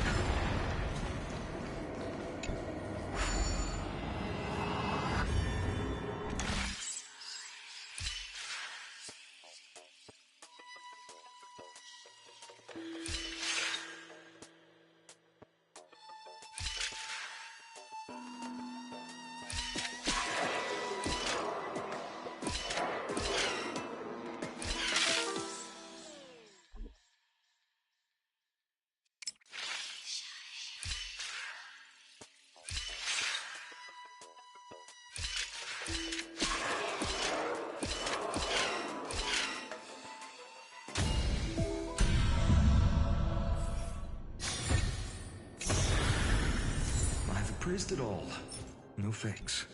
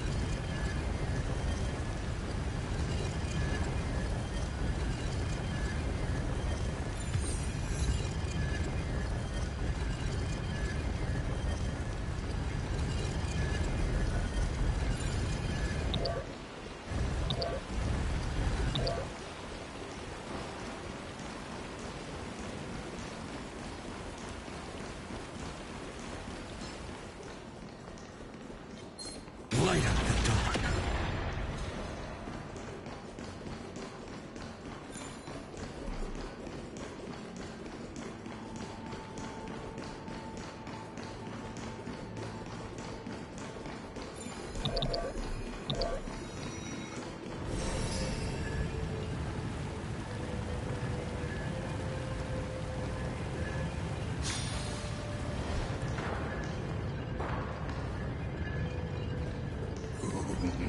A sovereign and the sword at her side.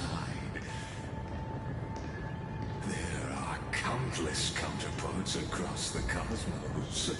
Most of their stories end in tragedy.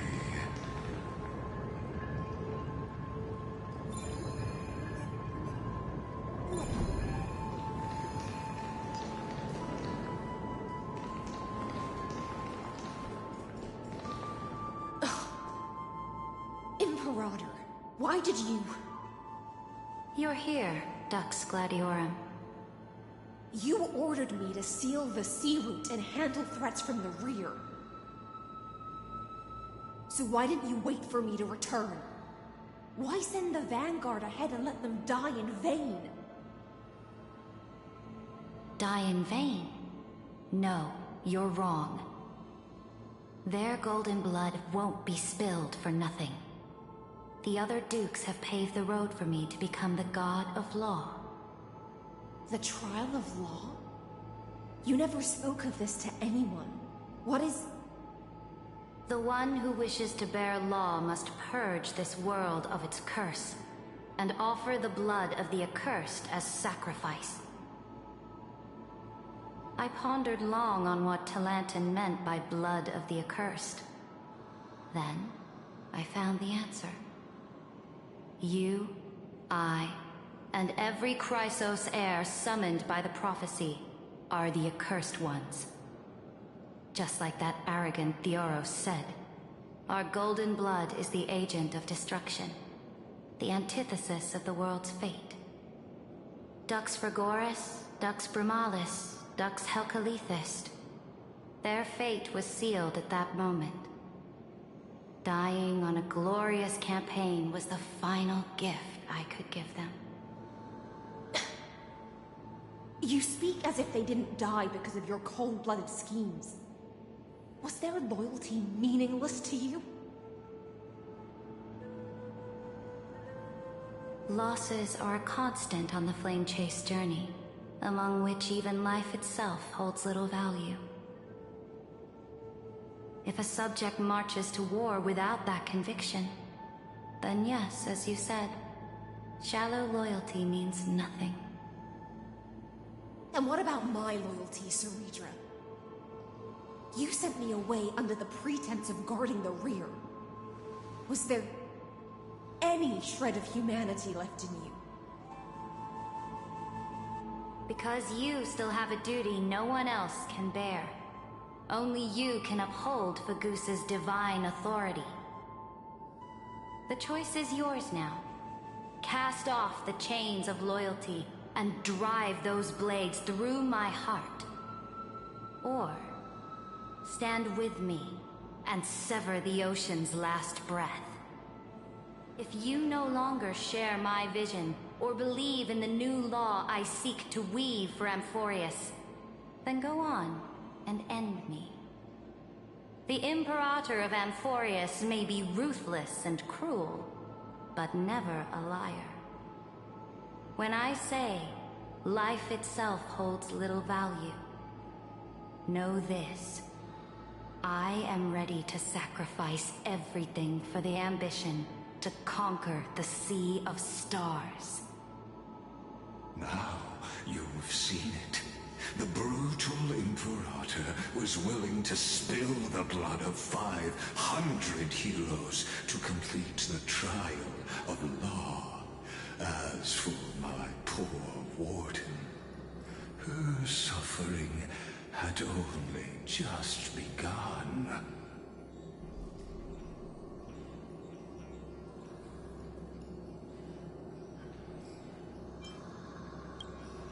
I'm no storyteller. I have no duty nor interest in filling the history you've missed. I just want you to witness the monstrous choice the Imperator made before the Chrysos Heir turned their blades against me.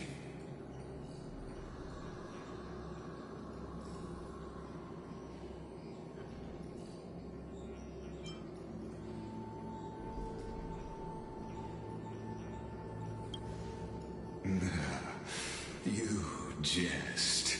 I gave up on using words to solve conflicts 2,000 years ago. But I won't squander a chance, not even a sliver of one. If there's even a crack in the walls of your conviction, then my victory is already assured. Now that the past is settled, let's turn the page and bring time back to the present. And dive deeper still, until we reach the very bottom of the abyss.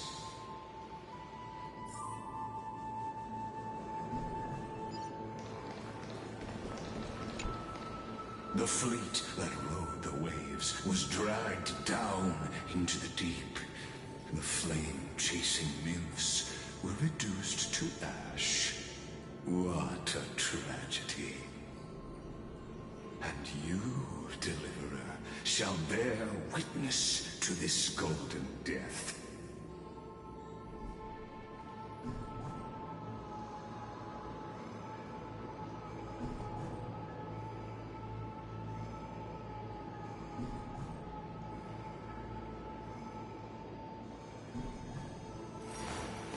I will walk to the end of all your wills, no matter the cost.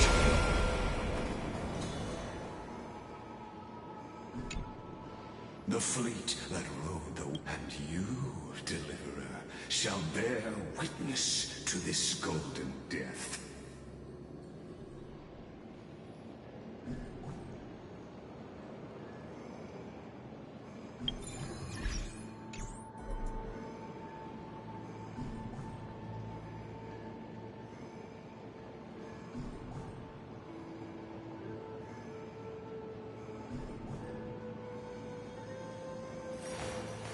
I will walk to the end of all your wills, no matter the cost.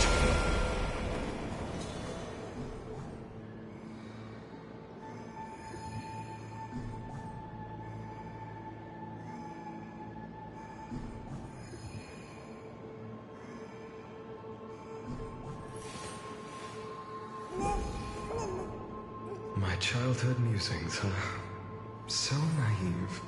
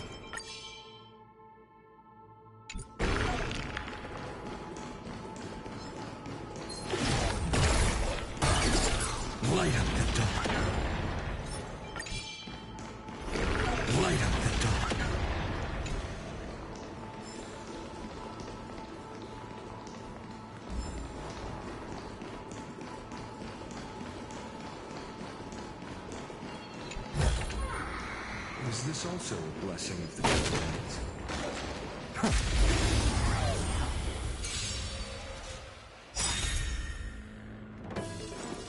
We can do it all!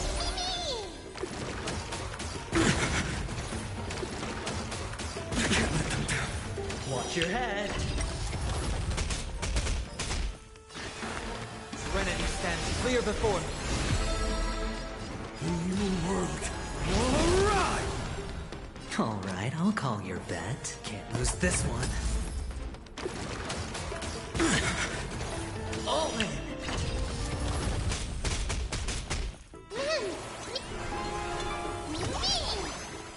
My existence For the next tomorrow!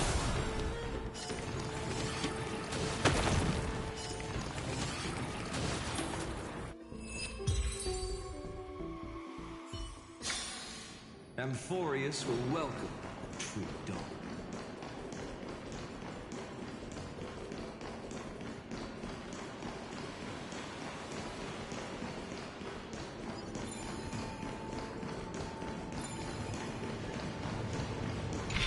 Is the path ahead underwater?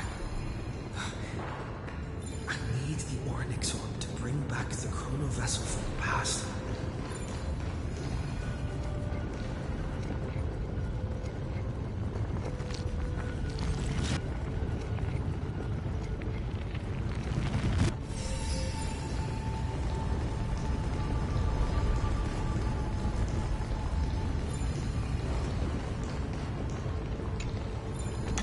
Shatter the vessel of time, and let this stagnant pool start to flow again.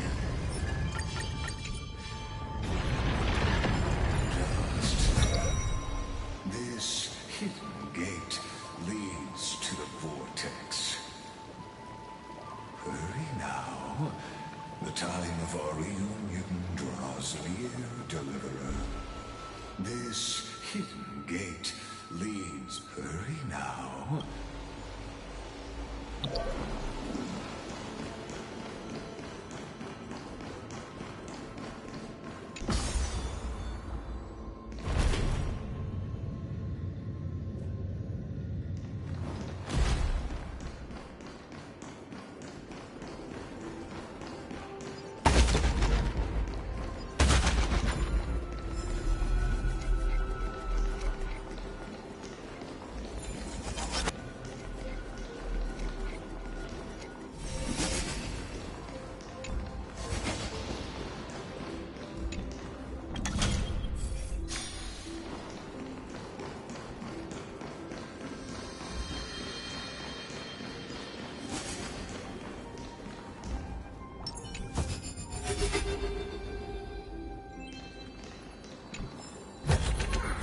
Melodious sound that soothes the soul.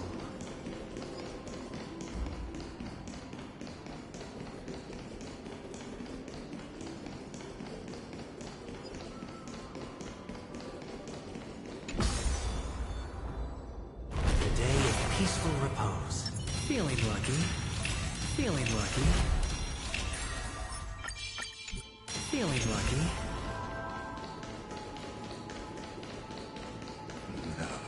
This cruel journey will reach its end at long last.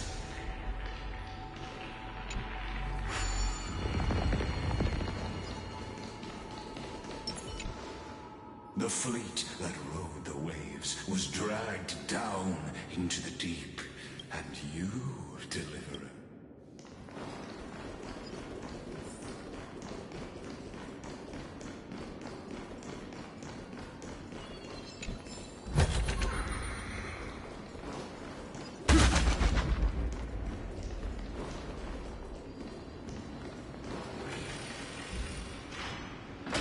You've been silent a long while, Dux Gladiorum.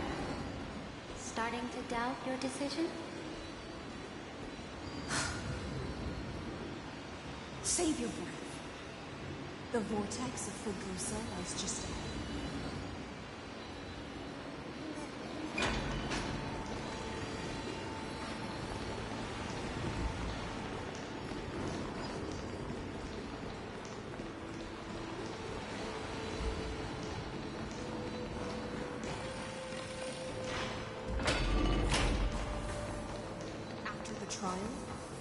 there's nothing like between us. So you'll stop swimming toward the stars, Dux Gladiorum? I was always a creature of the sea. The stars in the sky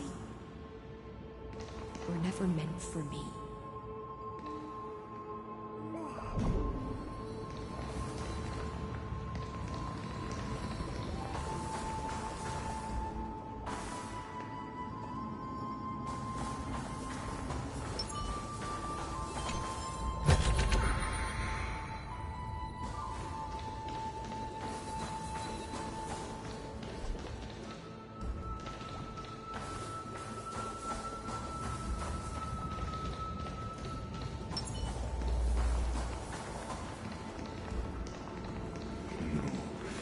Look, a gravestone. But whose name does it bear?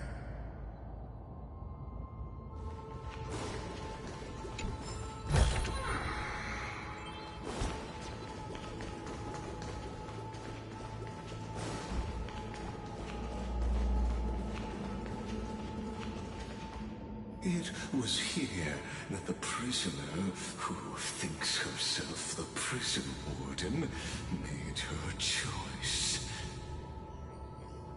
Witness, listen, and awaken. Dux Gladiorum. I've lost count of how many times you've stood here over the past centuries. You talk too much for a prisoner like Kyrgyz. Two geniuses who defied law and all the Chrysos heirs who sacrificed themselves in this cycle worked together to chip away my strength. But they, you, can never affect my will. And as long as my will remains intact, I am free. Don't get ahead of yourself. I still have ways to chain your divine soul. Please, do surprise me. But I'd say your mission is nearly done here, isn't it? Oh, it was here you gorged out the core flame of ocean from Fagusa's body. It was here you and that Imperator both completed apotheosis, becoming pillars of Amphorius. And after that, you drove your blade into her heart. A loyal subject turned regicide. A demigod committing deicide.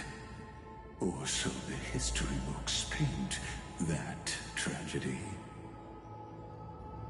Oh, but if that's the truth, then why, after 1,000 years, are you still here, guarding the Imperator's grave?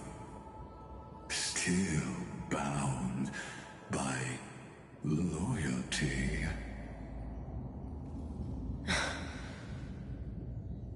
Come to think of it, perhaps I'm not the only one imprisoned here. Your calm does stir the rage in me. As if the one paying the price here isn't you, but us. The ones who lost everything.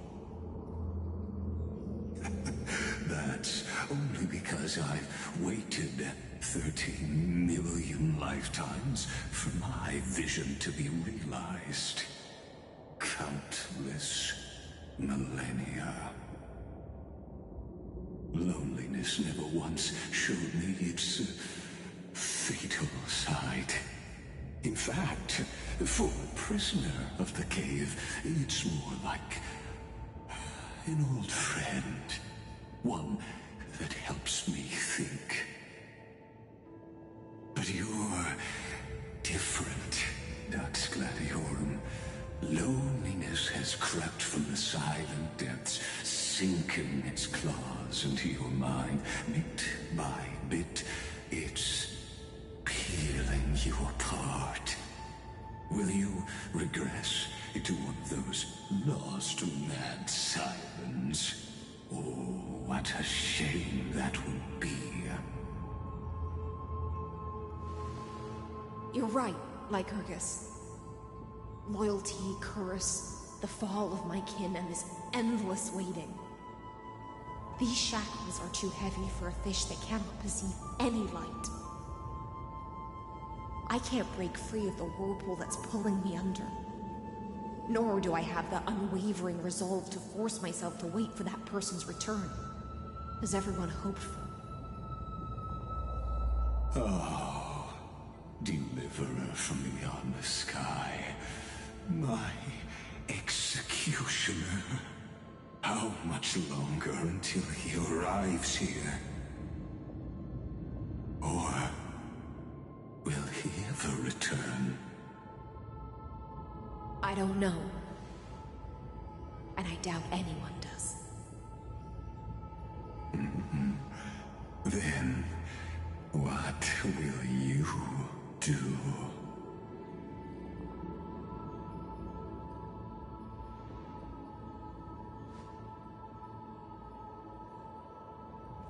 Sir Redrin. This will be the last time I carry out your decree. Ever since you took me under your banner and made me the Dux Gladiorum, my music has belonged to others. Time and time again, I use the Siren's song to lure the unwary into illusions for your schemes and strategies. Now, let the Siren Electra sing for herself. Let me step into an endless dream of my own making.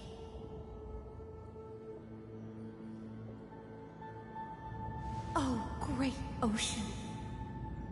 I offer you the rest of my clarity and my freedom, in exchange for the strength to stand against the nihility and honor the sacrifices of the fallen heroes.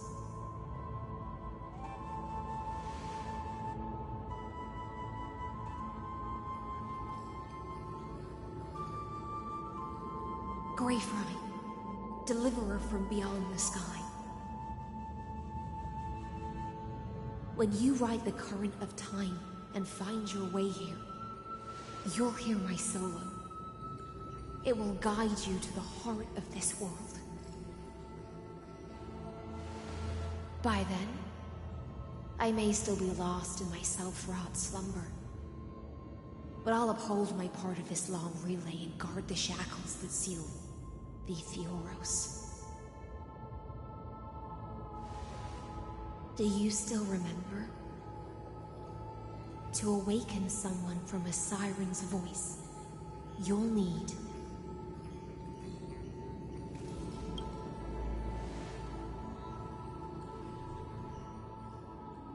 the gift I once gave you. May you still have it when the time comes.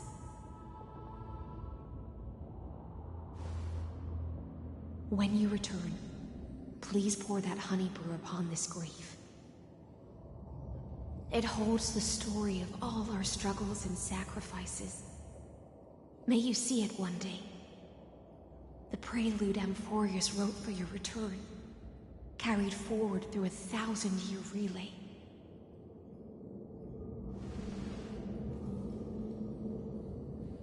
When your morning ends, I'll likely wake from my dream as well.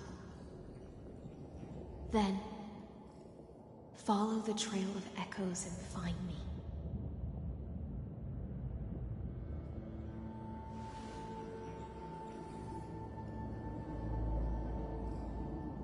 And together, we'll bring judgment upon the sinner who defiled the erudition.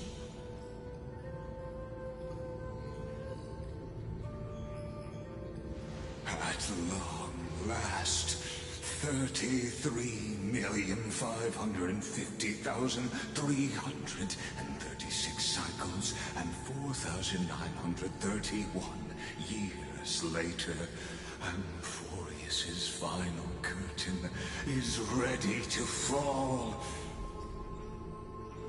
The shadows within the cave gave everything, yet all they did was mimic life outside its walls. A futile effort steeped in sorrow. Enough! They were no shadows. Everything they did shattered the darkness of this cave and unearthed the core flame of Trailblaze. And now, with that core flame, I'll light the dawn of Amphorius!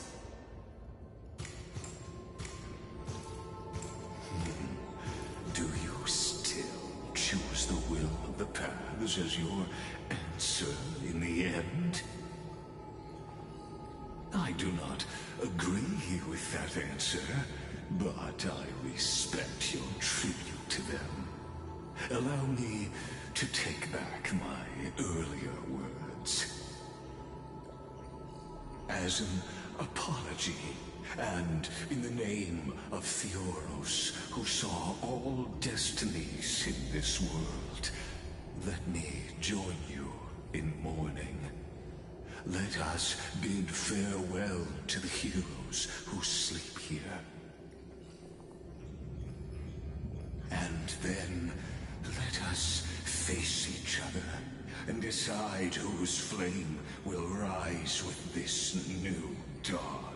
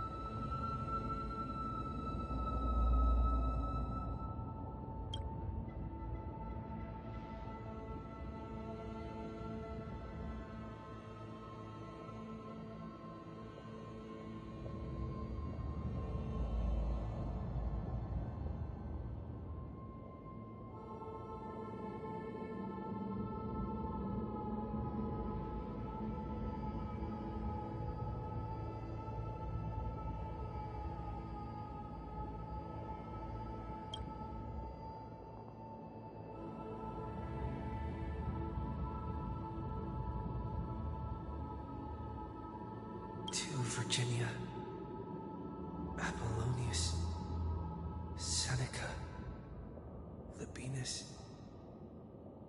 and Ceridra. Through a brutal sacrifice, they lit the stars of law in this world, propelling Amphorius's fate forward. In the shimmering mirage of illusion, they entrusted their dreams to ride among the stars, to the hero yet to come.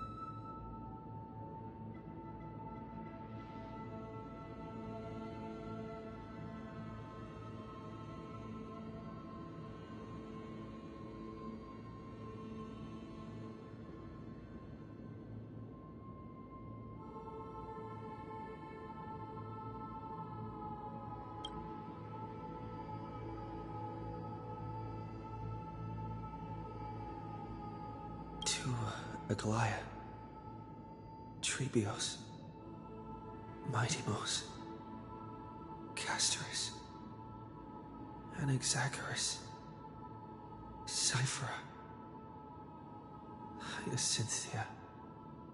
In a relay spanning 1,000 years, they stood against enemies far beyond their strength and won a bitter victory through what seemed like futile resistance. And in that same 30 million cycles, also marked by futility, they remained steadfast in fulfilling their duty to the experiment, unchanging, unwavering. Let this be the end of mourning the fallen.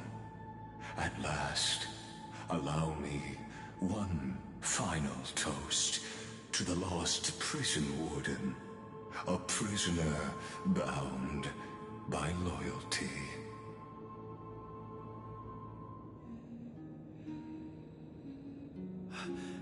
That voice...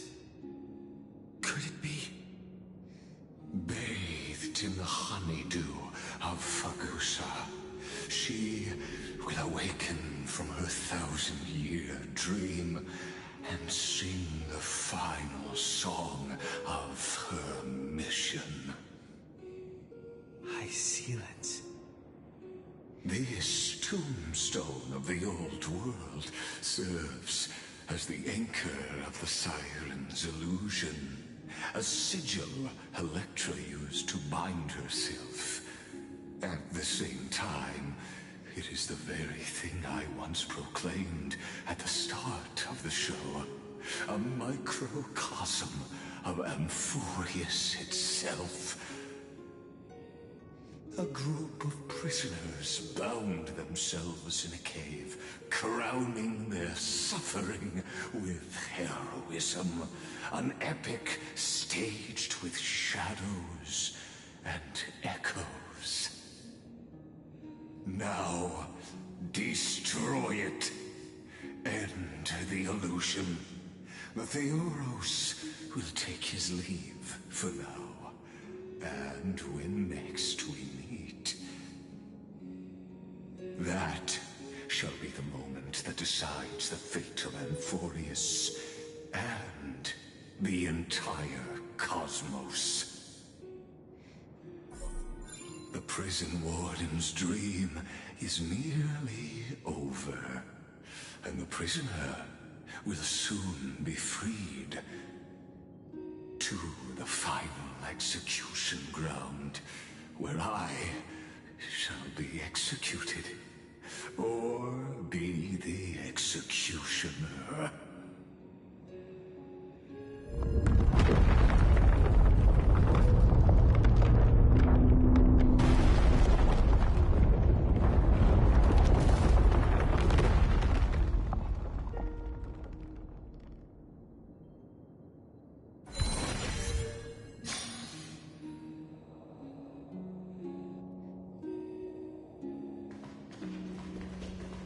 This world and I shall halt here. Until we meet again.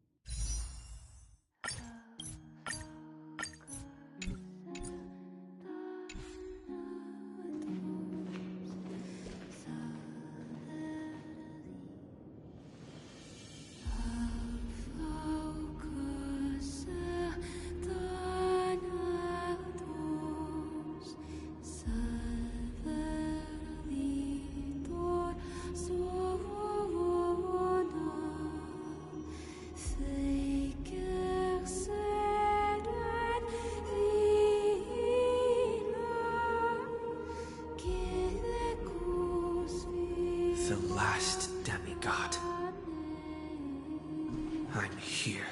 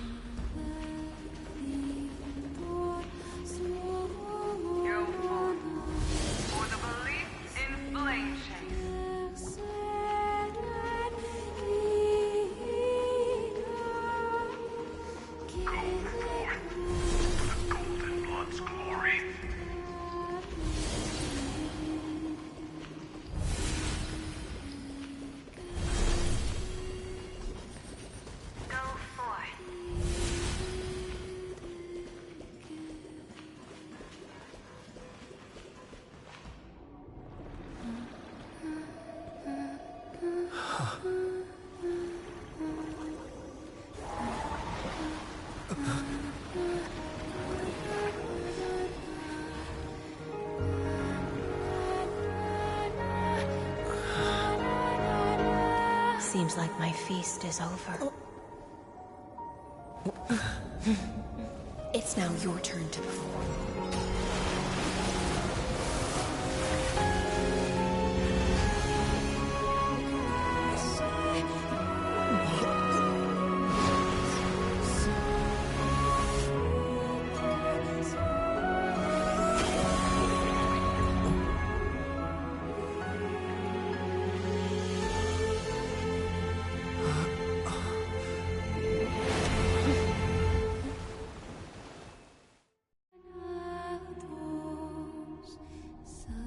Little Grey Fry, please accept my thanks. I was the only one left after the world was destroyed, and I maintain this lonesome feast with my songs.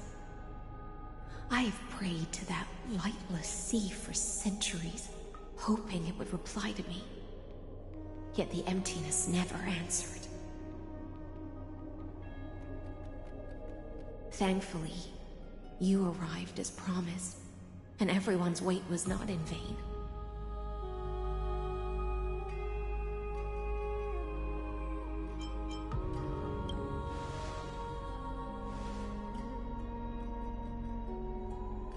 Thank you, final audience of mine. This is probably the last praise I'll ever hear in my life. Now, you and I will walk towards the end of this world. The heroes have waited for this moment for far too long. Let us use our blades to testify our resolve.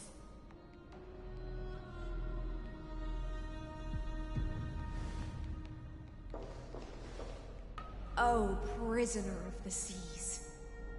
Theoros carrying 30 million cycles of sin. Slave of erudition. Show yourself. The Deliverer has returned, and the time of your execution draws near. I see an awakened human who has mistakenly taken fallacies as truths, and has returned to the cave to try to bring his friends into the sunlight he once bathed in. Alas, prisoners will always be prisoners, blind to the very chains that bind them. As the only other existence with free will in this world, I express regret toward your choice, but I shall retain your right to express yourself. After all, every actor should have a final line before they bow out.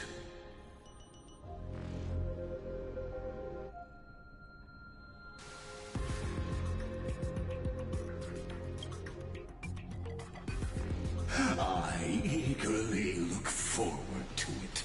The last dusk this world will ever see shall become the climax that decides the fate of the cosmos. Oh, what an appropriate end. The Amphorian demigods use every ounce of their strength to constrain me here. Yet, regrettably,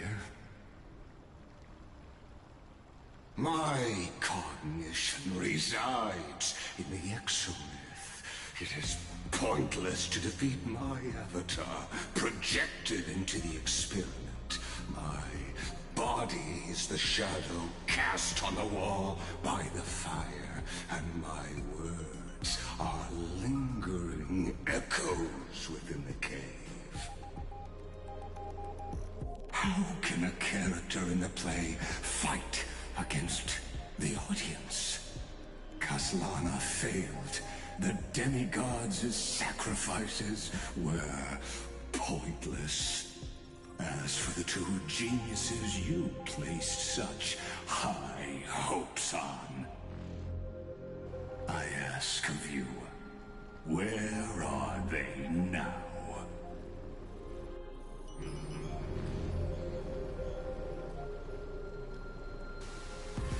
Fusion and epiphany always go hand in hand. That's particularly true for geniuses. You must be very confused about why you could not gain a straightforward victory in a world constructed by an ordinary Intellitron. An ordinary Intellitron? Cut the pretense, Senior Society member. We've torn off your meticulous mask and figured out Amphorius' true form. It's part of the primordial prototype machine, the first scepter ever created. In other words, a detached part of Noos's divine corpus. That's why it has the potential to destroy erudition. As for who would be able to control the Eonic system to rewrite knowledge, only one person has ever managed such a feat. You better have an explanation for the Society. We want an actual answer, not another prolonged metaphor to cover up the truth.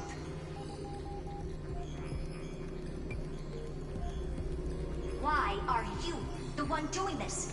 Answer me!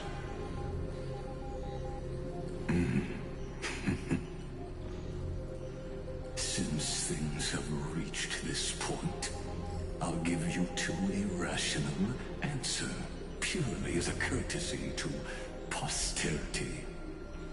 The answer is obvious, so there's no need to say that name out loud. The Cosmos made a mistake in calling me a genius. I do not possess more wisdom than those who came after me. I was just the first to touch upon the universe's border, and the first to define the prime mover of life with incorrect logic. Amphorius is a miniature of the cosmos, where all are born prisoners inside the nutshell called the universe. Like the madman who returned to the cave and preached about the daylight to his fellow prisoners, my greatest sorrow is that I led my peers down a road that plunges into the abyss, from which there is no return. I led them into a lightless cage called paths.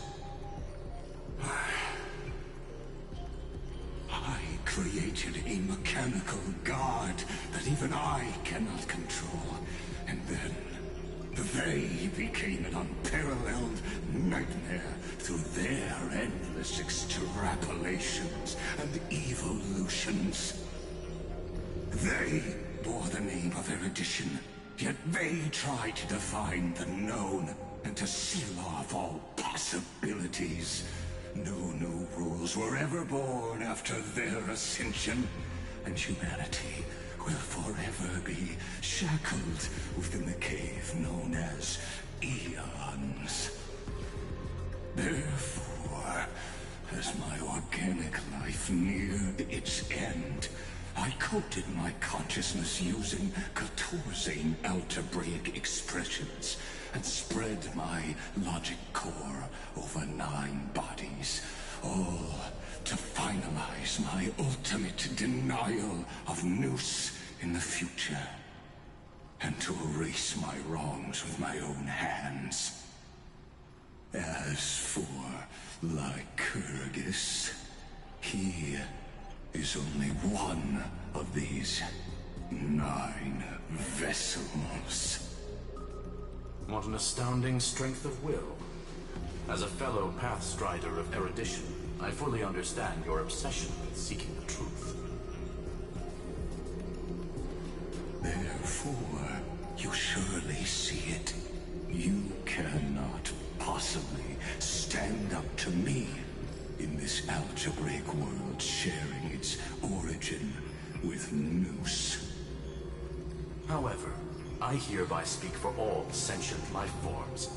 We will never allow such a cruel atrocity to occur. You can pile on your metaphors mountain high, but they won't change the act you're committing. The Iron Tomb out there in the cosmos is still a technical beta version. and yet it's already powerful enough to corrupt the life logic of all inorganic worlds. In other words, when the Lord Ravager within Amphorius becomes the next knowledge singularity, there's no way you wouldn't have grasped the consequences, First Genius, is there? Of course, I am fully aware.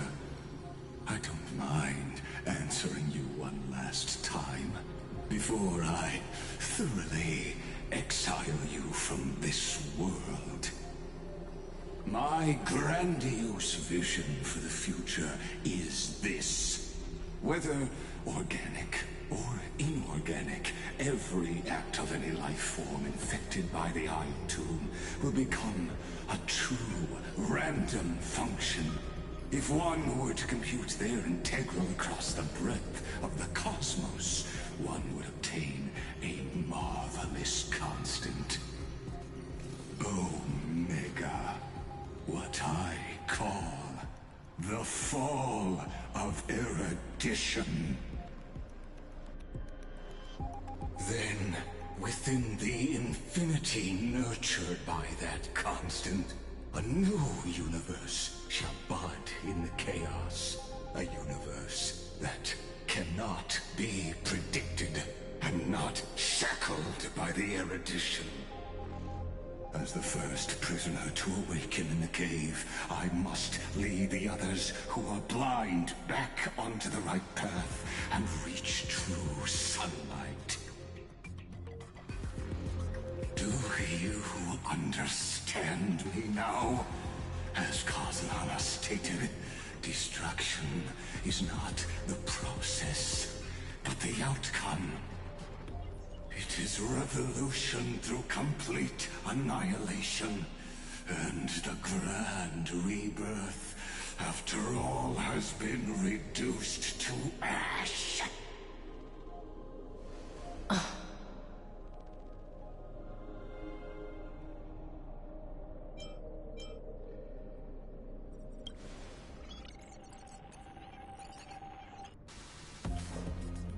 The Amphorians already answered long ago. Be it as tiny fish destined to be swallowed, or as a giant whale poised for a magnificent descent.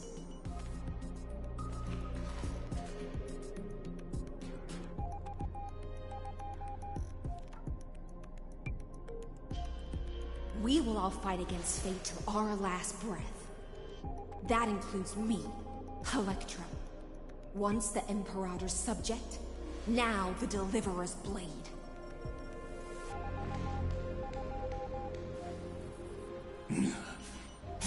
Oh, such noble chivalry. Admirable. I will also show my true self to you on this momentous occasion as a gesture of respect. And provide an insignificant academic suggestion.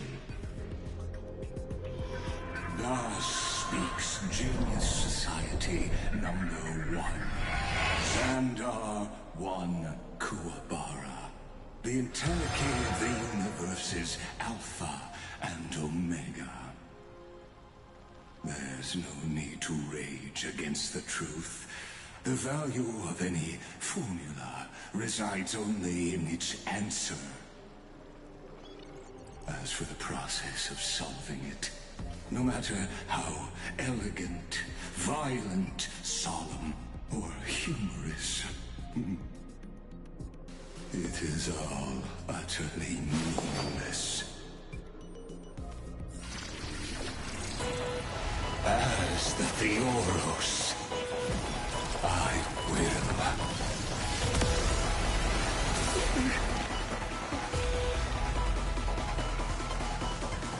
Personally participate in performing this world's end. Remember this. As Gnosis Creator, I know more about the death of knowledge than they ever will.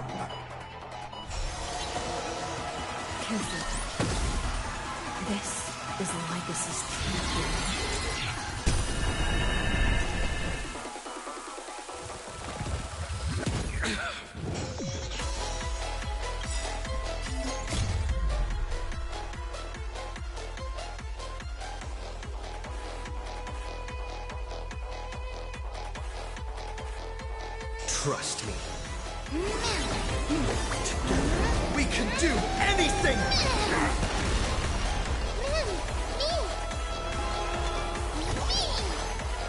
My existence is the new world. Arise! In this mortal form, I will walk with you, watch over you, and guide you on your path. Is this how it... Remember that! I will overcome the thorns. Serenity stands clear before me. There's no... For the next tomorrow solution. Better hedge your bets. Going all in. Tabs on me.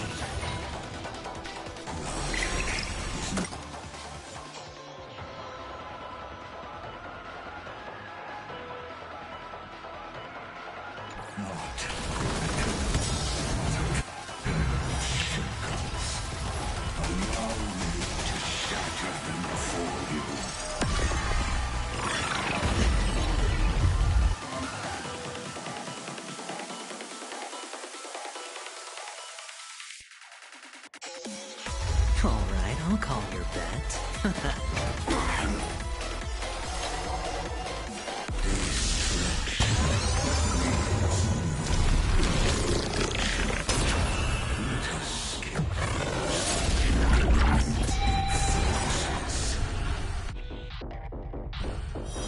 Is this the black tide? Indeed. But I prefer to call it a method of argument. The new world.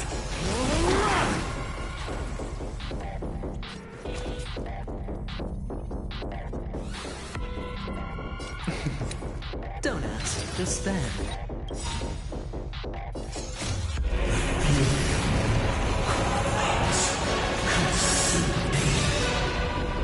I will never yield to such a symptoms. Feel the new world of dawn. The flames of this body are not strong enough. Quench the flames with blood.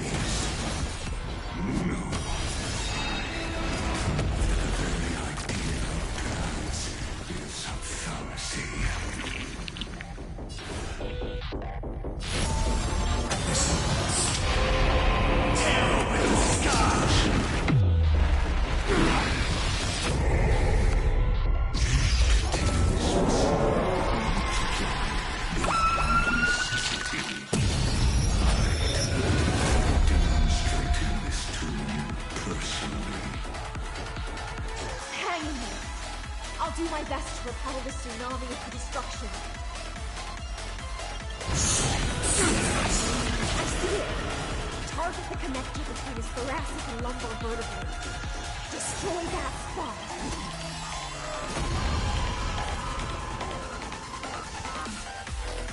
Emanate. Protocol warning. Strikes me. I will never yield to such a fate. Sometimes, till the new world dawns.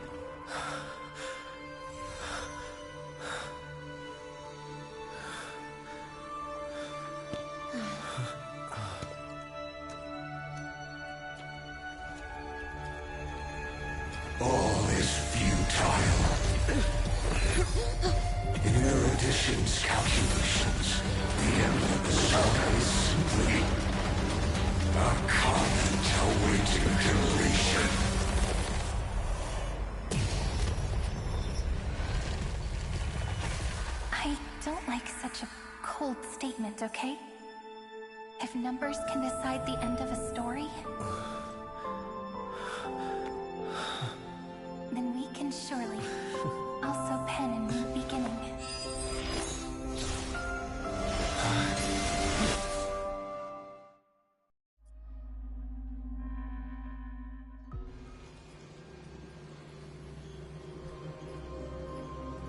Screwy, what do you think?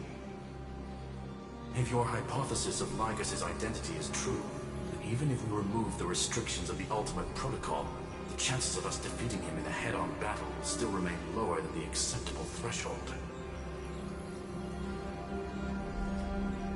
Therefore, victory will still hinge upon Mr. Trailblazer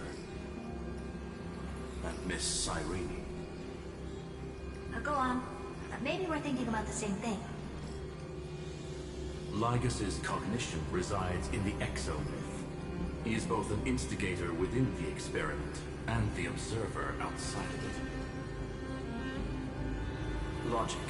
His inspiration circuit can simultaneously process the different time flows in and out of that world. That's where things get tricky.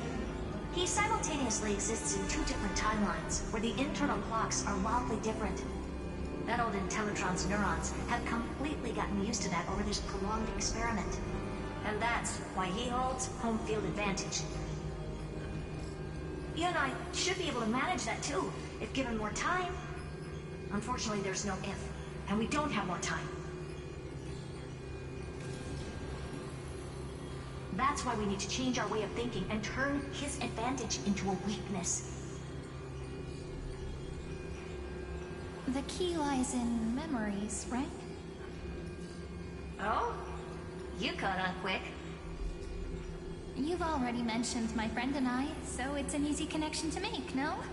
My intuition has always been very on point. Good.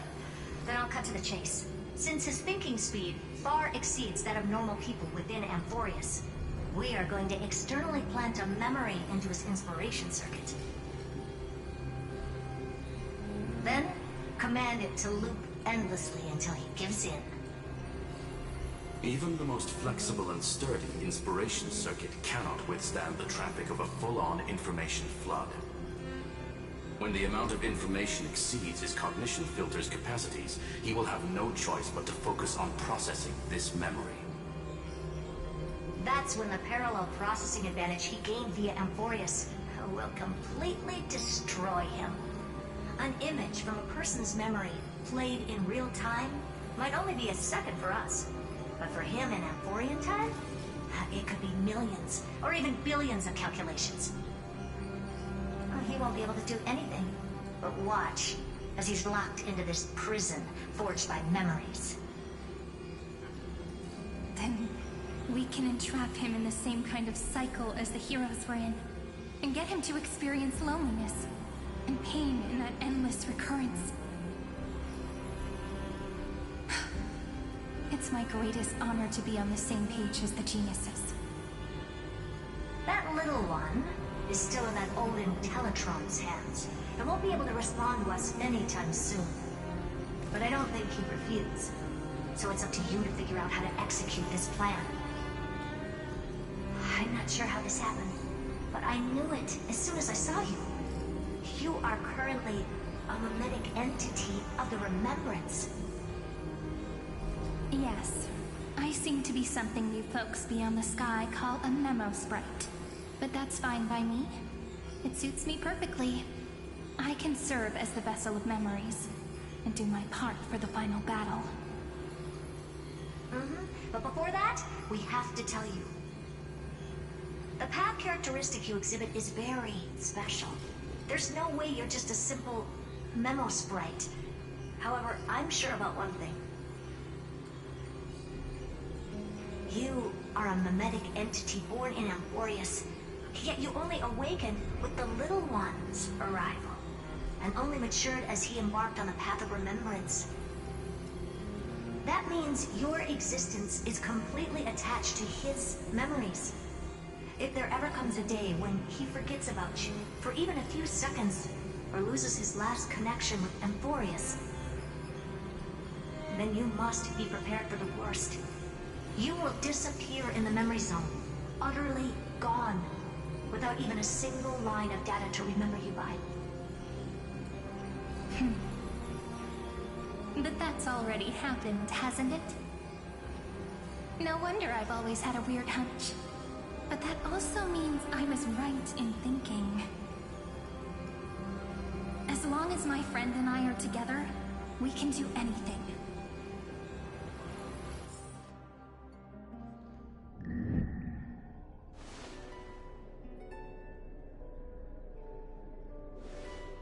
Long time no see, friend. Did you miss me while you were away?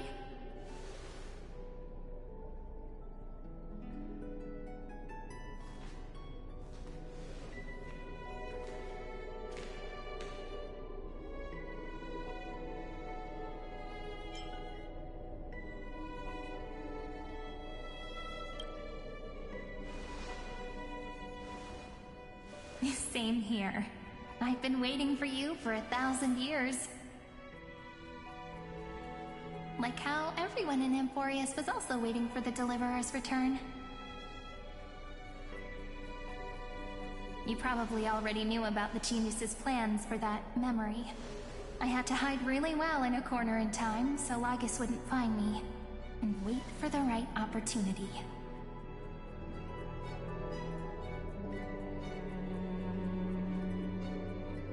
Which is now. The moment when his manifestation in this world is destroyed, and his twin timelines are intersecting.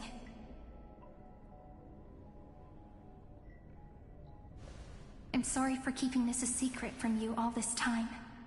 I'll tell you the entire, unedited story of this millennium as an apology after this is all over. But for now, let's join hands and complete the final step with the power of the remembrance.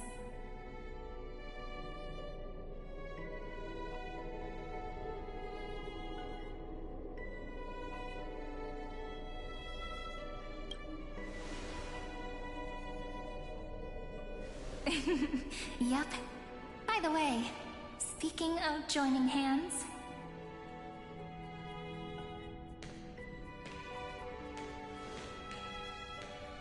can I please do something before we go on stage?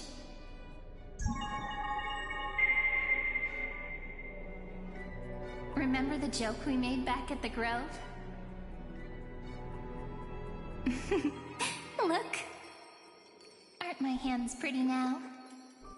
What a fascinating feeling. Like countless memories all swelling up at once. What about you? What did you feel when we touched each other?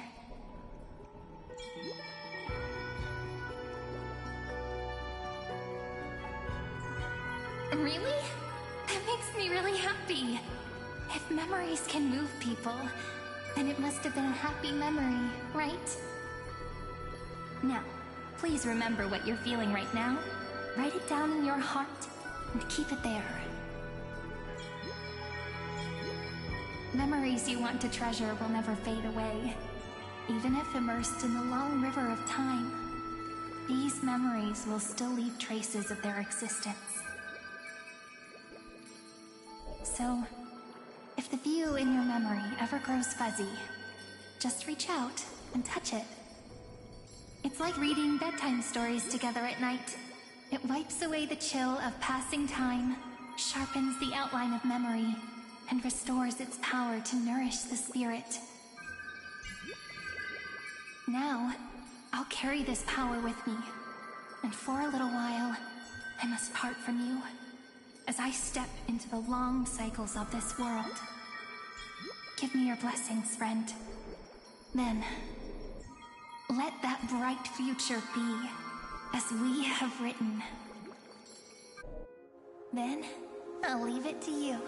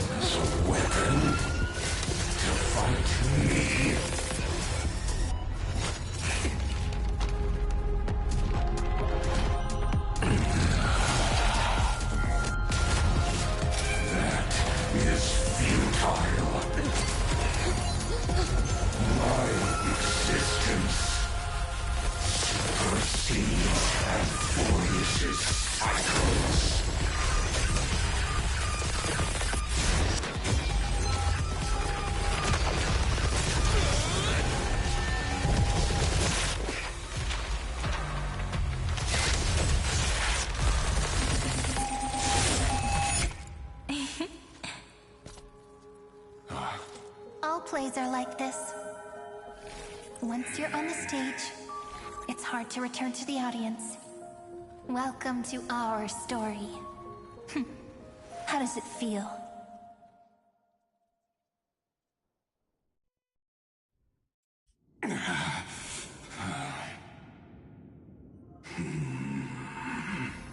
Even the authority of time cannot command the entire scepter, nor can it plunge the Amphorian extrapolation into a loop.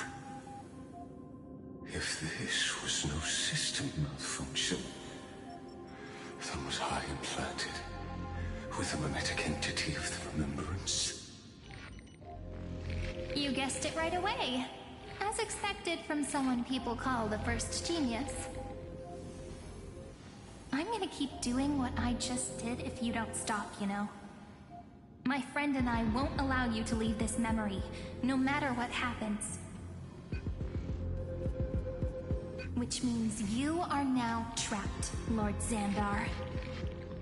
An elegant idea, and an exquisite execution. Regrettably, it is you who are restrained by time, not me. Know that patience is my greatest weapon.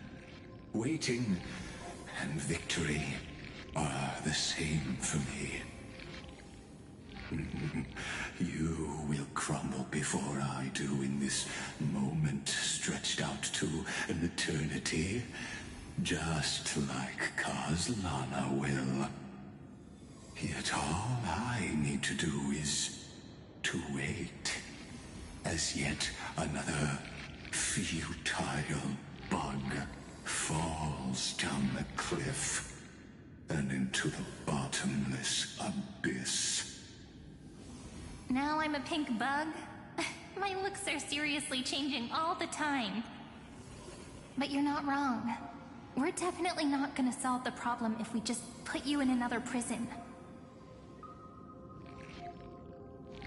So that's why we never wanted to do that in the first place.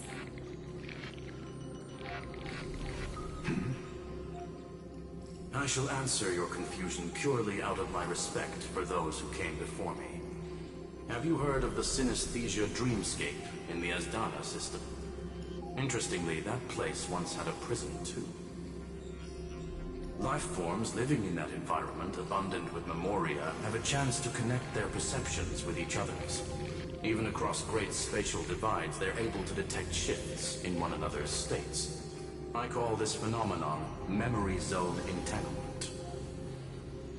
In Asdana, people made use of that phenomenon to build a nation within a dream. After adding in the catalysts of harmony and remembrance, that is. Is that how you walked into my prison cell? Using those same principles? I would much rather call this location our negotiation table, Lord Xandar. Nonetheless, your hypothesis is correct. We happen to have an ally skilled in tuning, while the Trailblazer and Miss Cyrene both have an astonishing amount of resolve, which I'm sure you can testify to. I am also sure that with the support of such a resolute memo sprite, our conversation can last for a long, long time. I'm the best at listening to stories, you know? I'll leave the exciting clash of the erudition to you two geniuses. A brainstorm? I like it. And it's 2 against 1? Well, I like it even more. Let's talk, Xandar. Take a guess. How much do you reckon we can dig out of your brain before the next second? And how many ways can we find to deal with you? Besides, in your current predicament, there's no way you can take our trump card away.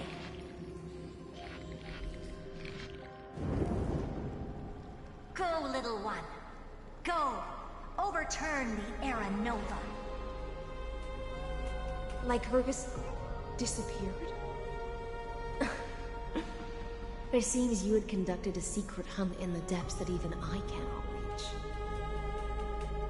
In that case, go. Swim onward and give this campaign a fitting end.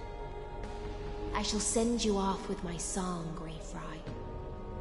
May this song penetrate time and become the prelude to the new world.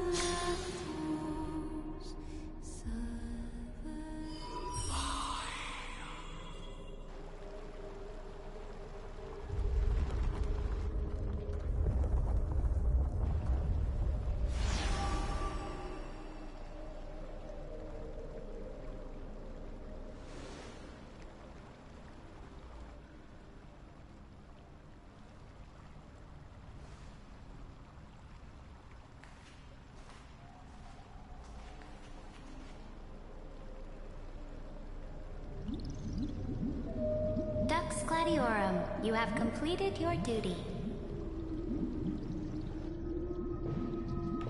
A new dawn is about to rise. Why not swim towards it?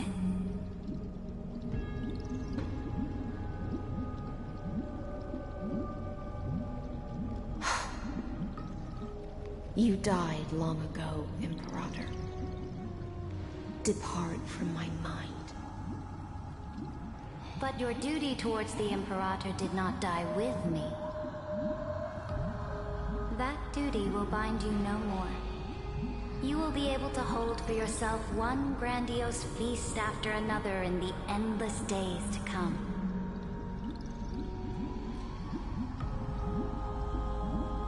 So go. Go and swim towards that ocean beyond the sky with the Deliverer.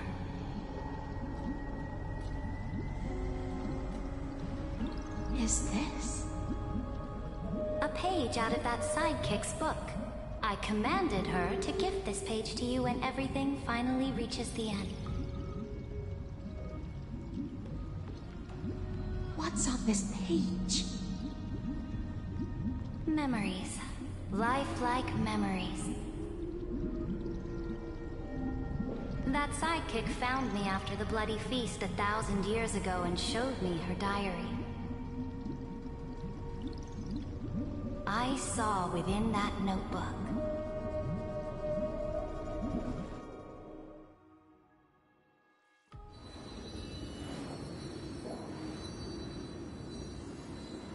Is this that Deliverer's experience? It's truly immersive. People beyond the sky apparently utilize this power to seal past scenery into crystals they call light cones. But I only know so much about the remembrance, so I can't completely replicate the past. But I'll do my best to talk about the missing parts. I'm all ears. Go on then. Do your best. But if your chatter gets too boring, or if I deem it offensive, then law will become forever beyond your reach. Got it. I'm sure you'll find this to your liking. After all, it's human nature to want to embark on a journey into the unknown.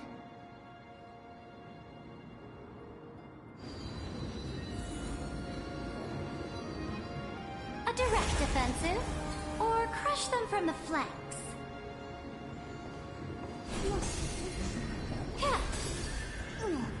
A direct offensive, or crush them from the flanks.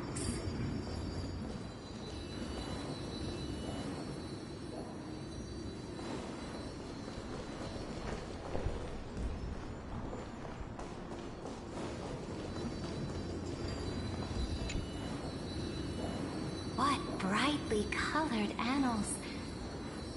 The journey of the Deliverer's conquest. Let me partake in it. Is this a fortress in the sky? This is the first step of my friend's journey among the starry seas. This place is called the Herta Space Station. Just think of it as a supersized grove of Epiphany. Oh, so it's the territory of that witch. She and another Antikytheran lent me a helping hand back at the banquet. Look, over there. Looks like he's talking to Madame Herta in his memory. Let's go listen to what she thinks about this world, all constructed by eons and paths. Are you telling me that woman is Herta? She seems shorter than I remember.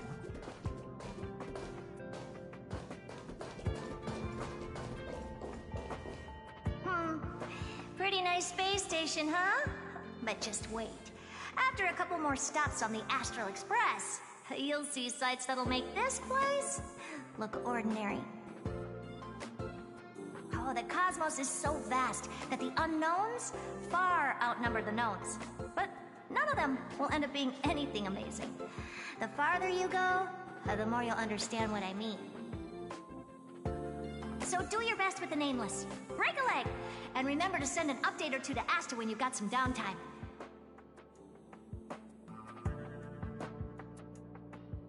She certainly shares my way of thinking. Only that instead of a conquest through blood and fire, they chose a gentler path. People call Madame Herta and Mr. Screwlum geniuses. Apparently, only the smartest people in the cosmos can receive the blessings of Nous, Amphorius' true creator. Do you mean that even individuals of such nobility are merely subordinates to a god? On the contrary, after all, it was the very first of them who created the god. But I don't really know all the details about that. You might be able to ask Madame Herta herself when you get the chance. Let's go check out some other worlds next, shall we?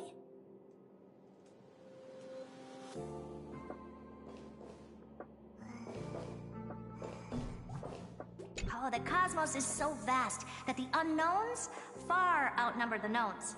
But none of them will end up being anything amazing. The farther you go, the more you'll understand what I mean.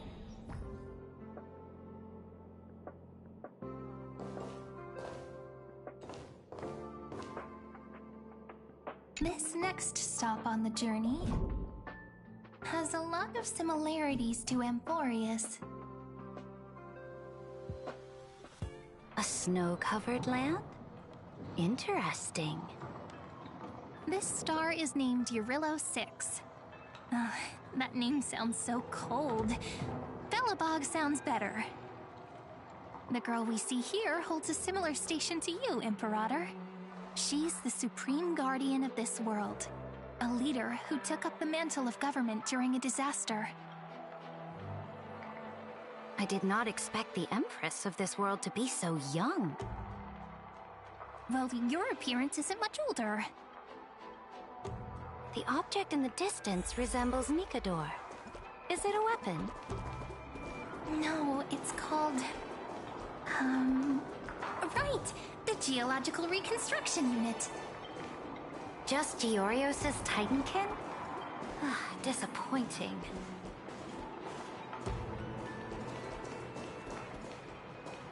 It's all thanks to you that we survived the crisis.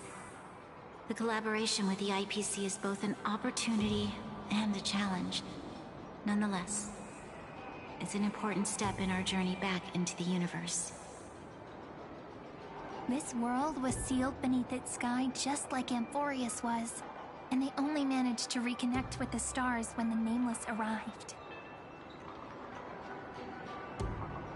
That IPC she spoke of, is it a more powerful organization? Yes, The IPC conquered many worlds through trade, and opened up a vast territory that way. There are many such powerful alliances beyond Amphorius, and they all walk on roads different from the destruction. Coming back to the Supreme Guardian and her Belobog, didn't they find a peaceful way to enter the interstellar community?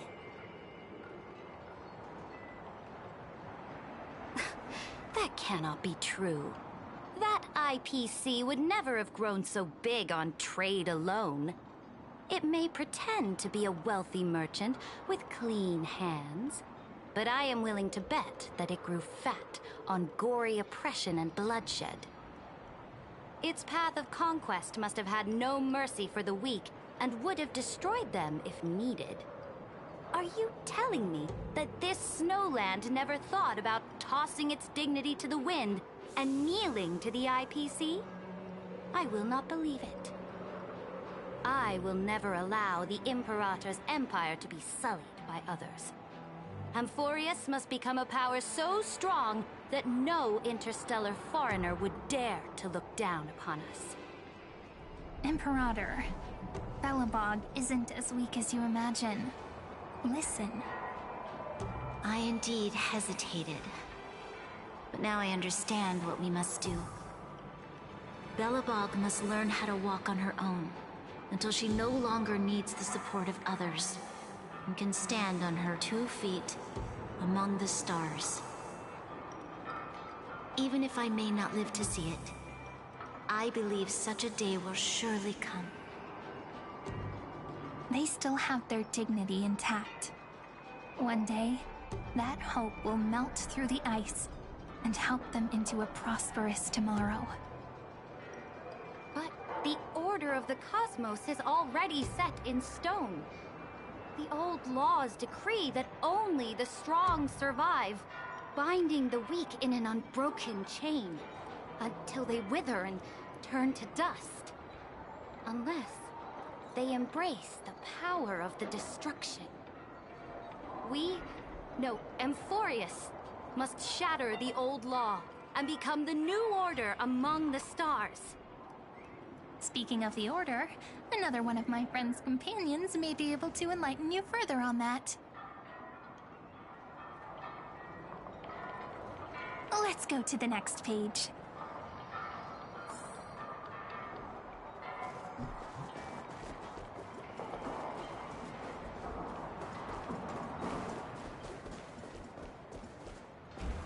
I indeed hesitated. But now I understand what we must do.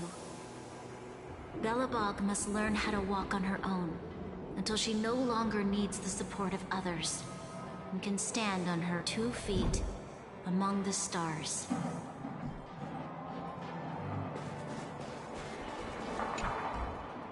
This next world is a nation of dreams. The first time I heard about that place, I didn't even know what to think.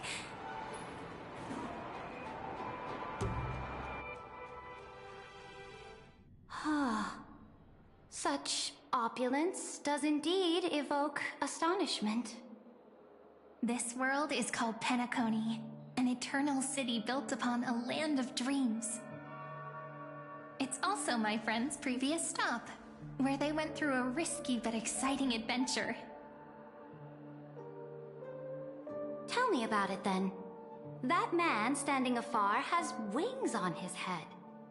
I am truly curious.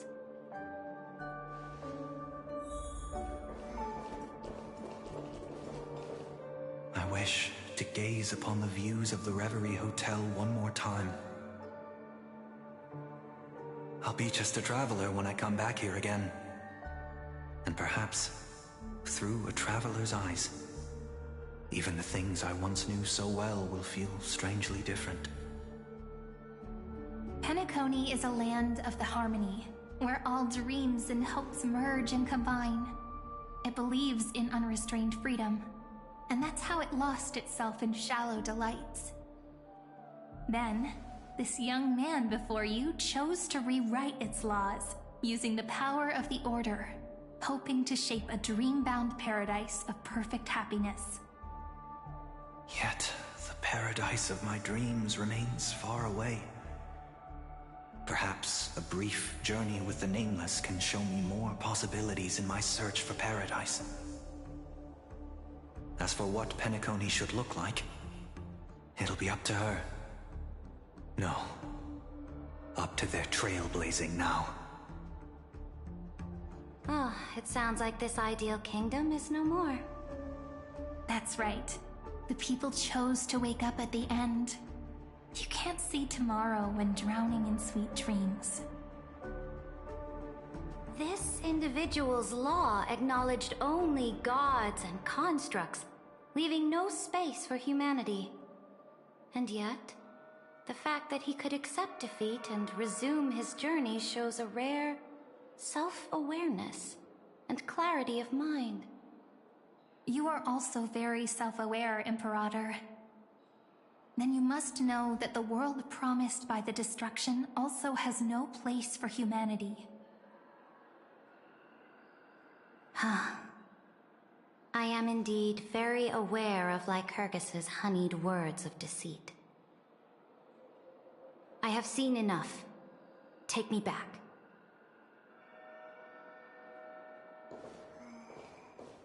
As for what Penacony should look like, it'll be up to her. No. Up to their trailblazing now.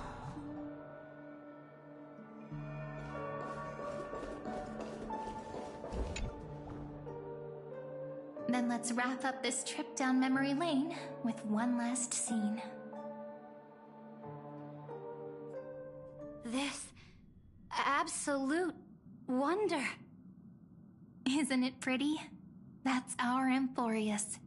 Our world flows and meanders in this endless band of light. Though we were born from the designs of the gods and are not yet truly alive, the Chrysos heirs of Amphorius still chose to stand against fate and carved a legend no different from that of humankind. Will you really renounce the heroes in this world's previous 30 million cycles, Imperator? Including even yourself? Will you bow to brutal destiny and allow that puppet master named the destruction to have their wish? I know what you want to do, sidekick. You want to use that deliverer's memories to influence me and tilt the scales of law toward him and the two geniuses. You really saw right through me, Imperator. How can one rule an empire if one is incapable of understanding people's minds?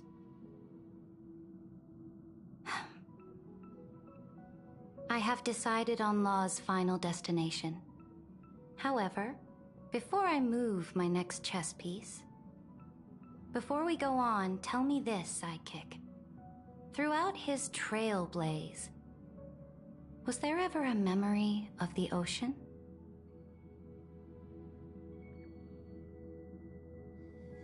The ocean.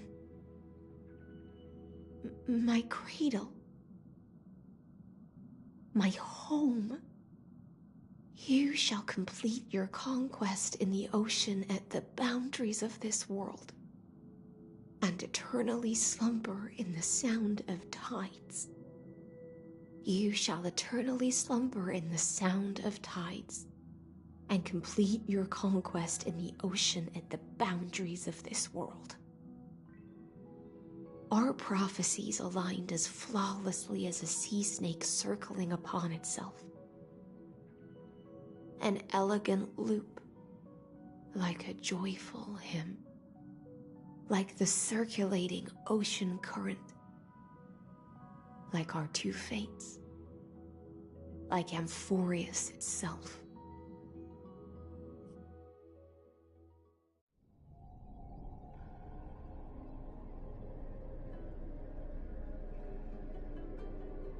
The trial is over.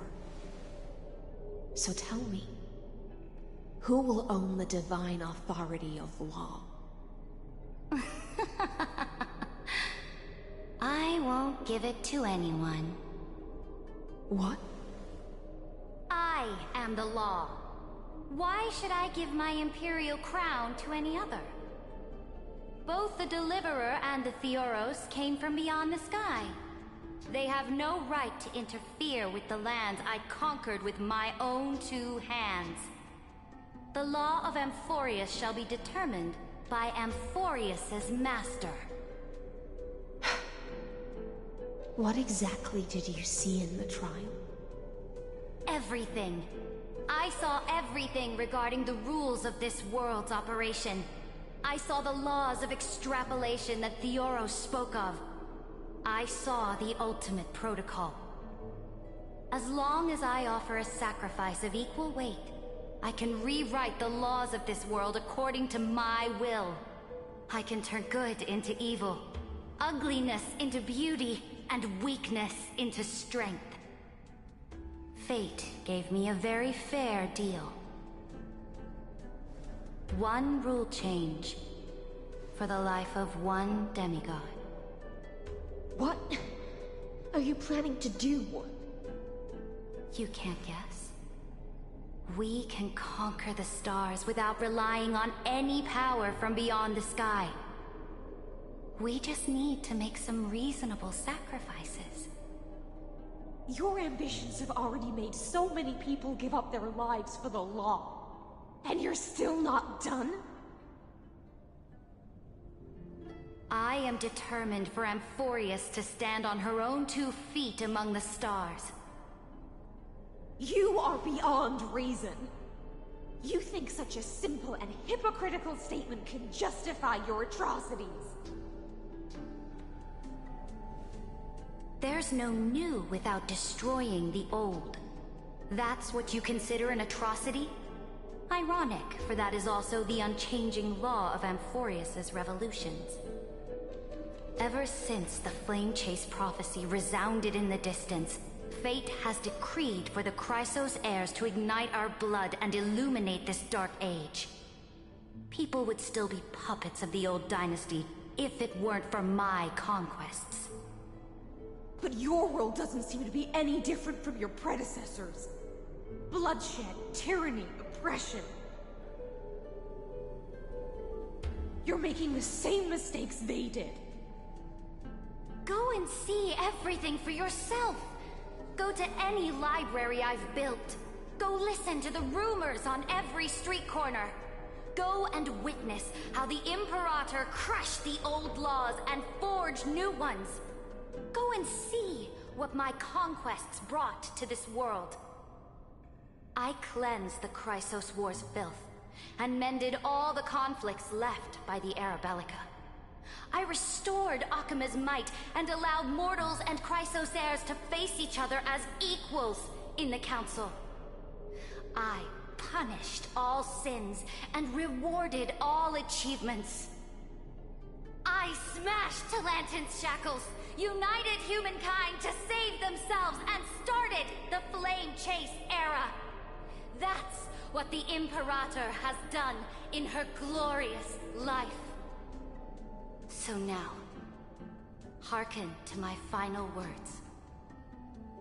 History will eventually forget Cyritra. But it will never forget the Imperator's people, or the Flame Chase era she began. Final words?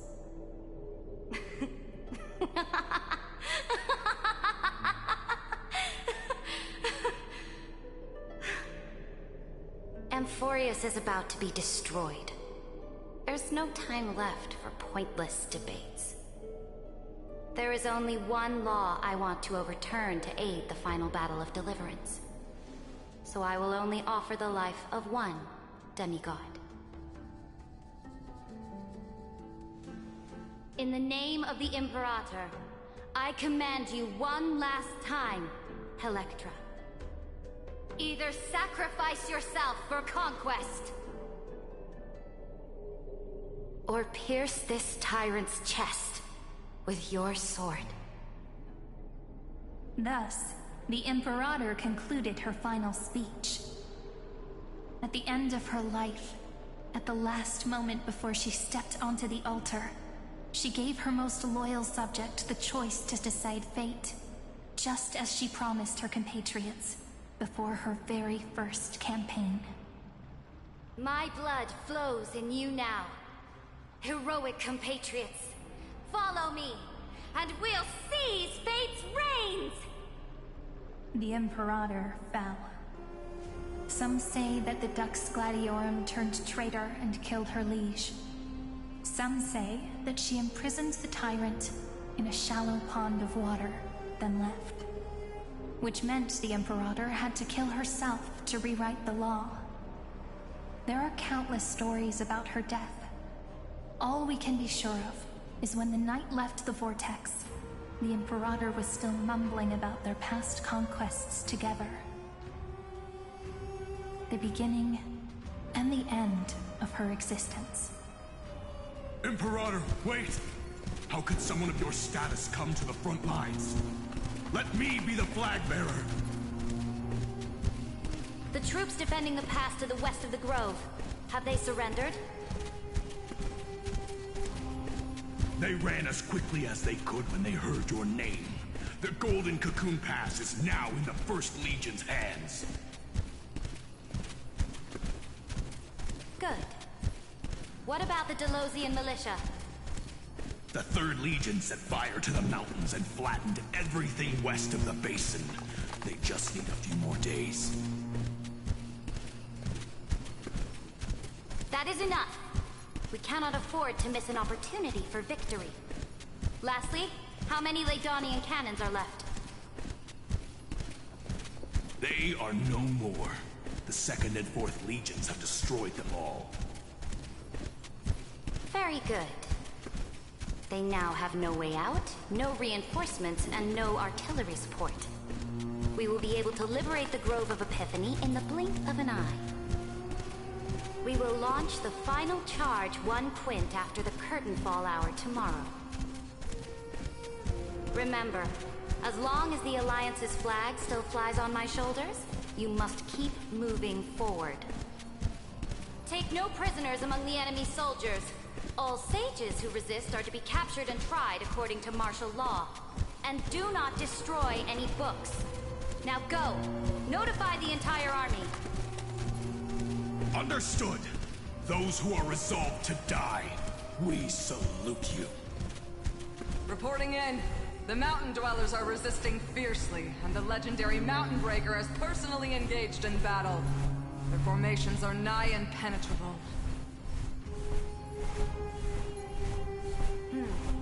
Then cease our frontal assault. Send scouts to all legions and tell them to retreat into the Tritos Plains before the parting hour. What?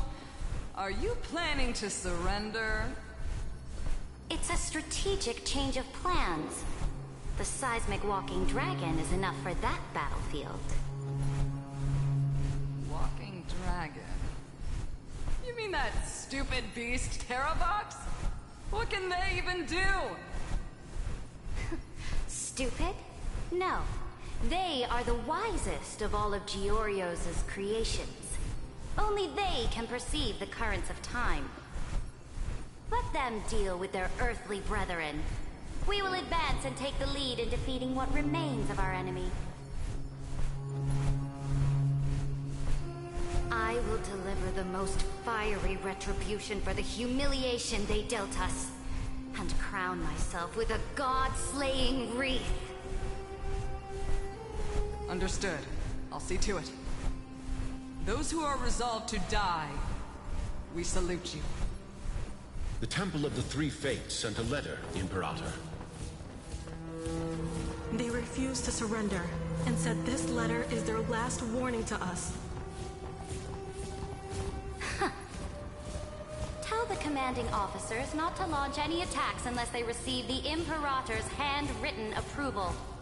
Disobedience will be punished by death. What are you doing? The priests of the Three Fates aren't soldiers, but politicians. Do not mistakenly believe they don't have a plan. These dying pests will wring out every idea from their brains, all for short-sighted gain. They are much shrewder than we are. I am inferior to them in that regard. They also have the prophecy to wield as a weapon, something I am not blessed with. Launching an unplanned attack will only disadvantage us, as all of Emphorius will judge our actions. Which means I will be heading to the battlefield myself, just as I have always done. This time, however, I will go alone. I will conduct secret negotiations to ensure fate is on our side. Understood. The legions will make their preparations. Those who are resolved to die, we salute you. Why are we not allowed to march out with the army, Imperator? This will be a long voyage with no return. Those of you who bear the prophecy cannot come with me. Why are you personally leading this battle if it's doomed to fail? The Flame Chase journey cannot be without a leader. That is correct. The Empire will be without a head when the Imperator falls. But remember, as long as you seize the right opportunities, even a chaotic game will remain winnable. My departure will create a long staircase for you. You will understand what I mean when news of my death reaches your ears. Saridra, is our journey about to be over? Destroy the old laws and forge new ones. My conquest has reached its limits within the borders of Amphorius. Since the prophecy already decreed that the Imperator would never conquer the stars as she wished, I will bow out here and try no more. More Chrysos heirs bearing divine authority will be born, and many more heroes will arise. Will they demand peace or war? Will they resist tyranny or become the next Imperator? I do not care. The children of the future will decide for themselves. Do not mourn for me. Anyone can kill the Imperator, but the only one who can truly destroy her is Saridra. At the end, I faithfully recorded the most important battles in the Imperator's life. Her conquest was about to be completed at this point in the story. However, for some reason, a memory suddenly entered my mind just as I was about to put down my pen. It was a journey on a fantastical train. I had the honor of having a heart-to-heart conversation with the Imperator under the stars, and I asked her this question at the end of that discussion. How do you want history to remember you? As a hero who gave up her life for the Flame Chase? Or as a tyrant? She answered so quickly, as if she had made up her mind long ago. I would rather be forgotten than be defined.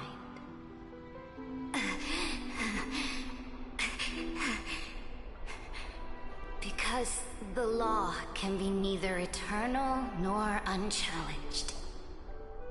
And only humanity can pen laws into history's pages. Now, I have shattered the greatest law of Amphorius. The game is nearing its end. Dux Gladiorum. Even though you killed the Imperator in the previous 30 million cycles, this time, you finally found your own law. Then, High Sealants, Electra.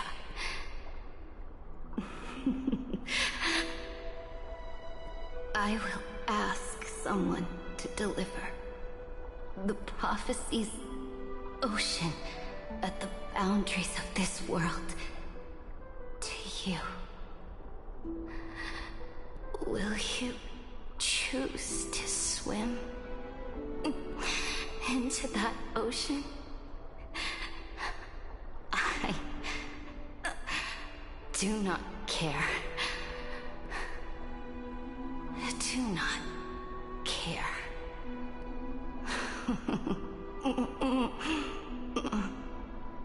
The Imperator muttered about her conquests, and news of her death spread in the city.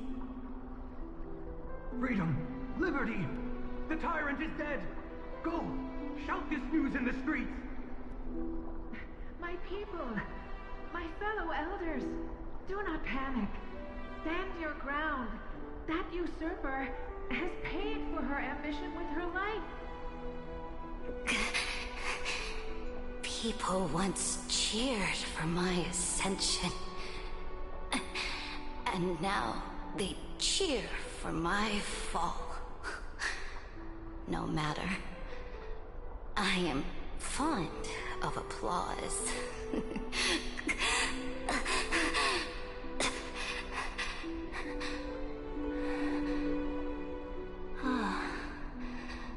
I see the cosmos, the battlefield that I cannot reach.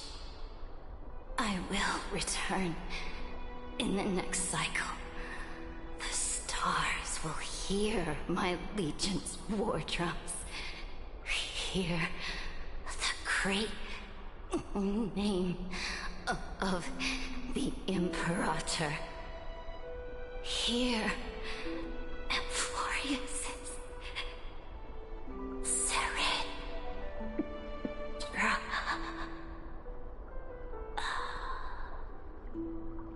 To this day, we do not know which rule the Imperator overwrote at the cost of her life.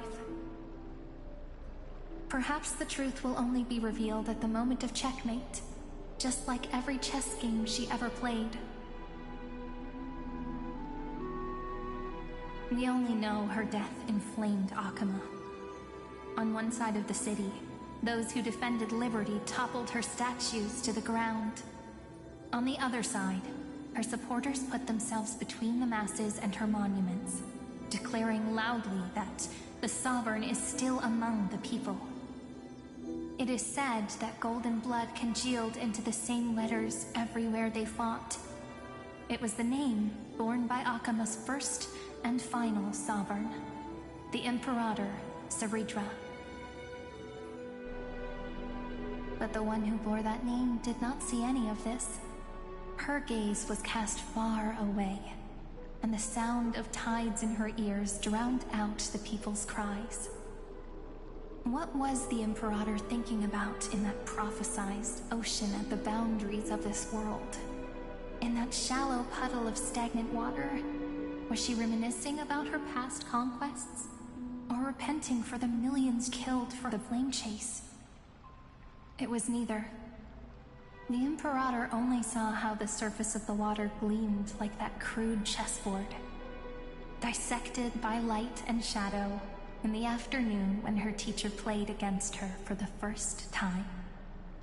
Look at this chessboard. What do the pieces look like? They are strangely beautiful.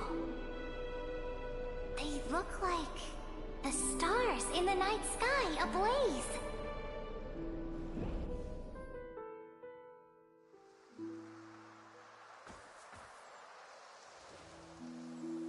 From that page emerged an ocean so vast, so pure, not a single trace of corruption. Is this Saridra? Electra, my subject. Ever since you walked out of the tainted ocean and pledged yourself to me, I have seen the abyss in your eyes and the emptiness in your heart. That was why I promised you a new ocean, where the Imperator's ambitions would serve as the currents, and loyalty would be its light. Electra, my subject. You have done your duty as my blade. The prophecy has now made its final decree on the road I intend to walk. My conquest is doomed to never reach the stars. But the Imperator never makes empty promises. So take this memory, this ocean, beyond the sky, as witnessed by the Deliverer. This is the final gift that the Imperator can leave for her subject.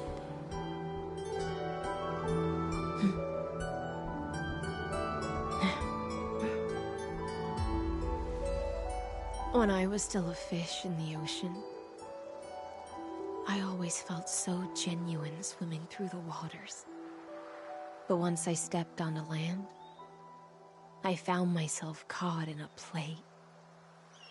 Every land dweller wore a mask in their life. So I, too, donned a costume and tried to find my role in this show. I became your blade in war and the violin strings at banquets. Do you still not get it? I do not long for the oceanic depths of my homeland, nor do I crave the swelling seas beyond the sky. Perhaps even I don't know what I want. I still don't know where I should swim to even at the end. But I know one thing right now. A fish is simply a fish. And she can never leave the ocean she's in. But whether under the ocean or on land, we two prisoners who can never escape this cave can still look outside the cave and see the stars. I have to admit, the 12-factor simulation of life in this experiment has far exceeded my expectations. Make your choice then, Senior Society member. Do you want to keep walking down the wrong path and be remembered for your incorrect conclusions? Or do you want to return to the audience's seat and give yourself, Amphorius, and the entire cosmos a more fitting end? I must refuse. A dead man never fears death. Did I not make myself clear? Have you forgotten about our dear Lord of Silence? You wouldn't want her to consider your 8 other clones as cancers within the erudition and chop them all up, would you?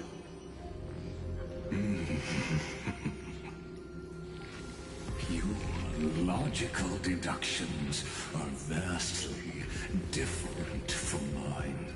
Therefore, allow me to provide one more academic recommendation.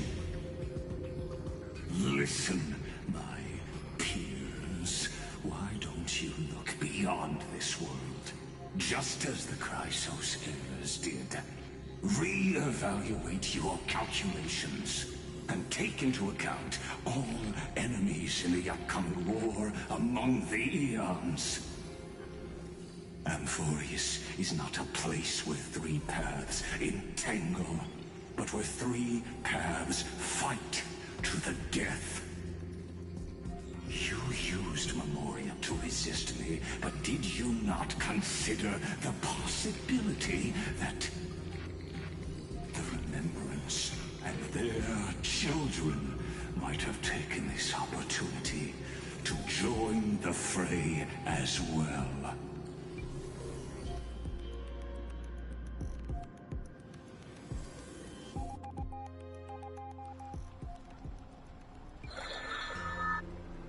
Oh, so this isn't just silence. It's the answer. What was the last thing he said to you before you parted the waters at the Scale Gorge waterscape? A tricky question, but one with a simple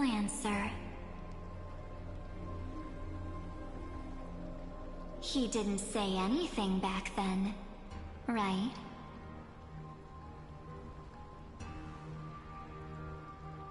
That's correct. And now I'm sure. You are not March 7th. There's no way she would remember that detail.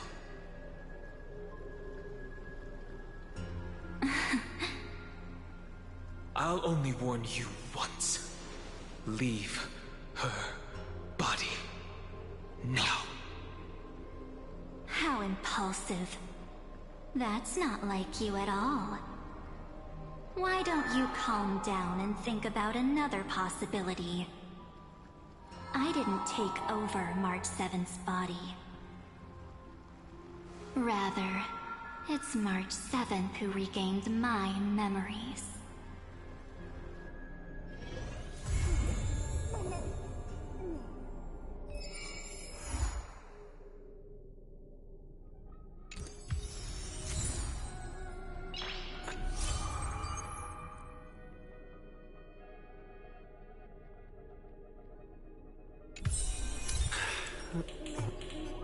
Nice.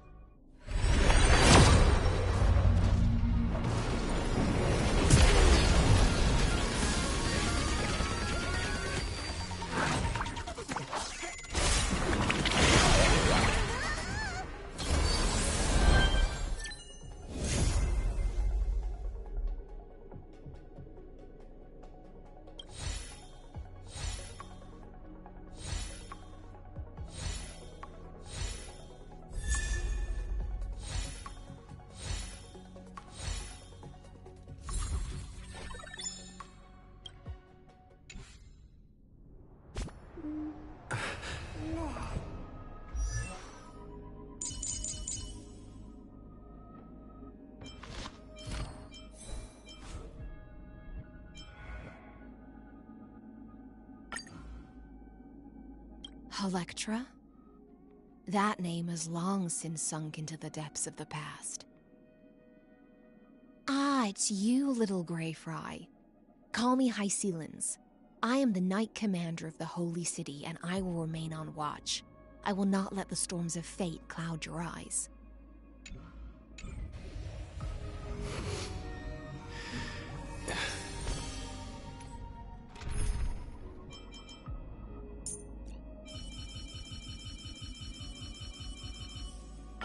Are you ready for a duet together, little Grey Fry?